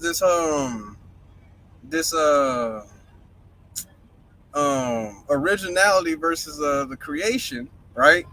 The thing is this: we already accustomed to everything that's down here on this motherfucker. The air, the fruits, the vegetables, and all that stuff, the plants, animals. We already accustomed to that because all that stuff is encoded within us, right? But then you get a group of people who come here who ain't from here. Like that's like I'll give you a good example. When I went over to Japan, I did military service, right? When I went over to Japan, right, and I'm looking at the culture and all this stuff. Obviously, it's not for me. That's not my people. That's not my land, right? But if I eat the food, right, it's gonna make me shit a certain way, right? And so now, when you got the original people, right, who've been here for like forever, and you get a group of people who ain't from here, who ain't original, they're not gonna be accustomed to all this stuff that's down here. You get what I'm saying, Smoke? For sure. And so, how they gonna keep up? So they gotta keep up with whatever fuck they making, and these whatever this chicken joint is. You know what I'm saying? And they've been doing this for years. Black people have the strongest immune systems and digestive systems, you know what I'm saying? Just to keep it, on the 2-piece subject. So we don't need no 2-piece, 3 pieces, none of them. Because all we did back then was just, I feel like this, I'm going to eat this fruit, or I'm going to eat this vegetable, or I'm going to drink this herb in a certain way. You know what I'm saying? But they took that away from us, so now they want us to rely on them. And just like what's that brother YT who came on earlier talking about why we got high blood pressure. We got high blood pressure because we getting introduced to shit that we ain't even supposed to be eating like that. And he's like, well, why don't white people or all these other people have high blood pressure? Because they're not eating the same shit. Yeah, that was really a dumb ass question. Because y'all ate his ass up on that dumb ass shit. Like, why we got blood pressure? What the fuck you think, nigga? It got nothing about no damn genetics at that point. Right. It's what you giving the people. My It's grandma, what you putting in your blood, shit. Mm-hmm. And so we got my grand. You got grandmas that's been eating pork chops for 80 years of their life, right? And they perfectly fine, no high blood pressure. But yet when you go down the generation line, you see that the younger people got high blood pressure, right? There's a reason for that. It's because of the fact of what is being put in our areas that's accessible to us. I go to stores all over the damn country. I be seeing shit I ain't never seen at Walmart. I seen stores that I ain't never heard of over in the north side. I go to the east side, there's stores I ain't never heard of. I go to the south side stores that I'm used to because I'm from the south, you know what I'm saying? But what is given to the people is not the same. You have more organic and natural foods and stuff being put into markets that is not accessible to us. But want to sit here and say, why do we have high blood pressure? There go Chief. He dropped the link, but see, they still. How they gonna get on the panel? Yeah, though? that's it. That's it. That's it. That's the link. Oh, how you? Yeah, Hey, that's somebody a gonna fact. have to let. Somebody gonna have to let him on the panel, Chief. That's You a don't get. You fact. don't get. Fool. They got go ahead, Smoke. Now I'm about to tell Chief, you don't get away that easy, nigga. You still gonna have to let him on the panel. What was you gonna say, Tayshawn? I was gonna say they got fucking Whole Foods in the cracker neighborhoods, and they got McDonald's and Popeyes and all that other dumbass shit in our neighborhoods. Man, listen, when I was in Phoenix, right? There was this one place I always went to. It was a salad place, right? And you could put whatever the hell you want in a salad. Now me, I don't eat meat like that, so I'm vegetarian, you know what I'm saying? But I would look at these salads and I'm sitting there about to, I'm sitting there chowing down on this shit. I drive down the street, everybody at Jack in the Box and McDonald's and stuff. And I'm like, well, shit, it is a different area that I'm in. You know what I'm saying? Because you tell me right now, ain't no nigga about to drive 30 minutes to go get a damn salad. And then McDonald's and shit is cheaper. You know what I'm saying? Mm-hmm.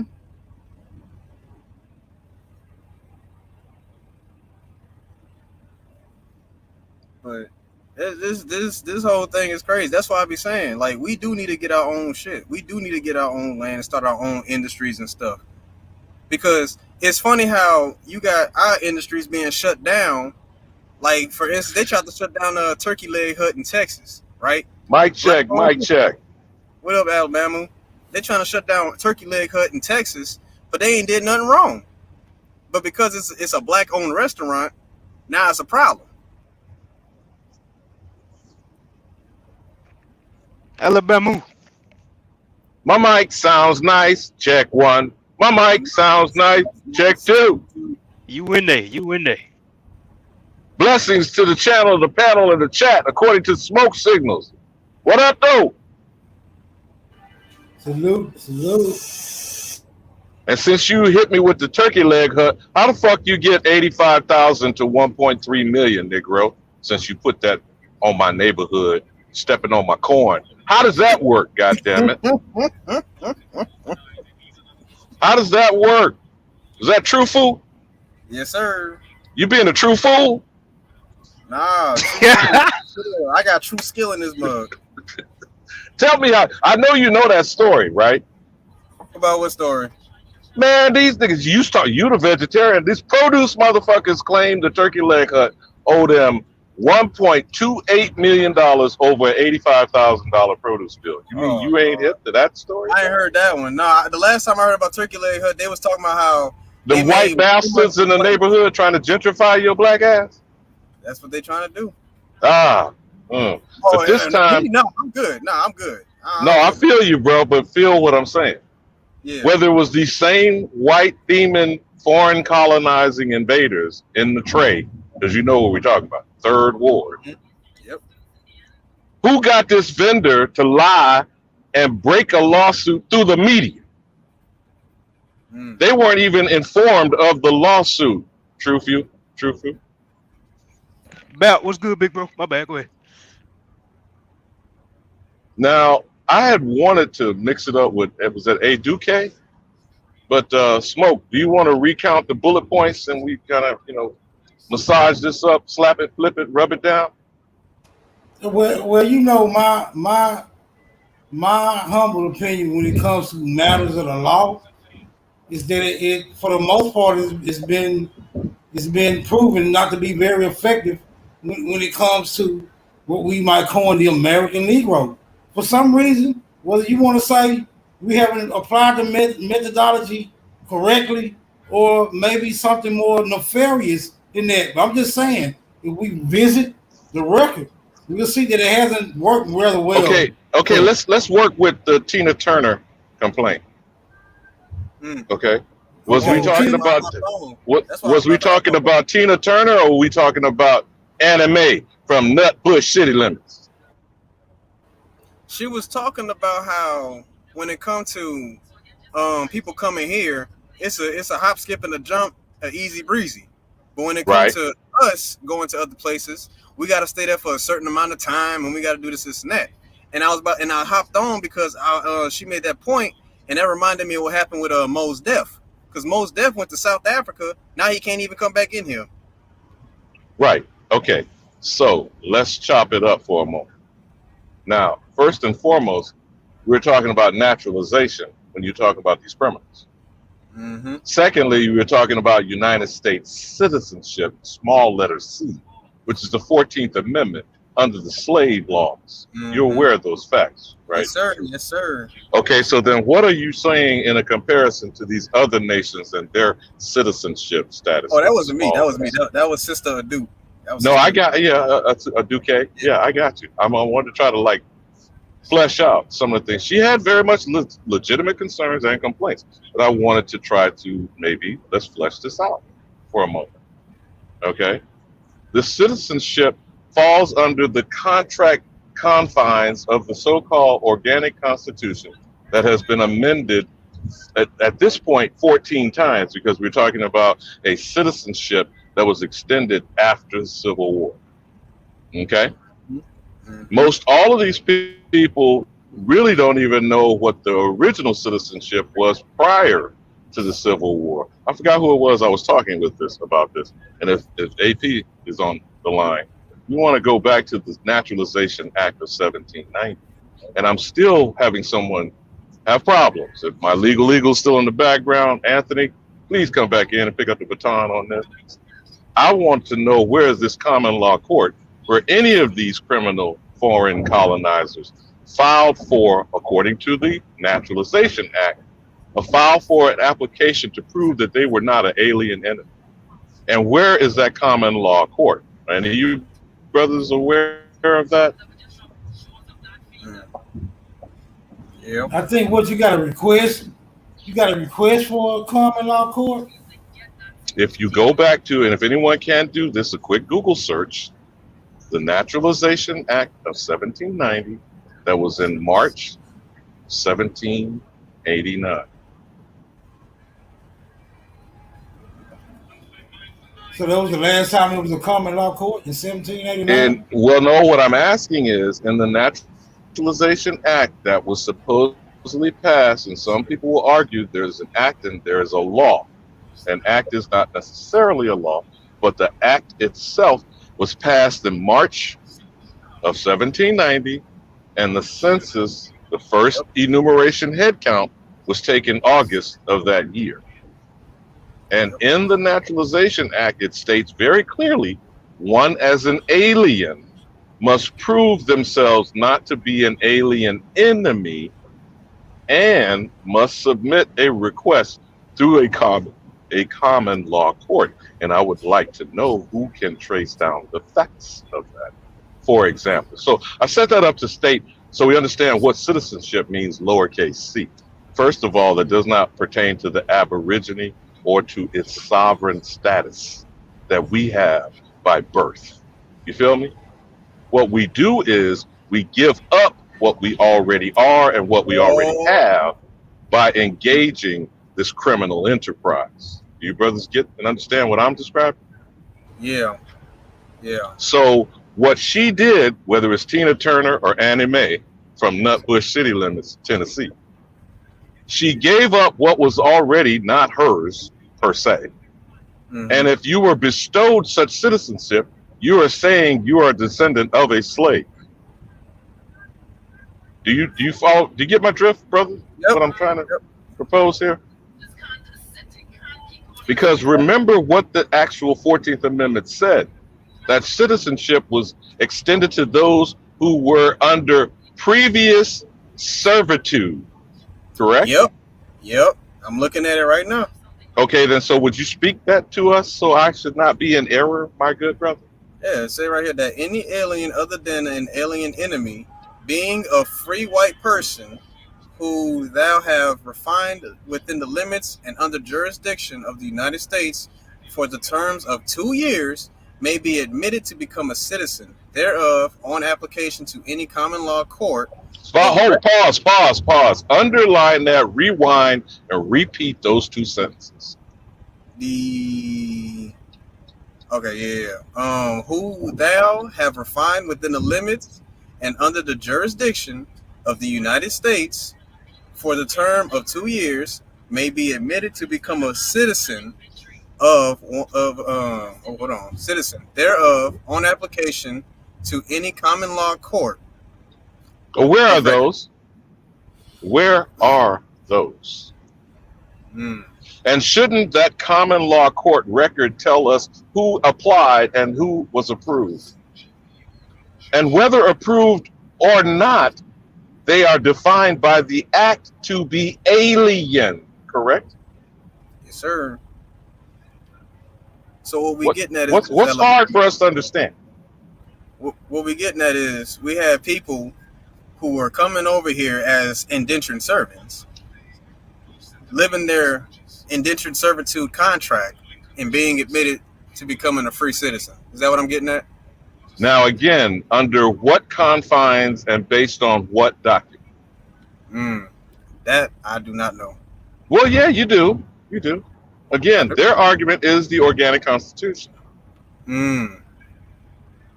But see, this is my opinion, so I will stress that it's my perspective.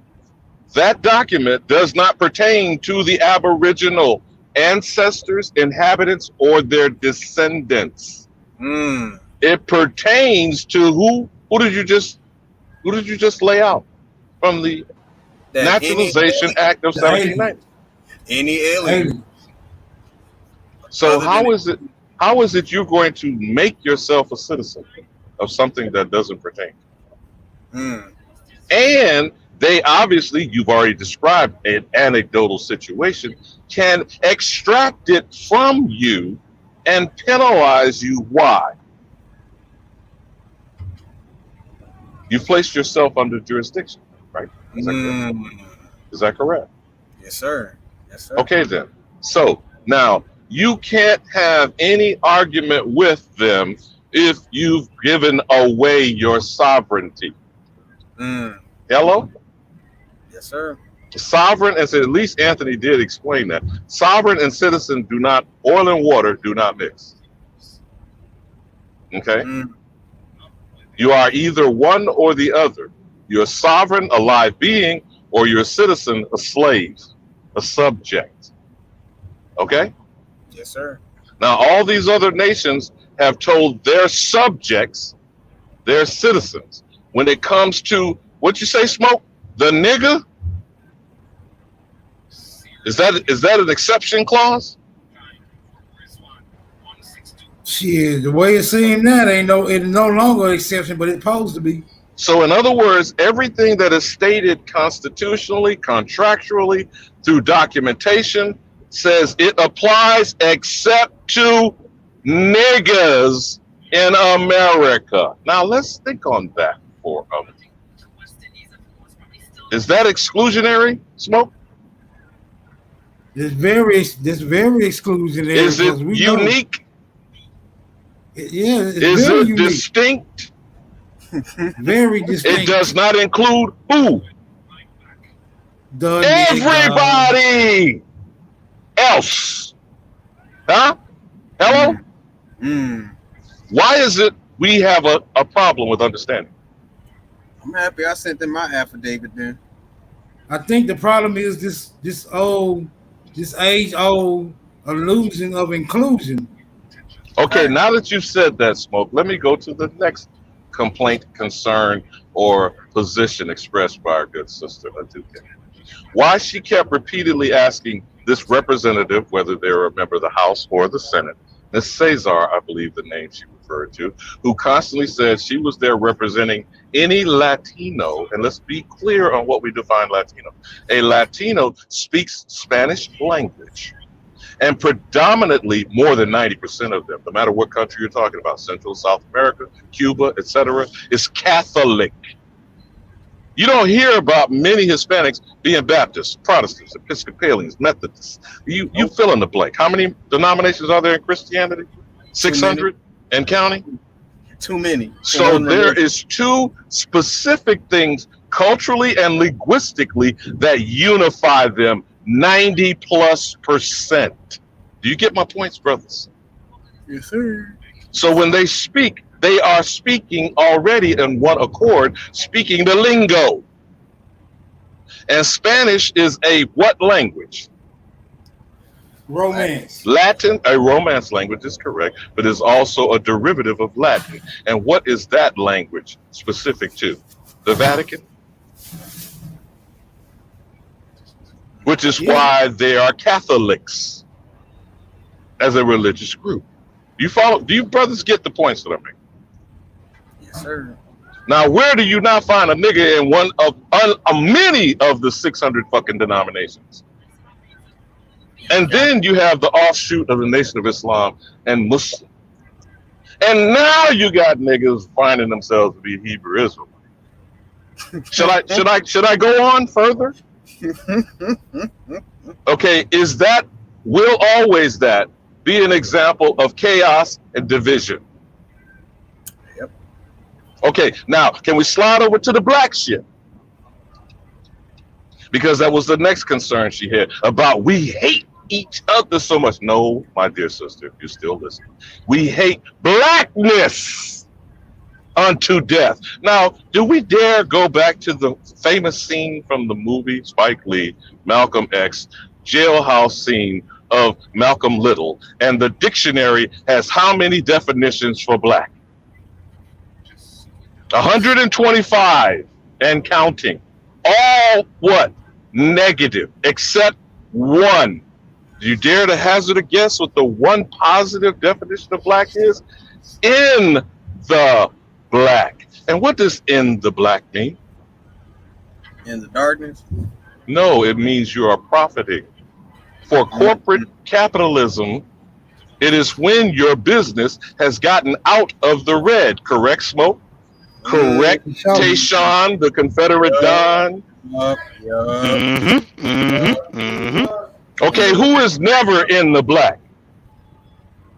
So-called black folks? Never been in the black. And who has been made property from the beginning when you created nigga? Because nigga is an American invention.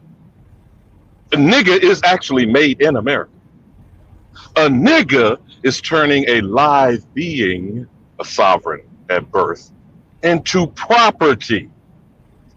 And do you know before they edited it, it was life, liberty, and the pursuit of property, not happiness. Now, are you brothers aware of that? No. That is what was stated Yeah, first. I'm worried. I remember that. Okay, then who's the property? Tayshawn? I guess the niggas. Oh, but we gonna keep calling ourselves that and then be upset. Who is the smart, ingenious, insightful brother that said no man goes to war with his property? Who said that to the channel and the panel and the chat? That would be odd. Okay then. So why would no man go to war with his or her property, my good brother, from another mother? Because then you would no longer be in the black. And you would be in a deficit. You'd be in the red. So, you would be in debt. Right, you'd be creating your own debt. You would have nothing that's based on what? Credit. For sure. Okay, but now what do we have in all this that we've discussed? Probably. In the numerical language would be a big fat goose egg, would it not?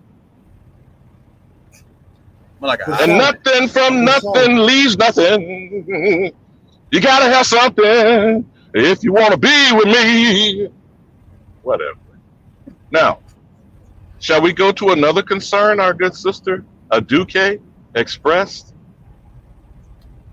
Every gathering of so-called niggas, Negroes, colors, black, mulatto, African Americans. Around that table, we all seem to lament that what do we not do? While we're getting together, we don't get together. How the fuck make that shit make sense to me, please? How is it we don't get together even as we are together in family gatherings, in cookouts, in barbecues, in church congregations, at family reunions, etc., etc., etc.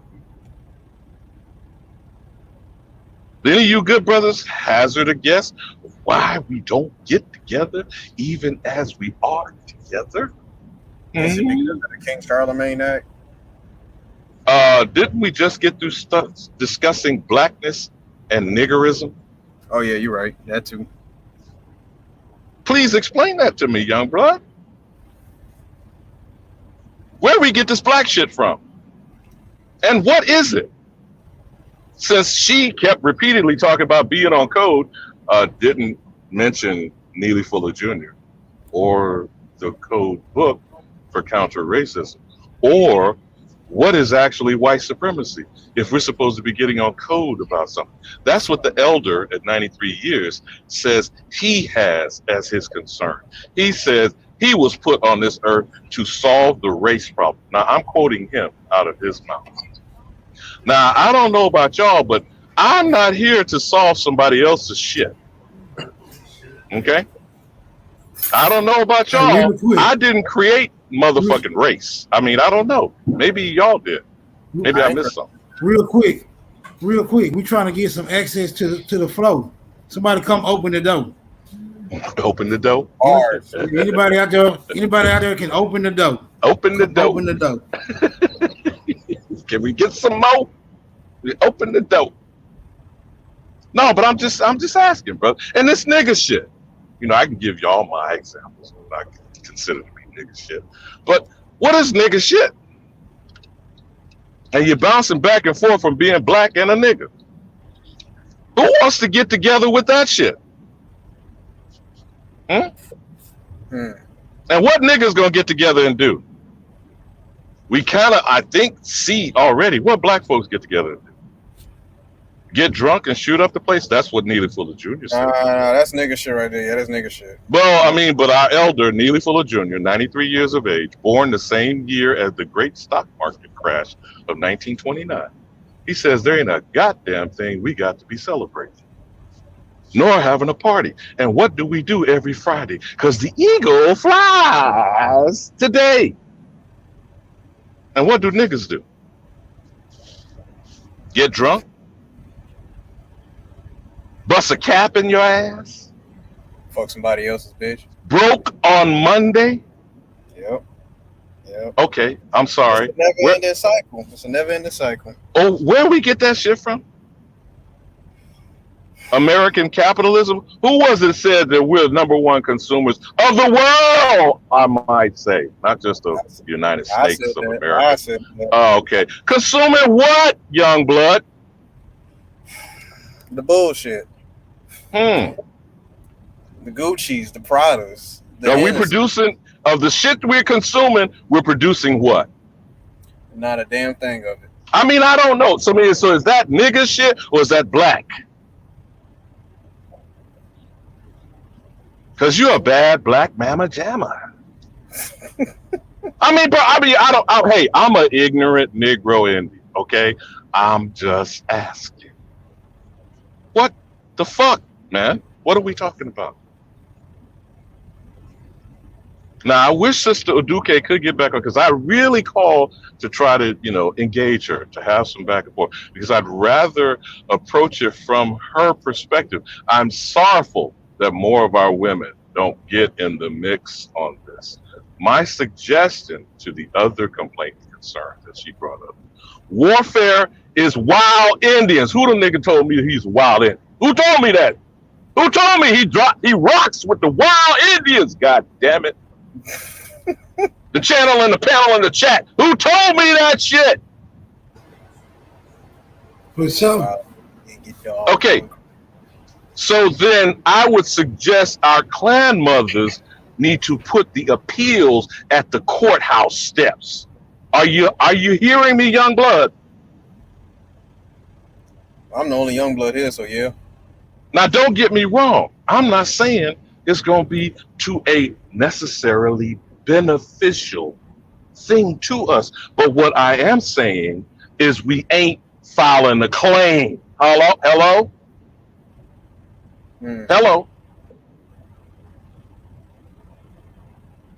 Now, was it Tayshawn or whoever else said these motherfuckers from Afghanistan? Not only they got a bag, it's something like about 100,000. Then they upped the ante for these Ukrainian motherfuckers to 150,000. Then you got the goddamn Billions. wetbacks. They Billions, Alabama. They like Billions. to call them wetbacks from crossing the Rio Grande. They gave them or extended the notion of $450K per family of four. That's 1.8 million. Alabama, I mean to interrupt, man, because somebody hit up Chief. Duke is actually in the back chat. We got a lot of people in the back chat, actually. Which is where I was for 45 minutes. So what I'm saying is, no, I mean, okay, hey, you know, so forgive me for babbling and rambling. All right. No, I just wanted to put and propose these thoughts in response to my good sister's complaints and concerns because they are legitimate. She kept asking, help me with this. And I don't know that I did. But it's legitimate. The problem is, it's not going to be heard by your enemy, who we have already laid out, who has been here from 1790 based on what authority? Say that again, Truthful. Naturalization. And what common law court? Please direct me to that. Shit.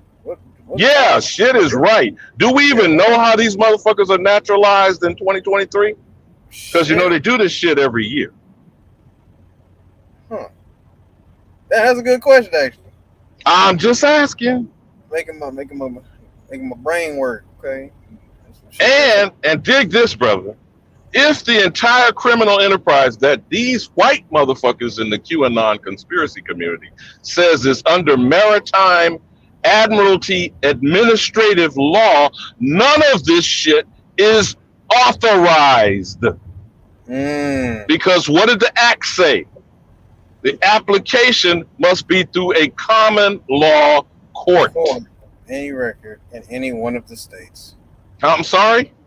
Said of common law court of any of record in any one of the states. Not federal. Not federal, you know.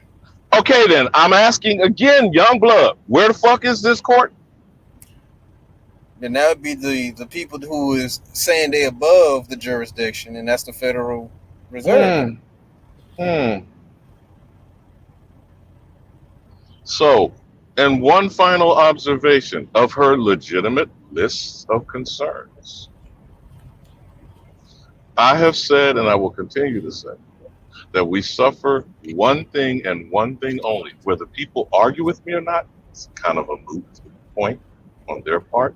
But identity crisis. Did you hear Anthony share the days of the week earlier?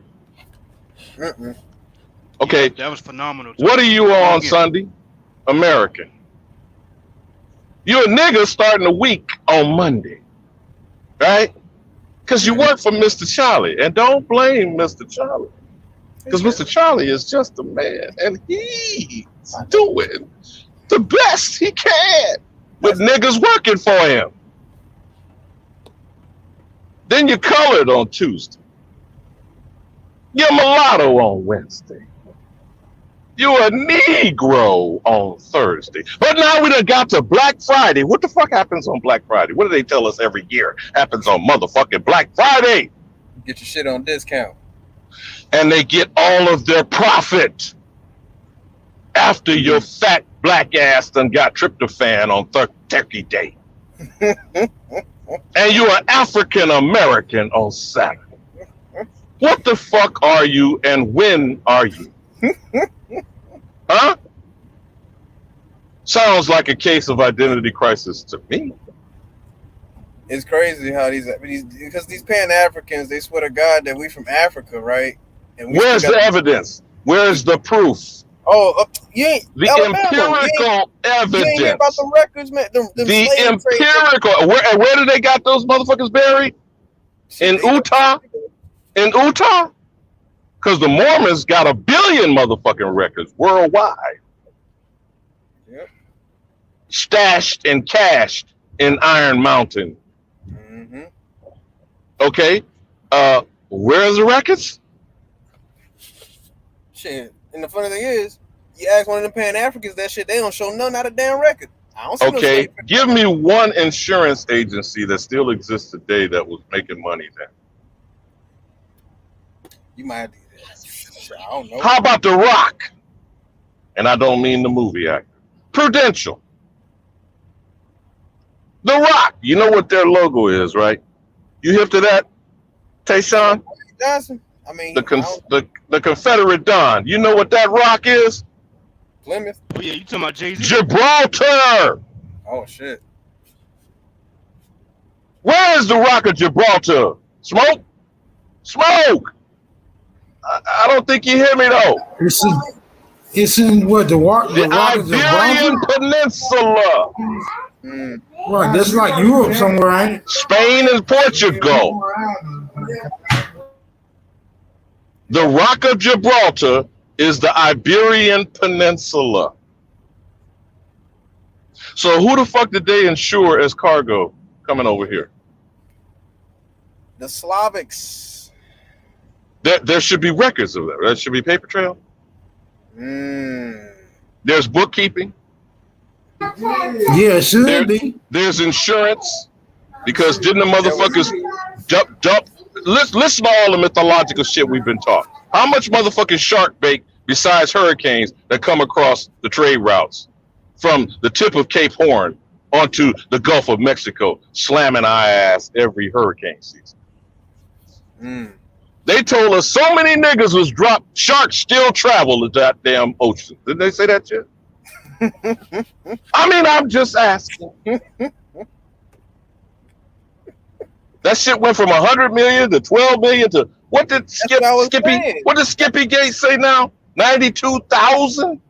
Yep, I brought that up to that. We was just talking to a Pan African. He said, I asked him why the hell the numbers always jumping from 12 million to 16 million to 13 million. Now we're down to 6. Now he's saying 9,000. I'm like, okay, so which one is it then?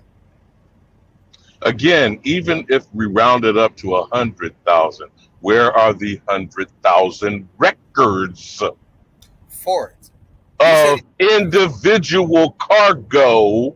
Because they weren't people, they were cargo, like cattle, like horses, like any other livestock. Where is the empirical evidence? And I'll give you another tip, True Food. Consider. You familiar with Rhode Island? Rhode Island, yeah. Yeah. Do you know, and this is a simple historical thing, can be Googled and researched simply, those who choose to, if you claim you're Pan-African. Go ahead, I got Google. Or FBA, or ADOS, descendant of a slave, 90 to 95% of all slave ship captains came from that one state.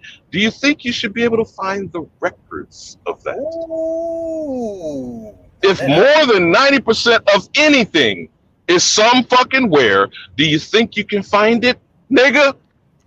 Alabama, hold on, wait. You said they say 90% of the slaves came through Rhode Island? Slave ship captains.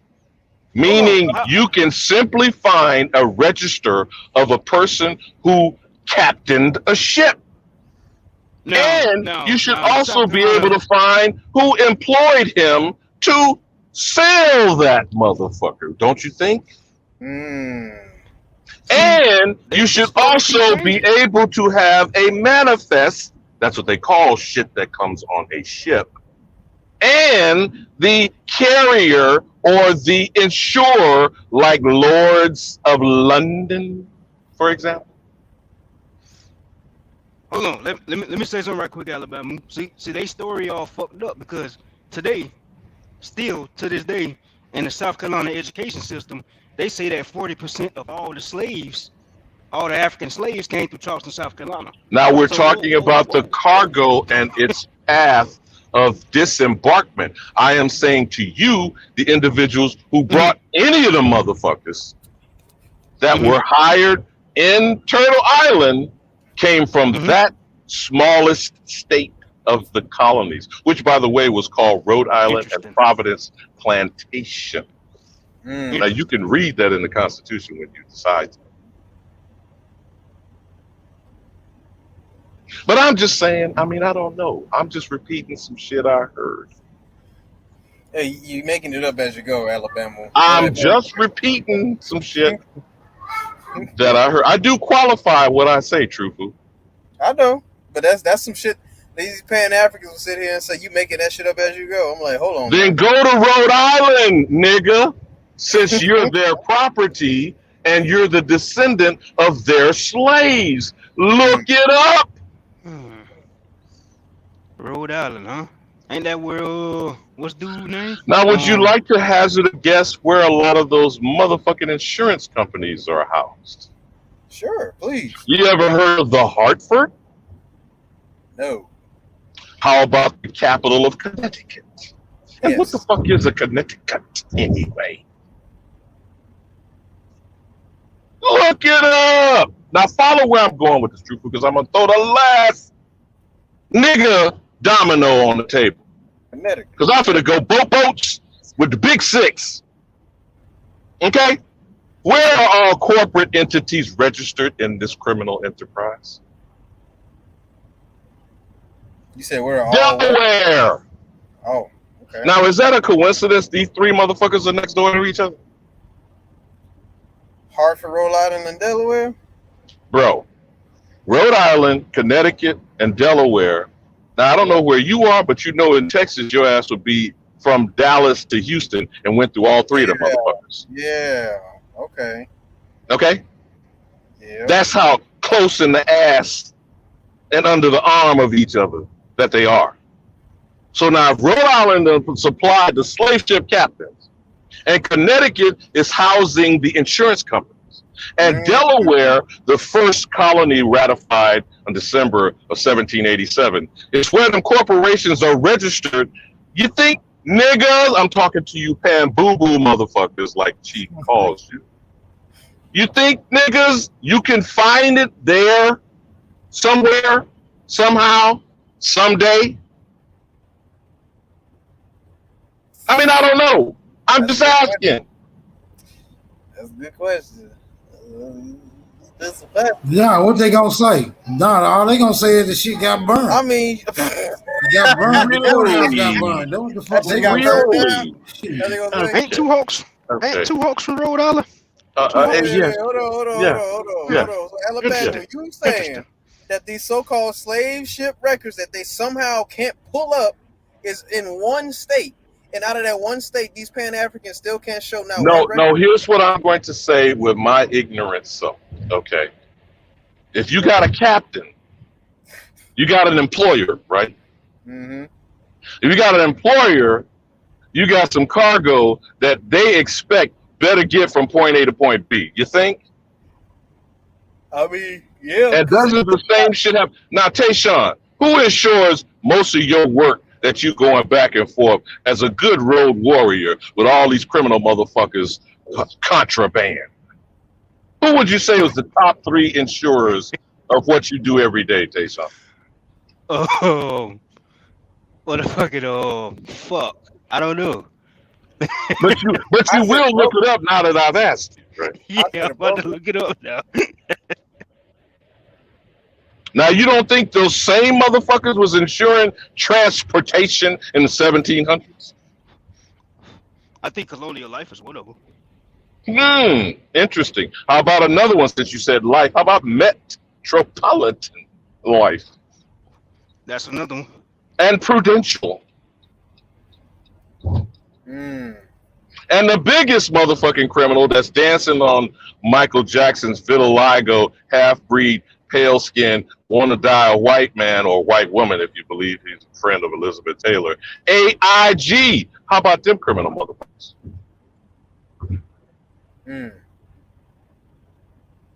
You see, we have some simple shit, brother, if we weren't simpletons. You feel me? And I don't say this to disrespect my people because I love my people. This shit is infuriating as fuck, if you ask me. Okay? But this is some simple shit, which would start with asking some simple questions, you think? And since these motherfuckers say those motherfuckers owned us, don't you think they have to have the evidence and the proof that their ancestors owned us as property? Mm. You think? And I'm talking beyond wills and marriage license and deeds and certificates. Okay? Go to the bookkeepers and the insurers, which is why the young lady who is filing a lawsuit against Harvard and that famous photograph of the nigga they call him Pete that's whipped with keloid backs for the whole world to see. You know how many tens of millions of dollars them criminal bastards at Harvard may have made off of that one photograph? Mm. Which I'm quite sure they have insured in a display case. Would you not say that? Isn't that what museums do? Yep. So then who would you think are the insurers of those records? Again, stolen from us. Mm. Hello? Hello? Damn, man.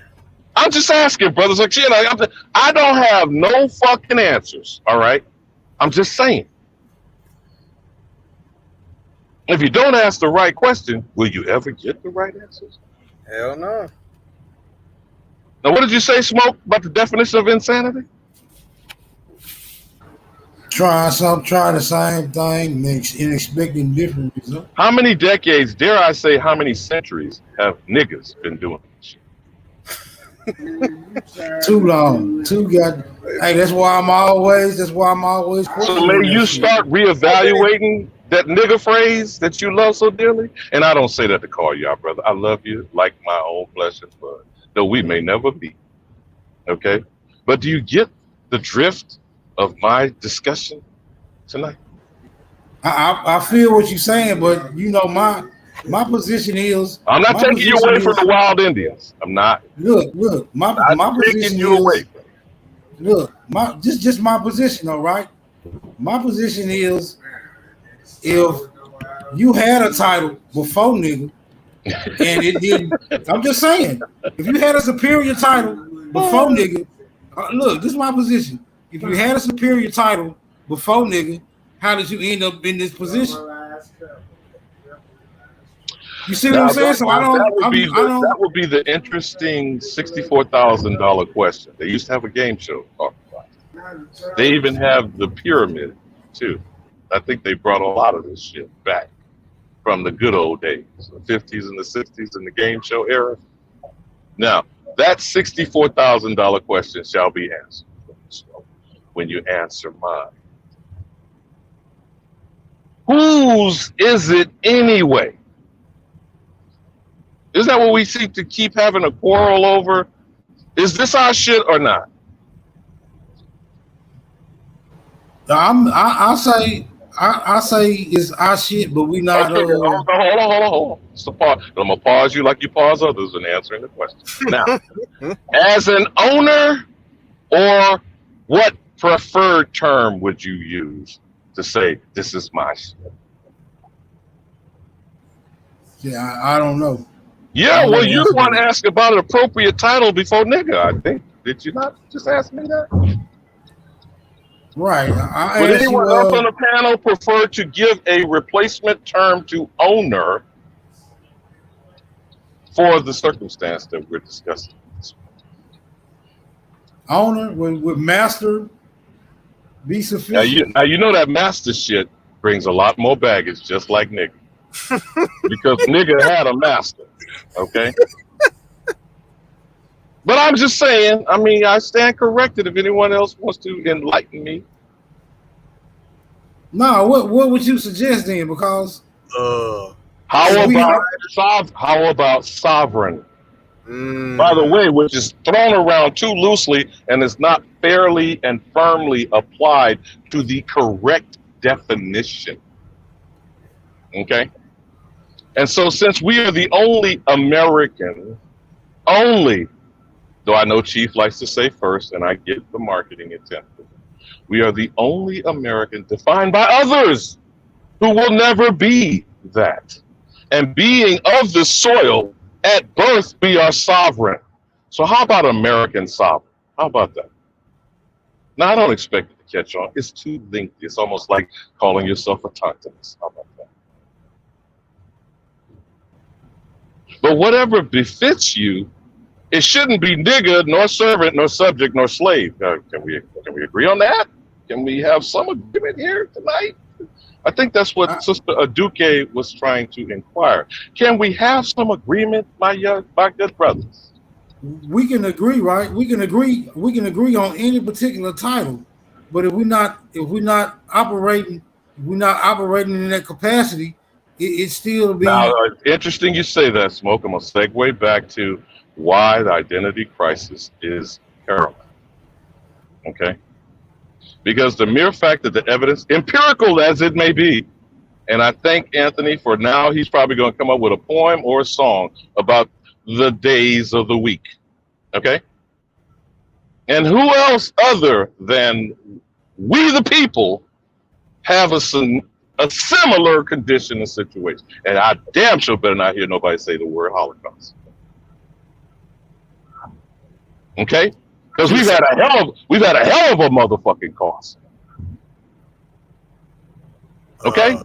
Can I say genocide? I'm listening, good brother. Who is that? Can we say genocide? Oh well, that kind of falls under the umbrella of injury. You know about the Alien Tort Act, my good brother? No, I don't actually. 1789. Familiar with the Judiciary Act? Look them both up, good brother, since you seem to be the Google expert tonight. Yes, sir. The Judiciary Act was creating this criminal court system the same time that the Alien Tort Act is applied. And maybe you can enlighten us why a tort is more important than other motherfuckers trying to tell us to file class action lawsuits.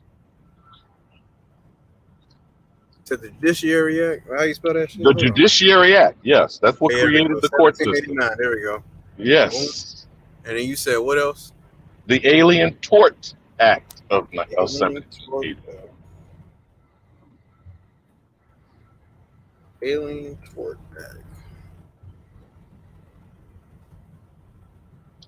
And why don't you share that with us first and then explain to us why we don't understand how to use the judiciary. All right, which one should I read first then? The Alien Tort. Alien Tort, okay. Let's see. Alien Tort Claims Act, or also known as the Alien Tort Act, law originally provision of the Judiciary Act 1789 that grants to U.S. federal courts original jurisdiction over any civil action brought by an alien, a foreign national, for a tort in violation of international law or a U.S. treaty. What the hell is a tort exactly? Yeah, we're going to get to that, good brother. Would you like to jump down and get a couple of those examples there of some alien motherfuckers that have filed behalf of themselves in our shit on our soil? Oh, I mean, it tells you right here, a foreign national. And I'll explain to you how we are that, but just go on with the examples so you understand the significance of what you are revealing, good brother. Boom.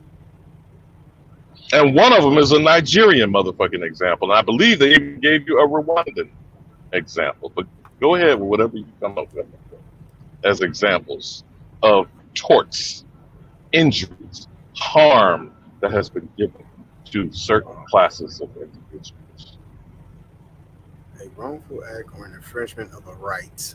Oh, okay. We don't hear you, brother. We don't hear you. Speak up. My bad. So I looked up the definition of tort: a wrongful act or an infringement of a right leading to civil legal liability. All right, the tort example. Now jump down to a couple of examples and see what types of harm they put as examples of a tort. So common tort includes assault, battery, damage to personal property, conversion of personal property, intentional infliction of emotional distress. Do I gotta continue? No, go down to some of those examples. I want you to give some court cases and dates. Oh, okay. Hold on. I have to redefine my search there. Hold on. Oh, we got Flores versus Southern Peru Copper Court. Now, did you just name a foreign country? That's what they pulled up. Now, go ahead, bro. Go ahead. Roll with it. Okay, you got Doe versus Exxon Mobil Corp. Exxon Mobil, one of the biggest bastards of the breakup of Standard Oil. Continue, please, sir. You got Jesner versus Arab Bank PLC. Arab, I'm sorry. What? Arab Bank PLC. Continue. Nestle USA Inc. versus Doe. Now move into Nestle's because you know what that is, right? Ain't that them chocolate people? Ain't that some chocolate? Ain't that some shit? What does chocolate come from? The damn chocolate milk. That shit. Where does chocolate come from? Cocoa? Oh shit. Well, see what it says, brother. I just know. Just for example, whether you clicked on the link or however, just give me some ramifications of that tort. Of the Nestle one? I mean, just for an example. I'm just trying to enlighten you, my good man. Oh wow. 6 individuals from Mali who alleged that they were trafficked into the Ivory Coast as child slaves to produce cocoa. I'm sorry, repeat that, please. I can't hear you. 6 individuals from Mali who allege that they were trafficked into the Ivory Coast as child slaves to produce cocoa. Now, where the fuck is the Ivory Coast? Ain't that over in Africa? Would that be on the West Coast where some Negroes, Aborigines was American Colonization Society transported to that? I mean, I don't know. Let's just take a pause on that for a moment. Circle back to the Judiciary Act, my good brother. Please, for the audience, enlighten us. Officially titled, An Act to Establish the Judicial Courts of the United States of America, was signed by President George Washington on September 24th. Hold on, what the hell? Oh, there we go. Here we go. Boom, boom, boom. But I think that's the main part we're trying to get at. It gave the federal the ability to judicial to jurisdiction. That's one of the 3 branches of government of this criminal enterprise. Yeah, pretty much.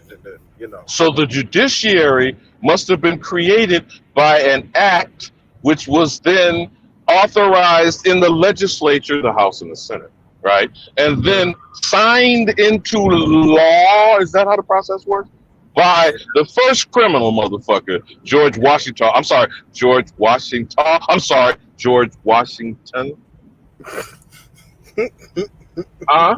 Is that what you just said? That's how we believe. That's how we believe the system works. It got to get passed through other, houses in the Senate. Yep.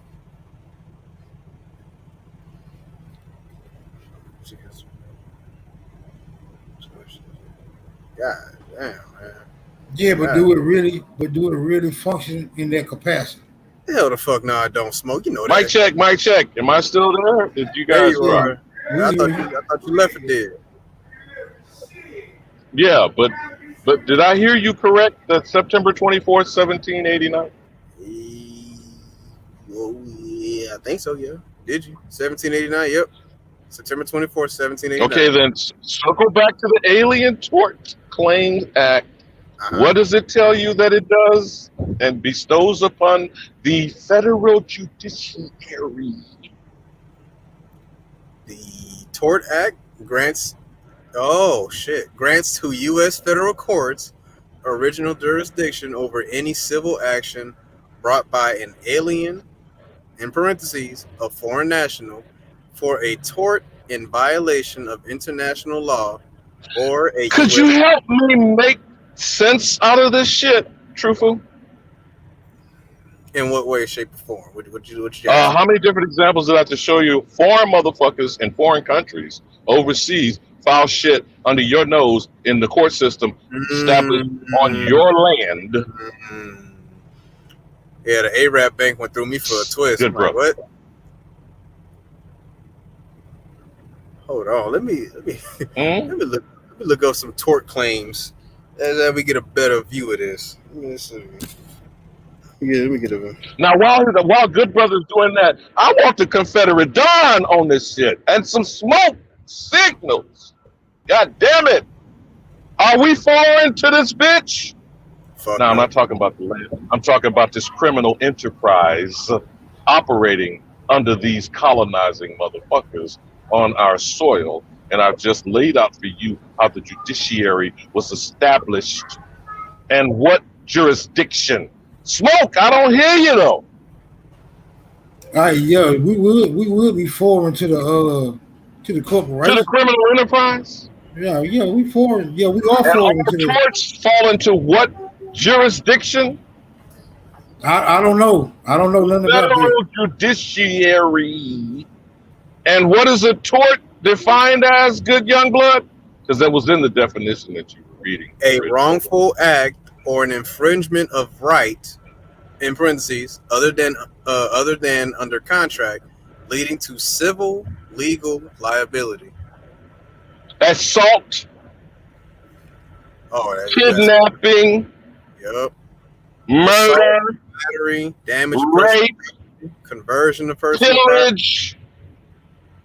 They used to use the word pillage when you were talking about the motherfucking buccaneers and pirates and all the other shit that happened under maritime jurisdiction, right?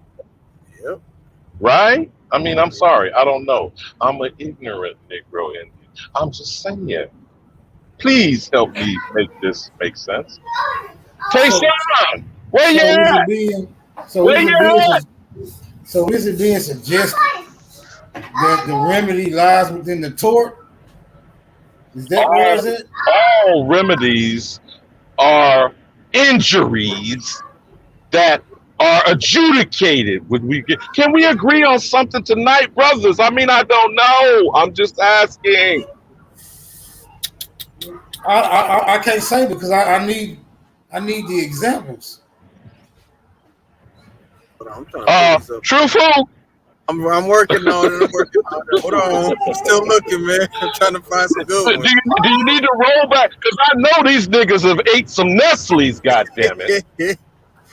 Shit. Now you see why I asked you to peek a little under the dress of Nestle? Yeah, it got interesting. You said Arab Bank. I'm like, what the fuck? I ain't never heard no Arab Bank over here. Hold on. And do you niggas pump ExxonMobil? God damn it. Let's see. Hello? Hold on now. Smoke said he ain't got no examples, truthful. Tort injury cases. Should we go by state? Hold on now. Slap it, flip it, rub it down. Oh no! Hold on now. Let me do some product liability, personal injury, tort cases. Okay, there we go. Let's see. Now, you know, if you're going to get in that category, you know about Coomer, right? Rat poison, our good young brother. Yeah. Okay, so keep going. Keep going where you're going. Right, since you went to product liability. Hold on. Let's see. I don't see no more international ones like that Arab one. That shit was weird. What the hell? Hold on. John C. Trujillo. Third company.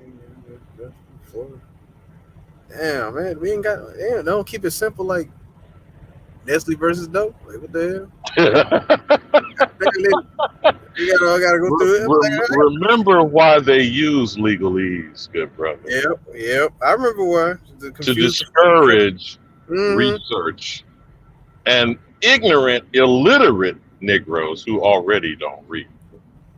We're gonna do First Circuit. Let's do First Circuit. Now, how many district courts do you know there to be in the federal district? Well, how about it coincides with the colonies? Well, I mean, you want to talk about 13 districts. There's 13 federal districts. So whichever one you want to pick. You say you start with number one. Numero uno. They got all the state district courts. So yeah, that's on another level down. But I'm just saying. Should we choose a state? Hey, just do what you want to do, brother. I'm just letting you know. I want the Again, chat to shoot we the state start. then. We started with the Judiciary Act, which Uh-huh. created the judiciary system, Uh-huh. and it starts at the federal and flows down to the state, right? So the states supposedly are independent, right? So we still haven't found the motherfucking common law courts, have we? But go ahead. Yeah, it's asking me for what state I want to look at. They got a bunch of them apparently. Look at your own. Start at home. Don't matter. You got 50 motherfuckers to choose. We're gonna go down by the bayou. We're going down by the bayou. Some Louisiana there. Oh, ain't no cases in Louisiana. I dare say there probably are. But go back to the one that you were looking at. You said first district. Whatever the one that you Okay, first district tort cases. We got First Circuit, Massachusetts. Let's see. Tort injury, personal product. Oh, they keep going. Oh, Lord. Come on now. Okay, there we go. Oh, Lord. I don't know if I can say the name. We got Johnson versus Corona Dian. There we go. Inc. Okay. Now, would Johnson be Johnson and Johnson? No, his name is Joyce Johnson. So that's the individual plaintiff. Mm-hmm. Go ahead. Let's see. Pursuing Southern District, Mississippi. Last. Oh Lord, he done been through a couple. He done been through some things trying to get this. How we go? Okay. This happened in Wait a minute. Why the hell this shit talking about District Court of Massachusetts if he filed in Mississippi then? Now, it sounds like you're saying going from the state to the federal. It transferred to Mississippi. Let's see. But what's the basic injury? That's what I wanted to understand. That's What what I'm was the trying complaint? to find that. What is the complaint based on? Because what I'm just trying to get people to understand, a tort is any injury or harm. But a tort is based on an individual, not a group, not a class action. Do you feel what I'm saying? Mm-hmm.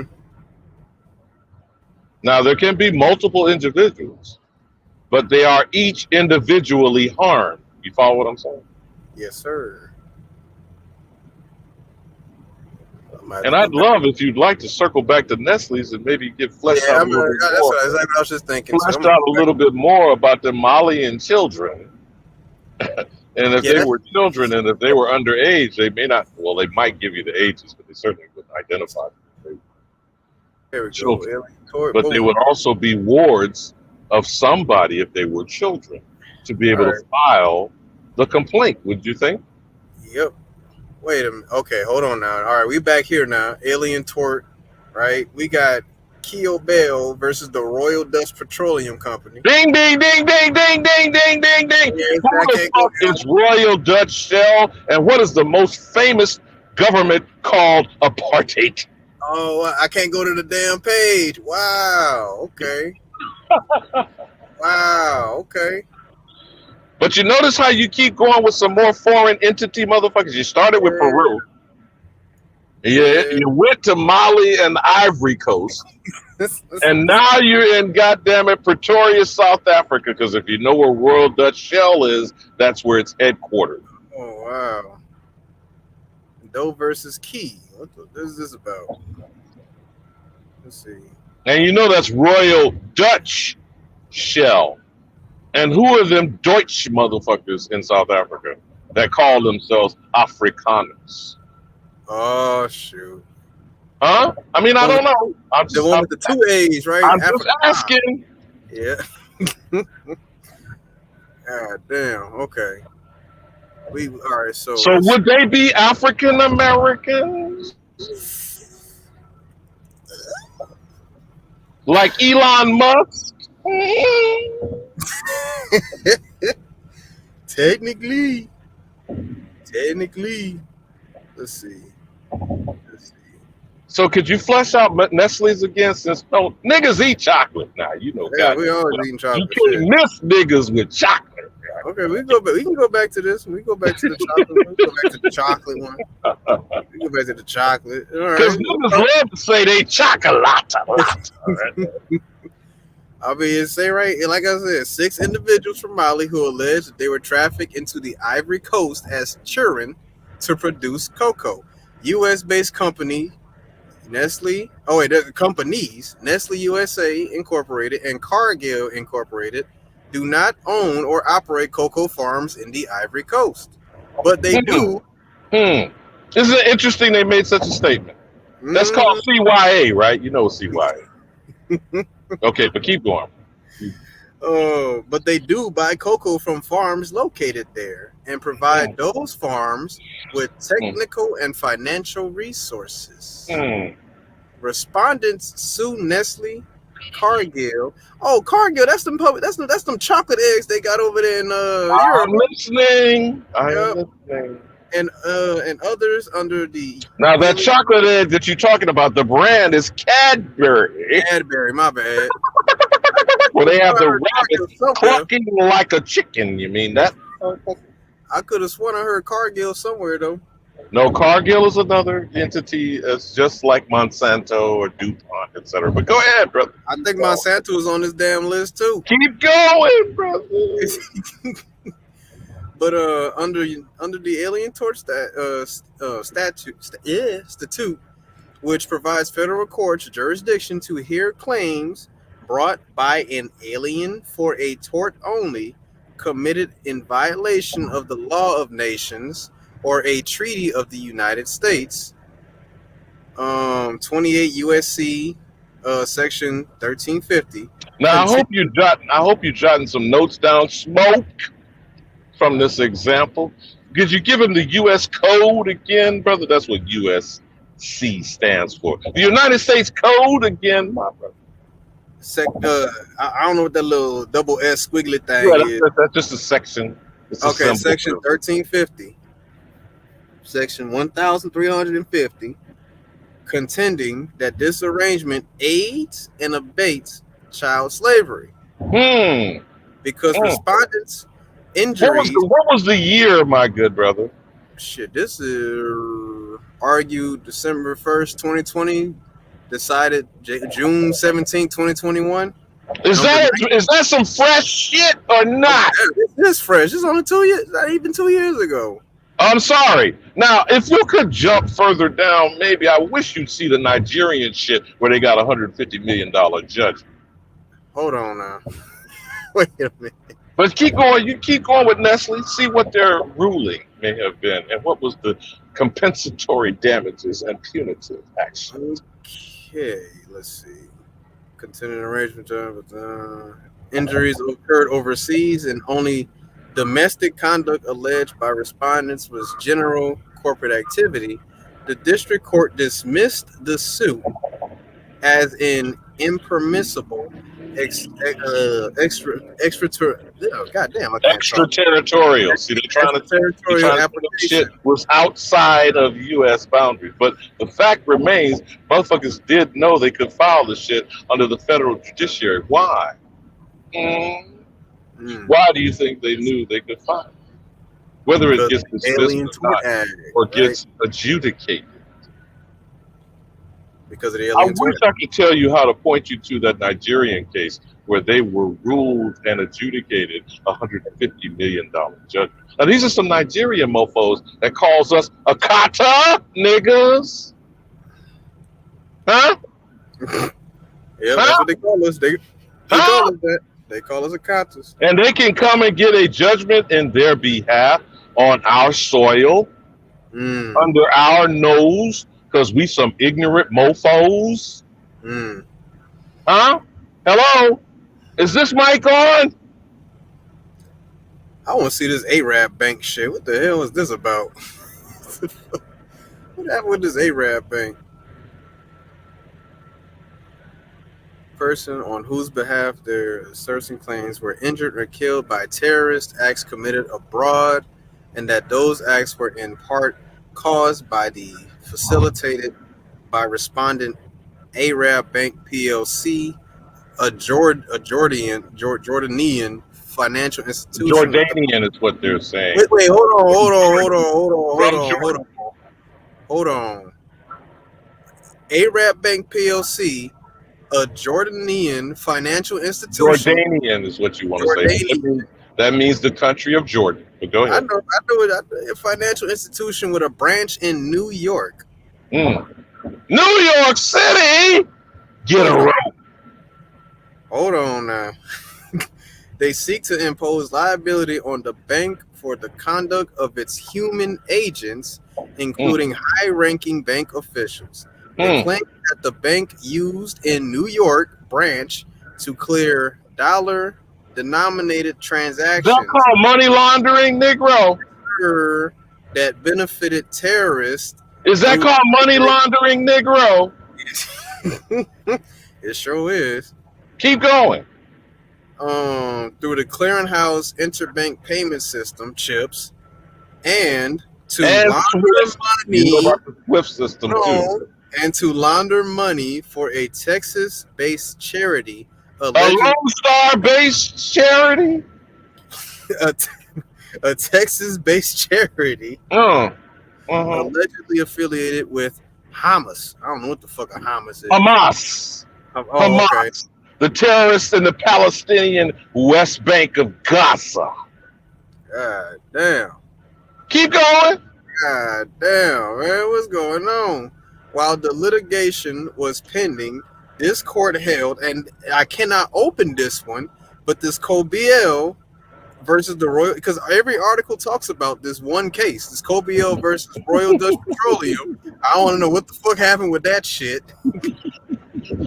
That the ATS did not extend to suits against foreign corporations. What's the date on that complaint? This was argued in October 11, 2017, and decided.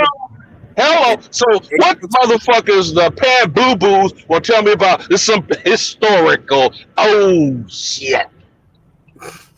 Huh? Oh wow. So these foreign motherfuckers using a jurisprudence and a judiciary created under our nose on our soil to do what? Ooh. To file injury, harm, slavery, child sex trafficking, money laundering, supporting terrorist activity, which, by the way, the motherfucking Ku Klux Klan, you do have the 1871 Ku Klux Klan Act. You are familiar with that, right? True. Smoke, I don't hear you, though. Oh, I think that's the one you was talking about. Have I missed something here on any examples of the boundaries of what could be considered evidence, empirical evidence, might I add, of what is an injury and why tort is the resolution? Alabama. Is this yes, the sir. one you talking about?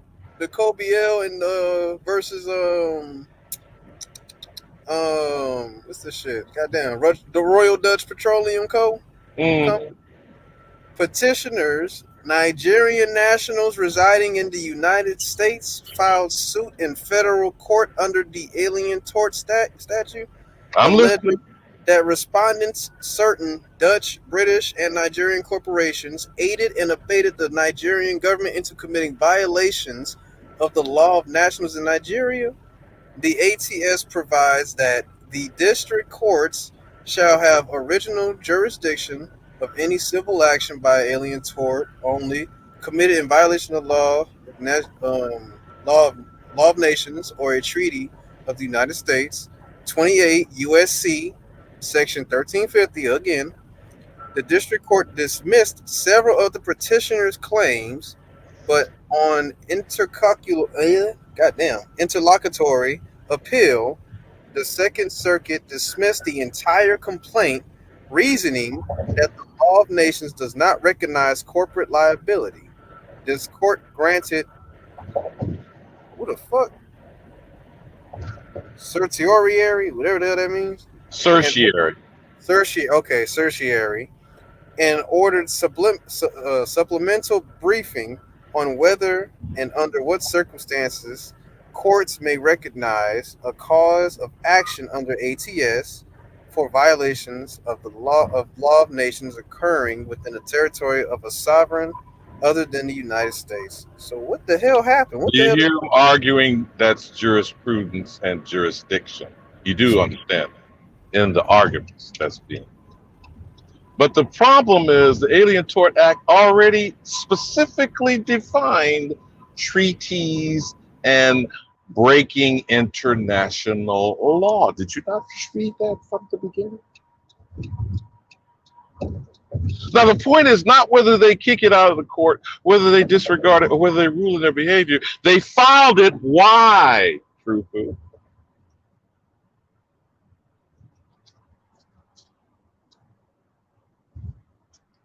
Is this mic on? Mic check, mic check. Yeah, you still on? Can you hear me? You still on? Yeah. I don't know what truth. I mean, I don't know what truthful went. Yeah, that's what I was about to ask. Did he drop or did I? If I was still here. So, okay, where things stand, Tayshawn? I need to see some smoke signals. Tayshawn gone. Truthful gone. So it's just down to me and you. Let's get it. I'm listening, brother. Where the hell is Chief? And he the one that crawled up under the bed or eating some more snacks? I don't know, but it was loaded in the back. Them niggas probably done dropped up out of there by now. It's been so long. Yeah. So what say you, my brother from another mother? I say, world. I just I don't know, man. I don't have no faith.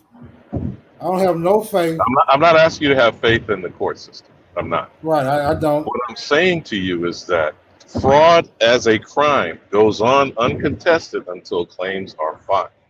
And he could have gone on with quite a number of lengthy examples. But the point that I'm making is why is it literally foreign nationals can be filing shit under jurisdiction, under our nose, and judiciary created by our ancestors? That's my question, Smoke, if you like to tackle. Well, I say because we being occupied by a foreign force. Now, since you said that, does that not make it foreign to us? Yeah, I said it. Does that make any complaints that we file as a foreign, and I'm using air quotes here, foreign national? Does it make what? Any complaints that we file under the process that I've laid out and explained to you now comes from, quote, I'm using air quotes, foreign nationals. Right. It should make it legit. Now do you get the argument that I'm raising? It should make it legitimate, but I'm under the impression that the rules don't apply. Bro, we're on the same page to that degree, but that still does not address the statement that I've made. Still, complaints have yet to be filed. You understand what I'm saying? In other words, motherfuckers ain't been put on notice. You feel me? I don't give a shit whether they are knowledgeable, and they are, whether they are habitual in their behavior, which they are, and whether they are criminals and outlaws. That's a given, isn't it? Right. Now, how is it that you get a criminal adjudicated? I don't know. Through a complaint that is filed, and then an indictment is incurred through prosecution. You feel me?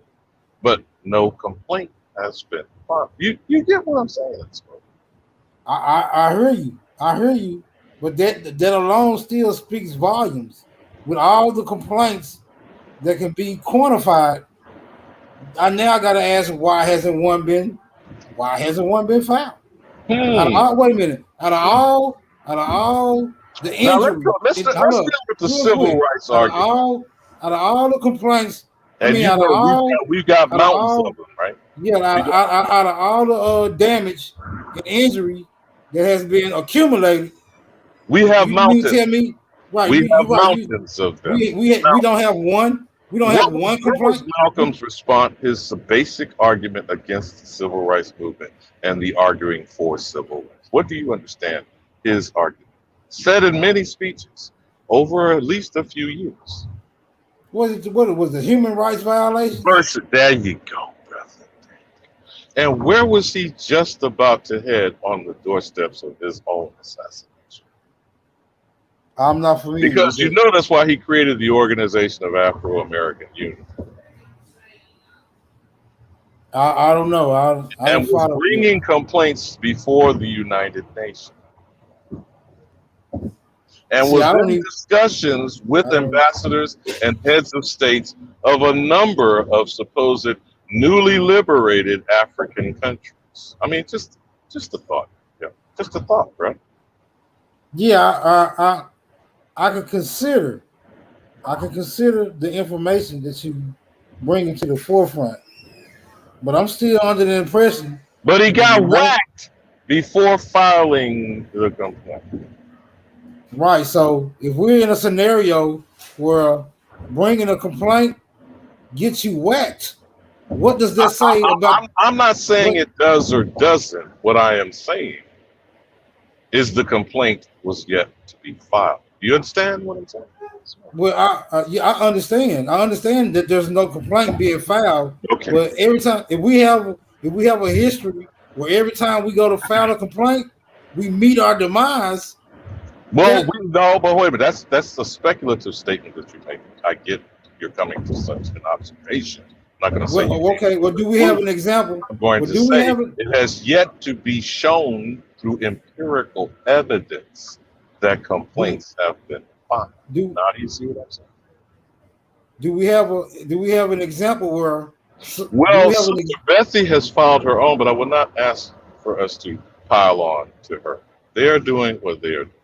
I have already suggested, and if Anthony or if Ism is me, if you're listening, haven't gone to sleep, please come back on that. Because they She been both, gone. yeah, well, they have both. I see her avatar still. I don't know if she's still making up. But they are both have a simple form that will not take 5 minutes. So if you haven't heard that in some of the passing panel discussions, there are many simple things that can be done. And if Sister Aduke is still listening, I would ask her to consider reaching out to Islam and discussing. Because there are things, very simple and quick, expeditious things, Smoke, that can be done. And again, it's not for us to be discouraged or to be upset or to believe these lying, criminal, murderous thugs will behave other than they will. But again, the paper trail has yet to establish. You feel what I'm saying? Nah, I don't get it. I don't get why. I don't get why there exists no paper trail. It's kind of the discussion we had earlier about being black and being a nigger. Neither of which seems to be very effective nor proactive. If you get my drift. Well, even before black and nigger, there were infractions, right? There were There damages. were, and There there were continue to, and there continue to be. So right. that's called, you know, That's when what I'm it's a saying. debt, when it's banking, it's called compound interest, right? I don't know nothing about that. Well, I tell you what is the most powerful thing created in the history of man. It's to say a motherfucker owes you, and they owe you debt, and they owe you interest, compounded debt. So imagine what that means if we're talking about penalties and injuries. You feel me, bro? Right. I And it's feel you, compounding. but It's I'm not compounding. seeing. No, I got you on that. And I'm disagreeing with your lack of seeing empirical evidence. But you do understand what I described. Go ahead, bro. Go on, break it all the way down. Well, I already did. There is an avenue that is on the governmental website Mic check. under our jurisdiction, the Department of Justice, that wouldn't take 5 minutes for an average nigger, negro, colored, black, or African American to say that their identity has been stolen. And just the mere fact of doing that will initiate activity. Now, I can't say what that activity would be, but how about let's say we do something? Hello? And if you can't do something as simple as that, why would I expect you to do something as complicated as going to file a lawsuit at any level? Local, state, or federal. You feel me? Does that make sense? Not to me. It don't make sense to me. It shouldn't make sense if we ain't doing shit. Right. Yeah. It don't make sense. Non-activity should not make sense. You are correct. Right. It don't make sense that if we have a platform whereupon remedy can be addressed. It sounds like a nigga is absolutely programmed the way Carter G. Woodson said a Negro would be. A Negro would make and define a backdoor if there wasn't one there for his own, I'm paraphrasing the quote, for his own special purpose. Which means a nigga or a Negro is programmed to do what the system expects of him to do. What you're discussing is unexpected behavior. Are you hearing me? Smart. But I don't know. Are you saying it's unexpected when we have examples of people attempting to approach? No, we again, we're doing speculative discussion. We don't have examples, which would be empirical evidence of people doing what I suggest. You see what I'm saying? Right, because if they're not allowed, it sounds like the old proverbial catch-22. You know, how do you get a job when you're first time interviewing? You never had any experience. Well, how do I get experience if a motherfucker don't give me a job?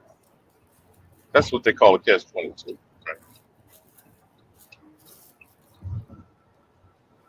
Right. So how do you? We don't have claims. We don't have claims, so we can't claim an injury.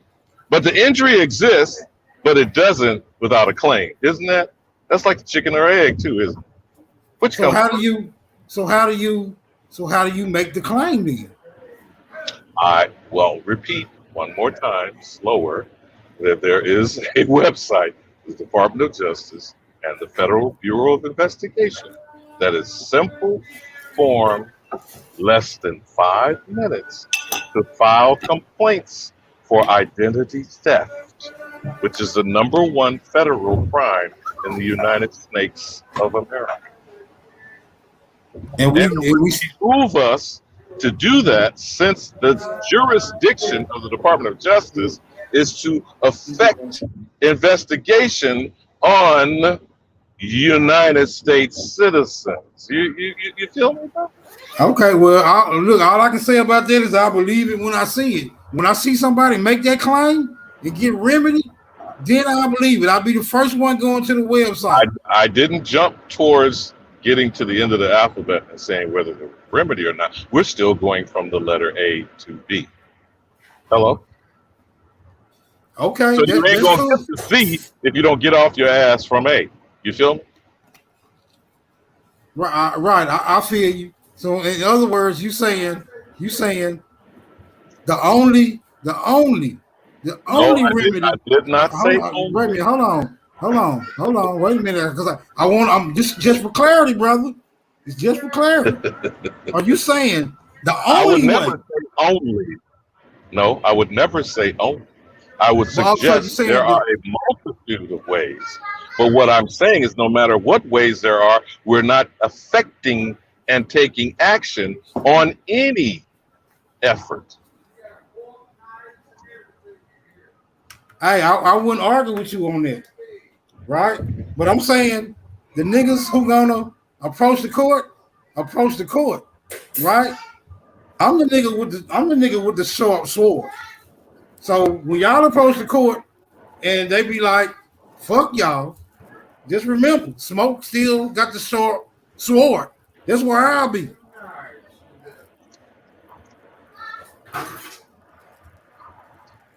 I get the warfare, brother, and I would never take any option off the table.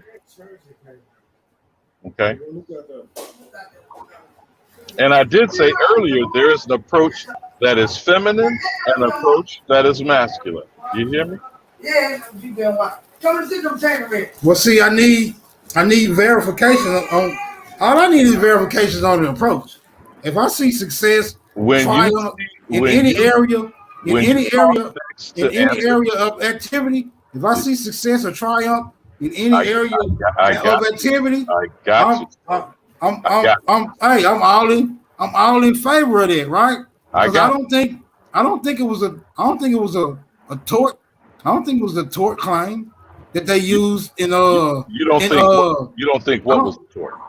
I don't think it was a tort claim that they used in Wilmington, North Carolina.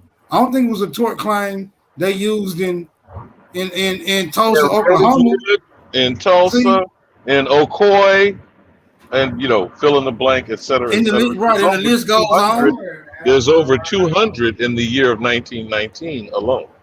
For sure. I can't even name all of them. There's so many. Yeah, I got you. But what I'm saying is the problem is we allow and rely on others to tell us what a remedy is, like a fucking class action suit or civil rights, which you don't get charged until after a nigga is killed. You do know that, right? And we still have problems with getting civil rights violations, right? Right? But that is not to express discouragement, okay? We know, as you were saying with the good sister Aduke, you know, how many times in conversations and panel discussions are we going to go on this unending examples of injury and genocide?